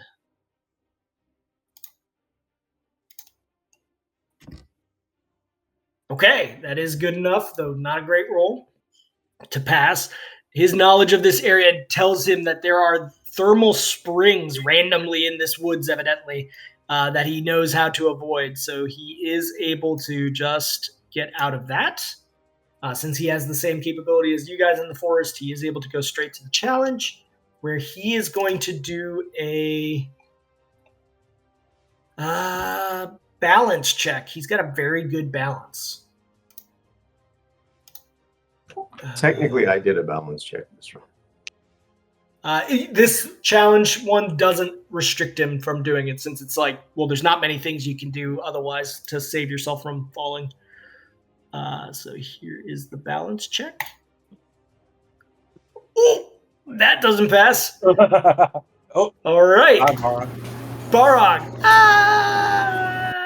I cast Featherfall. Excellent. Nicely done. He is able to avoid all of the damage, but he still does obviously fall to this path. Nicely done, Max. And you're doing that with your Featherfall is like a reaction. Yeah. It's it's a free action. Free action. Yep. There's no reactions. Yes. All right. Yeah, he is avoiding that 5d6 damage, but he is on this new path over here. Nicely done. That is Barog's turn, as he's like, shit. Madolfir, it is your turn. I'm gonna move. I'm gonna move here. Okay. I'm gonna make a loud wolf howl, trying to draw the other group down this way as well as I'm moving. Okay. Noted. Give me a handle animal check. This is just to see if there's a +2 benefit for them coming your direction. Okay. Noted. Okay, that is your turn. It is now the wolf placement round. That is going to be against the DC 14, I believe, because the balance check doesn't count for that. It is only skill checks. So, yes. 14. Okay. One of them does fail. There are no occupieds. That is 3 additional wolves at the start. Yet to come into play, because you guys have been pretty good at passing these skills right now. But you are coming back into some woods. So, okay. These 4 that you guys tricked before, they like sniff around and try to figure out which way Finri went. So their entire rest of their turn is taken up. They moved, and then they're going to stay on this square trying to figure out which path to go. These 3, however, are going to continue through, and that is a +2 versus the 14. Yeah, the 14 still is the driver, so they're still going to go this way. These 3 move up. These 3 will continue this direction. These 3 continue that direction. Max, you're going to be up in a second once I move all these wolves. And lastly, these 3 up here. Okay, back to the top of the round. You guys have gotten some separation, but it's starting to close up again. What are you doing? Move forward. Okay, yep. You can go all the way to here and take this skill if you want. Yeah, I mean, I don't have any other options, so yeah. Okay, Roll me 2d20. Max is leading the pack, getting closer and closer to that river. 14. Okay. You run through a clearing only to find an enormous gnarly tree surrounded by plants blocking the way. You've got to get through here. It's just this enormous gnarly tree in this clearing that's blocking your way now.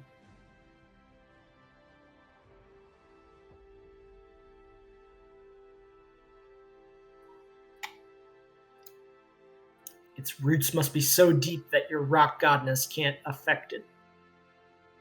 So it's an enormous tree, bigger than anything I've ever seen before. Okay, yeah. Max sees on the trunk of the tree some sort of vandalism. He walks up to it and he's looking at it, and it looks like some sort of a script. Okay. He doesn't immediately understand it, but he immediately thinks it's like some sort of a message. So he's going to try to decipher the script in the hopes that it will give him some information that will give him an advantage in this in this forest. Okay, yeah, sounds good. So this is a decipher script, I take it? Yeah. Okay. I will say, yeah. As you look it over, it seems like that dwarven caravan was like writing down notes for themselves to get through these woods. They wrote down how to get around this tree, and without much effort, you're able to like find a different alternating path that doesn't slow you down. Is this like in dwarven hobo script? Yes. Okay. So I had to decipher it. I love it. Yes, yes. It was shorthand, you know. All right. It's Dwarven Pig Latin is what it is. Yeah. All right. Yep, you're on that side. Finnery, it is back to you. What are you doing? You've already passed this challenge. This puzzle piece. Okay. And that's it for me.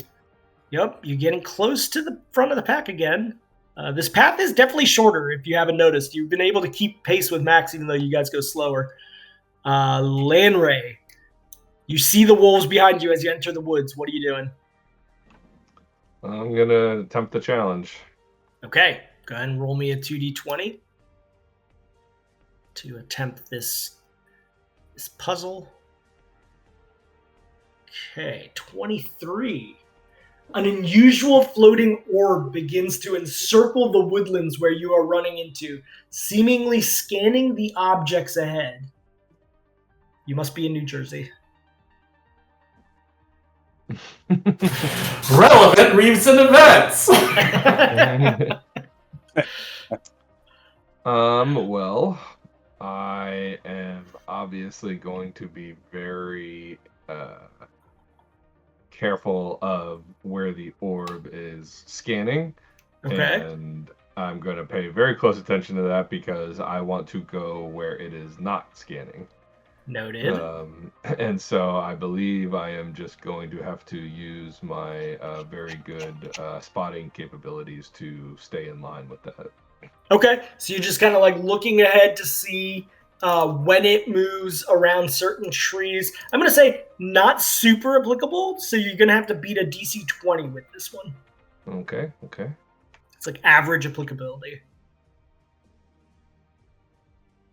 Come on. Okay, yeah, unfortunately, yeah, as you try to figure it out, the orb just like, for whatever reason, hesitates enough in this position that doesn't help you.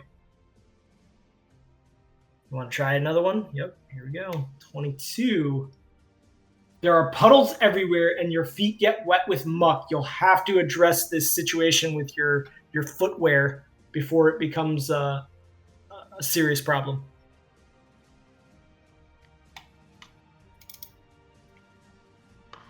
Well, I am going to try to look for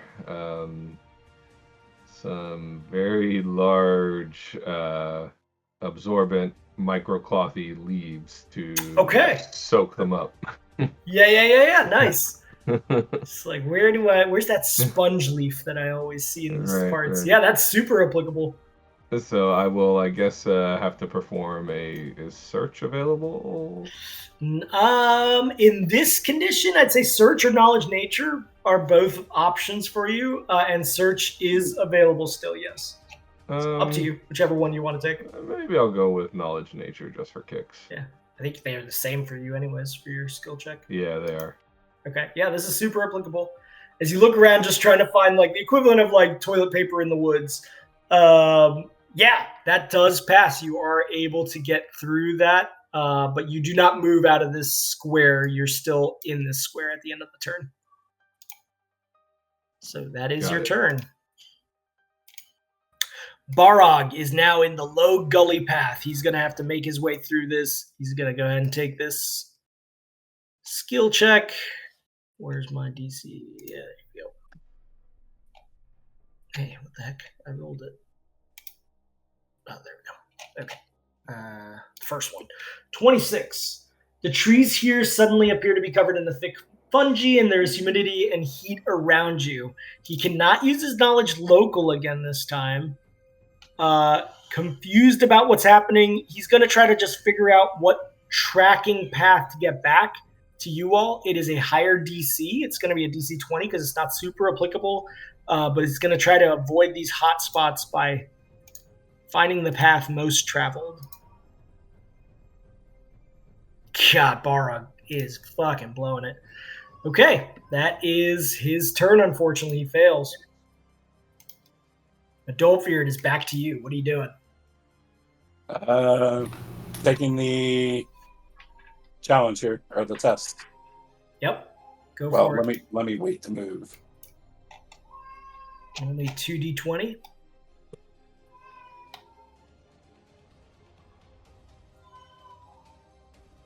Okay, 23. I wish everyone was rolling that good on the d20s.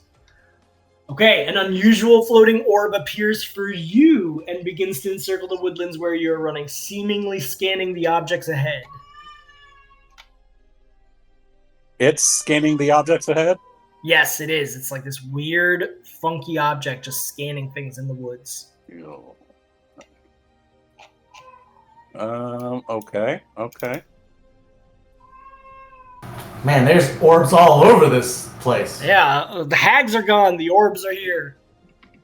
Wait, are you saying orbs like a globe or orbs? Yeah, orbs. Okay, orbs. Just floating weird orbs.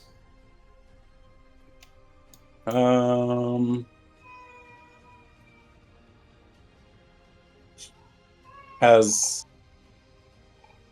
tumble been used? Not this round. Sorry, not this round? Not this round. Nope. Does that make sense? Let's see. Listen. Open lock, jump, intimidate. Well, I don't want to get scanned by the orb, so I'm going to try and circumnavigate their path and go around them. Okay. But I want to be under the cover of the trees while I do it, so I'm going to try and do a hide check. Yeah, that's totally applicable. There's plenty of tree cover around for you to... Nice. Man. Okay, this is where it's going to start being interesting. That is your whole turn, I think. No, because I haven't moved. Oh, you haven't moved. So you can try this again with a different D20 roll for 2D20. Okay, let's see how this one does. You run through a clearing only to find an enormous gnarly tree surrounded by plants blocking the way. You've got to find a way through this. It's interesting. You guys roll a lot of the similar numbers out of these 80 options. So are they like crisscrossing branches and everything? Yeah, it's like a wall of massive tree in front of you. Whenever you do multiple dice and you sum them, the middle values are much more likely than the extremes. Yeah. So, I mean, around 20 is where I expect most of the stuff to be. Yeah. I'm going to take a moment and look at how the branches are interspersed through each other, and I'm going to try and do, the great movie break-in scene and do a tumble through the branches to get through. Okay, yeah, that sounds good. This is going to be DC 15. Oh my god. Wow.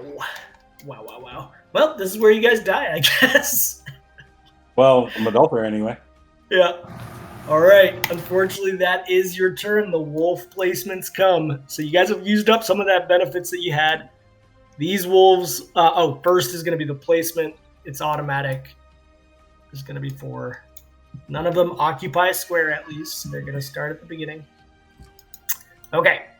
These 3 are going to rush up on you, Lanray. You do not have your dagger available right now, so no attack of opportunity. Technically, an arrow can be used as a melee weapon. Do you wish to use an improvised melee weapon with one of your arrows? It's not improvised, it's spec'd out.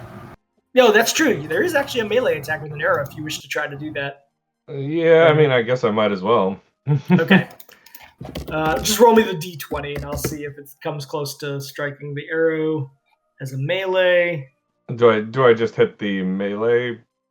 Or Yeah, it's going to be a -4 on your regular melee attack. Oh. Still 14. Still a 14. That does strike, so you do... You didn't, it's include a 10. -4, did you? I didn't include -4. Okay. So Okay, yeah, so then that doesn't strike, unfortunately. He still has blur. You do still have blur, so let's see how that affects these 3 attacks. Did I roll 2 only? No, I rolled all 3.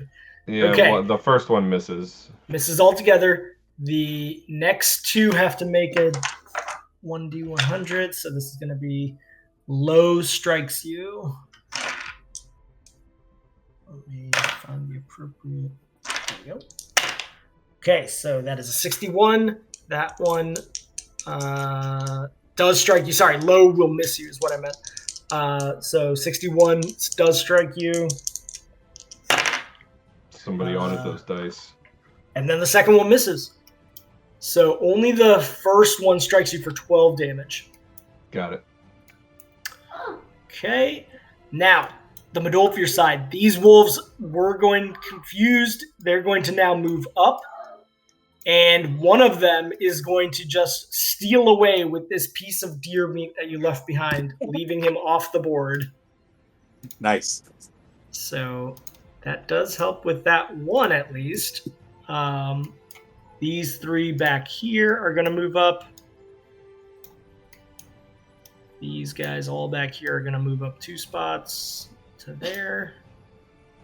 Now let's see. Hold on 1 second. Who was the lowest roll here? Was it Medolfir? It was Medolfir. So then these 4 actually... 4 was crazy low. These 4 go this way, actually. And then these move up. And these move up. Max, it is back up to the top of the round. Alright, so first things first. Max is like, God, I'm such a good teammate. I saved Barag with that spell. I am so clutch. I bet Landry is totally okay. He's like probably right next to me. I can't even see him. I'm so good. I'm just gonna move forward too. All right, sounds good. Hey, the goal of the game is to get to the end. That is your turn. Finreed is back to you. What are you doing?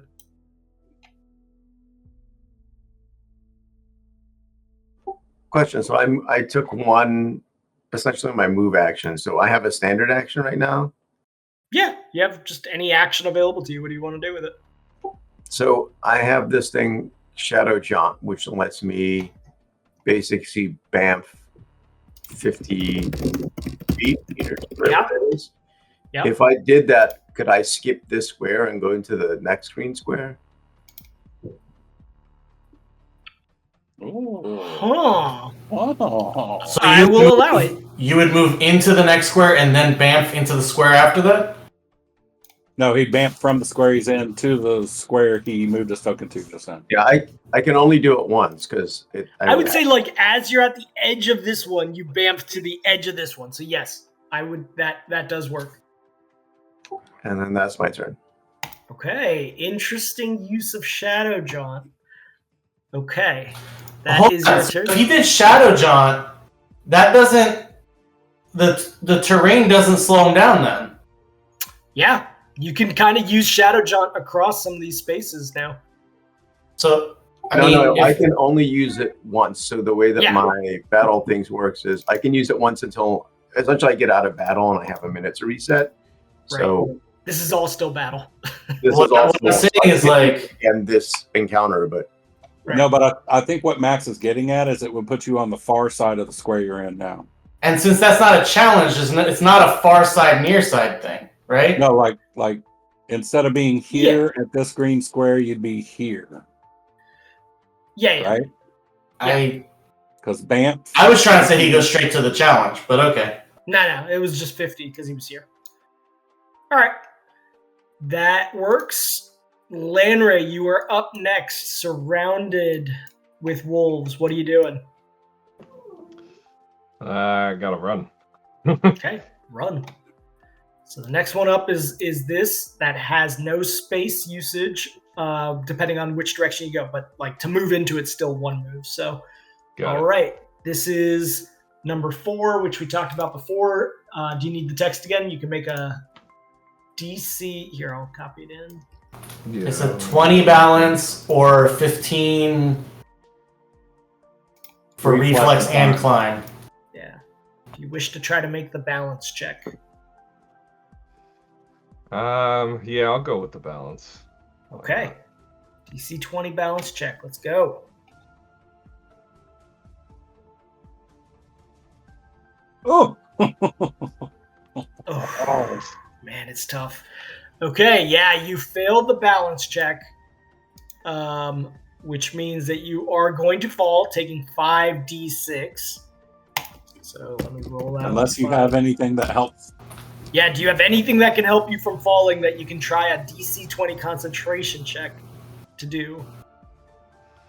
Or magic I use magic device if you're into that sort of thing. Not really. Okay. Sorry, I'm going through. Yeah. Yeah, I mean, the only thing I can think of is something about my feats, but I don't think any of them would really specifically help in this scenario. Yep. So here's 5d6 damage. Oh, low rolls, good. 15. It's pretty middle of the pack, damage-wise.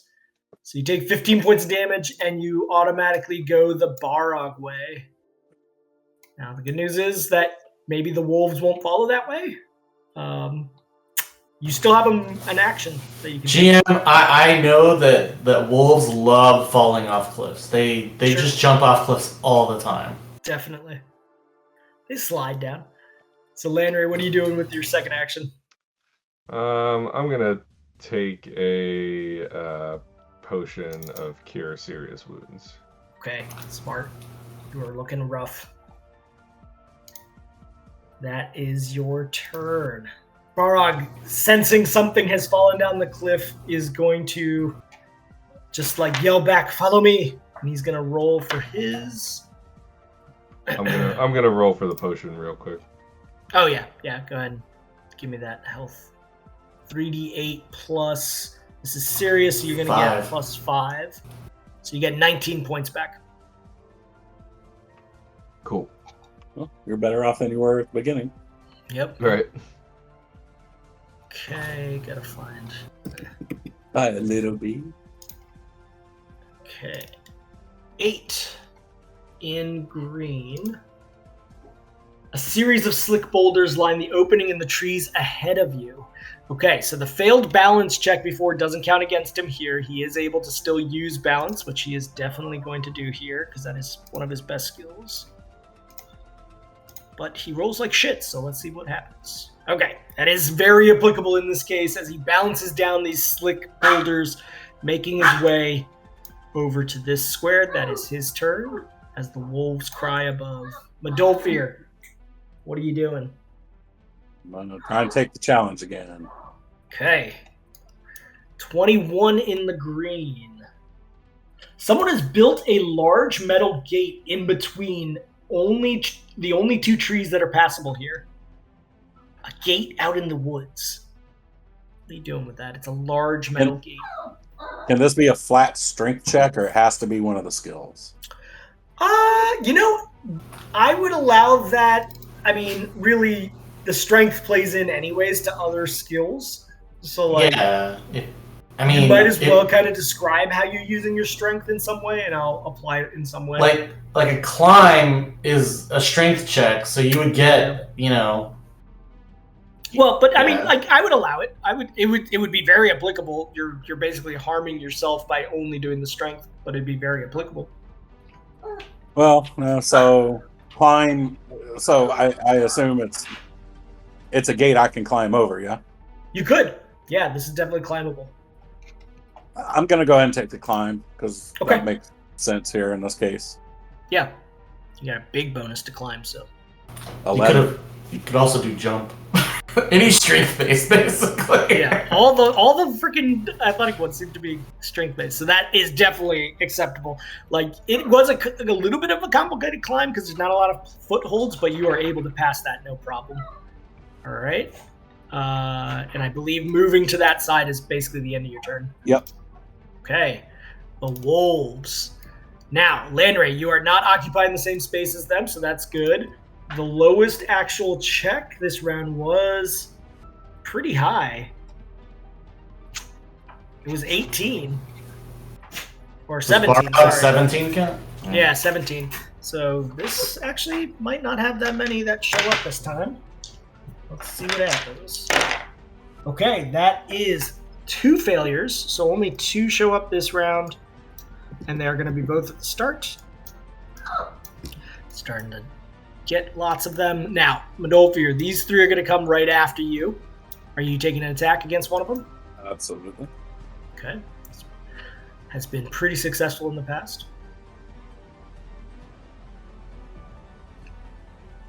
Okay, that does strike, knocking off the front pack leader. These 2 are going to take a bite attack against you.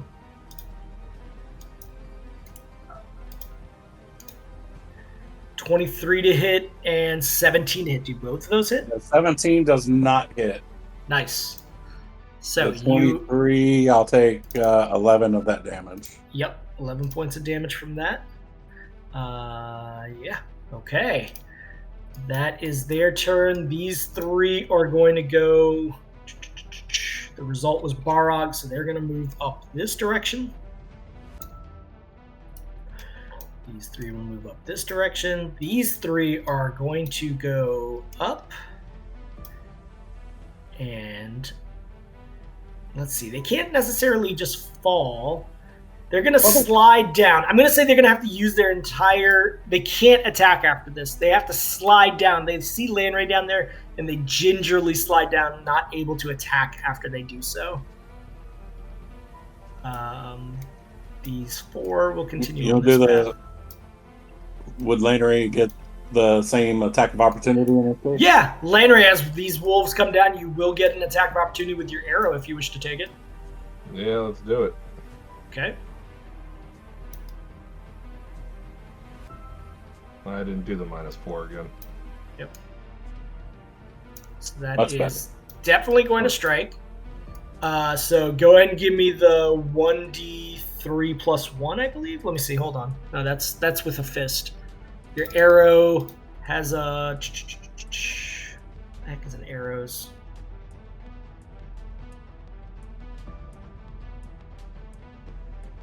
It's the regular arrow damage.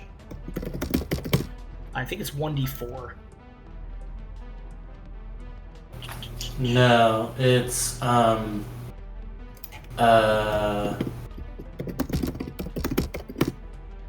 it deals the damage as a dagger of its size. Okay, so 1d4 is a dagger of its size. Okay. Plus your strength. So give me a 1d4 plus your strength mod, Landray.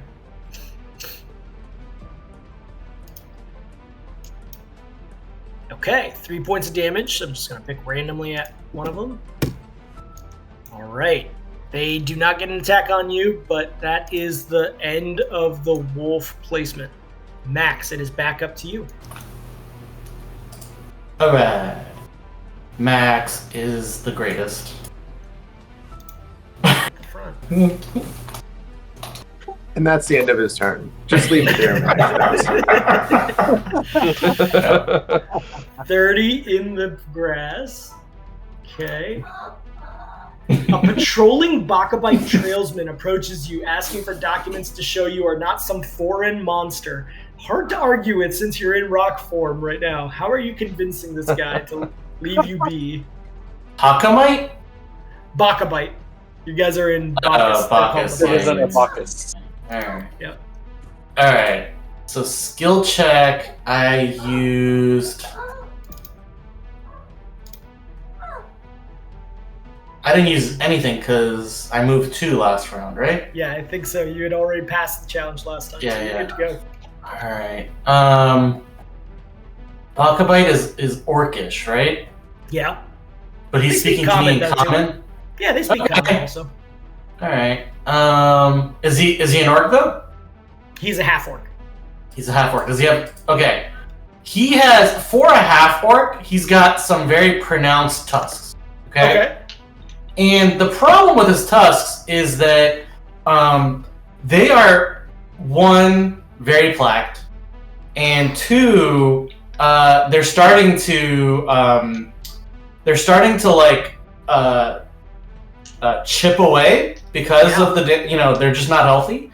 And so Max pulls out of his bag some alchemical components or something. It's like a calcium growth sort of a plant. And he's like, listen, you need to start brushing those. And here's the stuff. You take this, you mix it with 2 teaspoons of water. Yeah. Work it into a nice paste, and then you gotta brush it onto your tusks. Leave it for 10 minutes, and I'm telling you, those things are gonna be shiny and amazing and strong within 2 months. All right, so I want to do an alchemy. Yeah, go for it. As you take it out, and you just like show him how to properly take care of his oral hygiene. Somewhat improbable, but yes, it is definitely enough to pass. As he's like, I didn't really think about taking care of my teeth. Thank you, traveling rock Zorn. As I walk away from him, I'm like, oh, by the way, I don't have any papers, and I leave. Okay, noted. So that's 1 action and then 2 actions here, right? All right, that's the end of your turn. Finnery, it is back to you. What are you doing? You're at the edge of this woods right now. Got the challenge ahead of you. Okay. I think with 1, I'm going to do my challenge. What's this challenge? There are boulders that begin to fall ahead of you from high above. I need you to make a DC 20 reflex save or a DC 16 tumble check. Failure is going to result in 6d6 damage if you are able to avoid the conditions, though, through magic, blah, blah, blah. Okay. Yeah, not even an issue. You're just like, oh, look, they're falling. That's so cute. And you just kind of get out of the way of all of them. You avoid it, so you immediately go to that square. That you still have an action. Can I attempt the thing? You can. So go ahead and give me 2d20. Okay. 13. The chase is intense. You gotta take a break and have some water after avoiding all those rocks, evidently. But how can you accomplish this without slowing down? How are you gonna find some water on the move?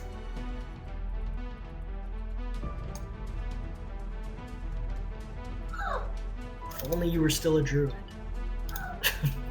Yeah, so I know, I mean, right now I feel pretty good about kind of where I am, but I know that there's wolves coming, and I know that if I take a moment to stop, wolves can basically come out of the woods at any moment. So even though I'm gonna take a moment to grab my water skin and suck down some water, I can't do it in such a way that would give away where I'm at, because you never know where the wolves are, right? Because I can hear them from the DM's background, so they're just right there. So I'm gonna try to do all of that, but do it very quietly so as not to disturb anything, and not to attract wolves. All right. So go for it. So what are you describing there? I guess we're about to find Moving silently. Excellent. So just like, it's really more about the sound masking that you're doing, and you're pulling all your stuff up to get it still focused on the leaves. You are successful in using that move silent. Improbable a little bit, but you passed it well enough. Okay, so you are past that skill. Lanray, wolves all around you suddenly as they slide down. What are you doing?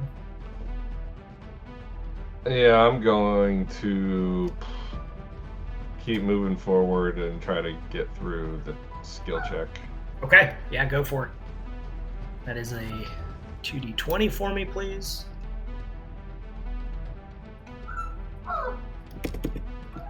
Vicious wolves all around you all. Okay, 11 in the trees.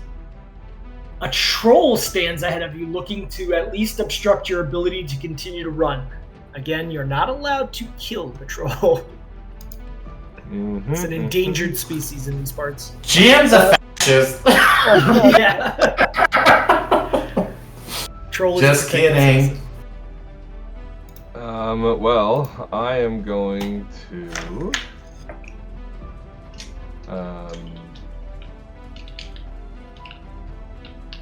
I'm thinking one round after this one finishes, and then we'll wrap up. And I'm in the trees, right? You are still in trees, yes. So I'm going to take out some rope that I have. Okay. Yeah. Readily available. I am going to basically wind it up like a cowboy and throw it at the troll to try to get it around his head so I can use it as a swing to go by him. Excellent. Love it.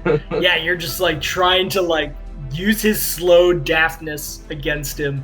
That is super applicable. Go ahead and give me that use rope check. Yeah, that passes. That was very applicable as you wrap him up. But it's not going to be great for the wolves potentially. Right. All right, that is the end of your turn. That is now Barog's turn. Barog, sensing the wolves coming, is like, I'll hold them off, and holds on to his turn. Madolfir, what are you doing?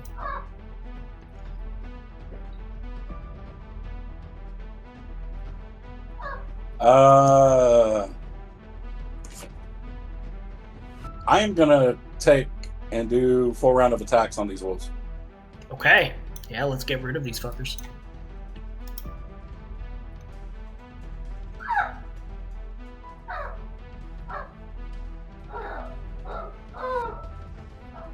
Okay, the 15 unfortunately is an automatic fail, but the other two do strike.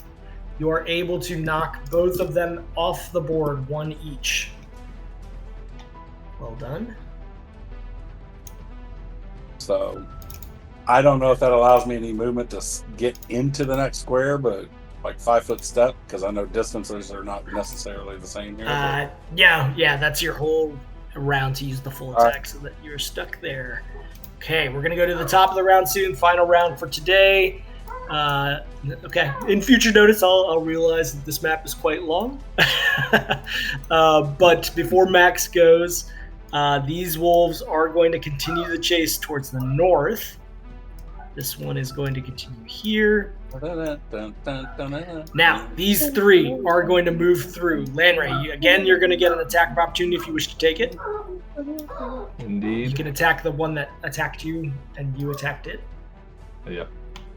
Okay, so that's going to strike 24, so we decided it was 1d4 plus your strength bonus. So all those wolves took falling damage, right? They were able to slow their pace and slide down. But they didn't get attacks. Yeah, they didn't get any attacks last time because of that. Okay, so 3 points of damage against this guy. He's still standing. This guy's going to stay around and strike you with a bite. These two are going to pass through. Oh. Oof. Lanray, you take 18 points of damage as this wolf strikes you. These two pass through. I don't happen to still be blurred, do I? Excellent point. I believe you might still have blur for. Let's go. Yeah, it's Roll low, multiple DND. minutes. Yeah, Okay. he's got it for a long time. Okay, let's roll it. Where's the other? Okay. There we go. Okay, let's see what happens. So again, this has got to be low for him to miss. Oh, that's a 6. All right. He does miss.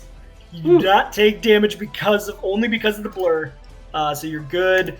Balrog is going to take his attacks of opportunity against these two. Nice. That crit from Balrog does pass. 15 points is enough to knock one entire wolf off. That second one is enough to really harm the second wolf. Balrog is going to use his leftover action. But first, the wolf is going to get an attack simultaneously, I'm going to say. 22 for 10 points of damage against Balrog. And... okay, that is... they both strike each other at the same time. Balrog does take that wolf off the map, and he is going to move with that final turn. That is his turn. Final round for today. Max, back to the top. What are you doing? Just coasting up ahead. Balrog got a movement out of order? Out of a held action. He held his position to the very end. Okay. Yep. I move forward and try to do the challenge. Okay, give me 2d20. Okay, 18 on white. Is that a series of rolling cylindrical boulders heading at you? So these aren't spheres. These are like cylinders, like imagine giant columns that are rolling towards you.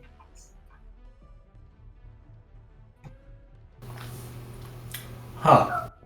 Yeah, what the fuck? Okay. Alright. They're like just rolling like downhill towards me? Yeah. Is it downhill? It is downhill Yeah. towards you, yes, Okay. from uphill.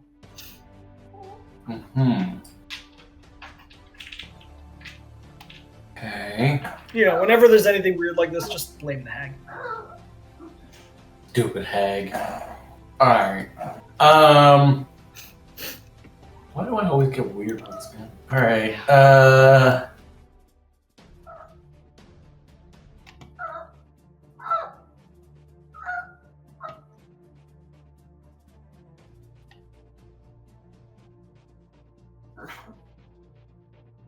Alright.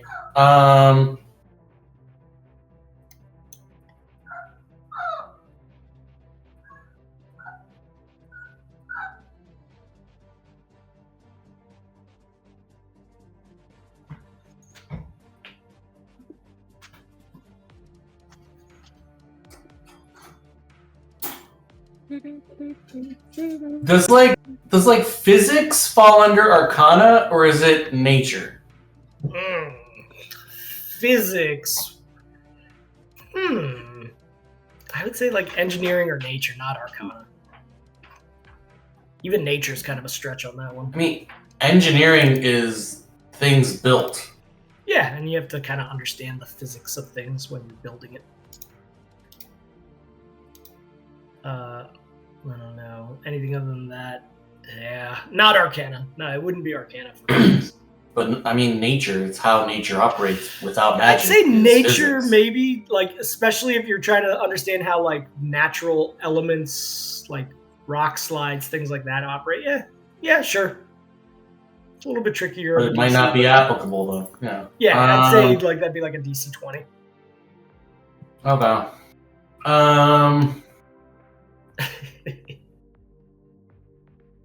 Max is going to assume that these cylinders that are rolling to him are actually alive, like the boulders that they met before. Yeah. He has no idea whether they are or not. But Max is going to hide.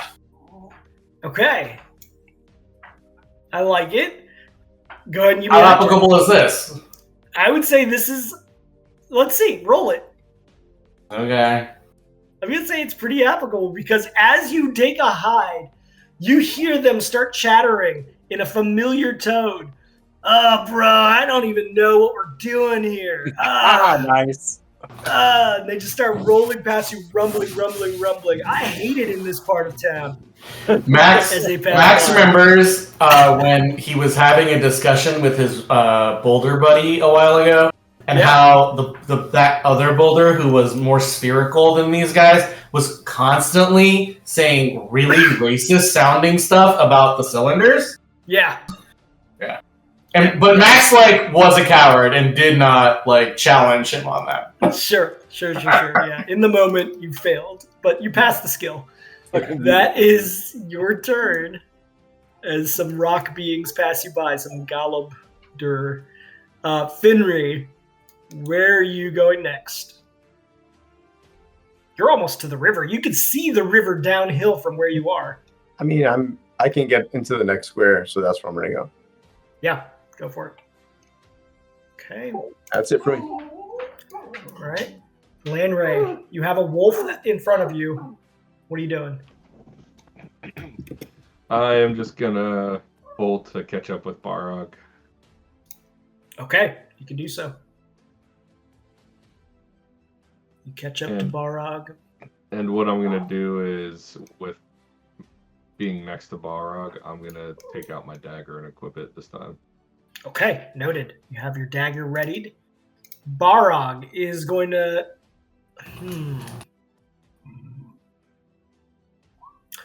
Barog, seeing you being harmed a bit.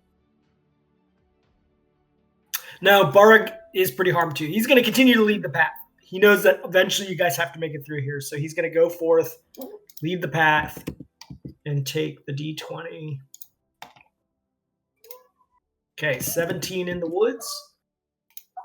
As we close up, a dwarven trade caravan blocks the way.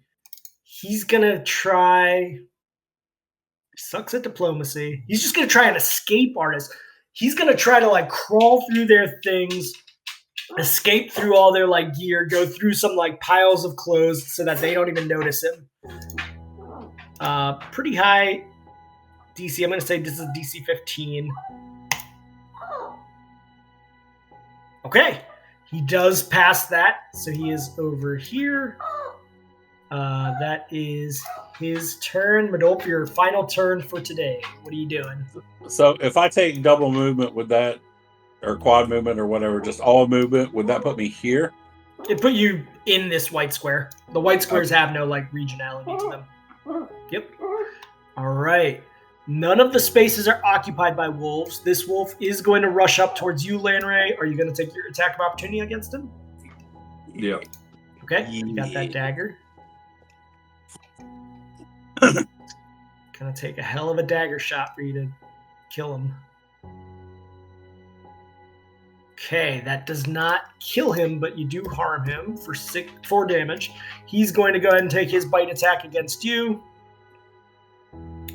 Okay, 16, does that hit? Nope. Okay, nice. He misses. These guys are all going to move upward. These 4 are going to play catch up. You guys are getting a little bit of space again between you and the wolves. And I need to do the placement. So let's see. Who had the lowest skill check this time? 17. I guess Lanray was that skill check.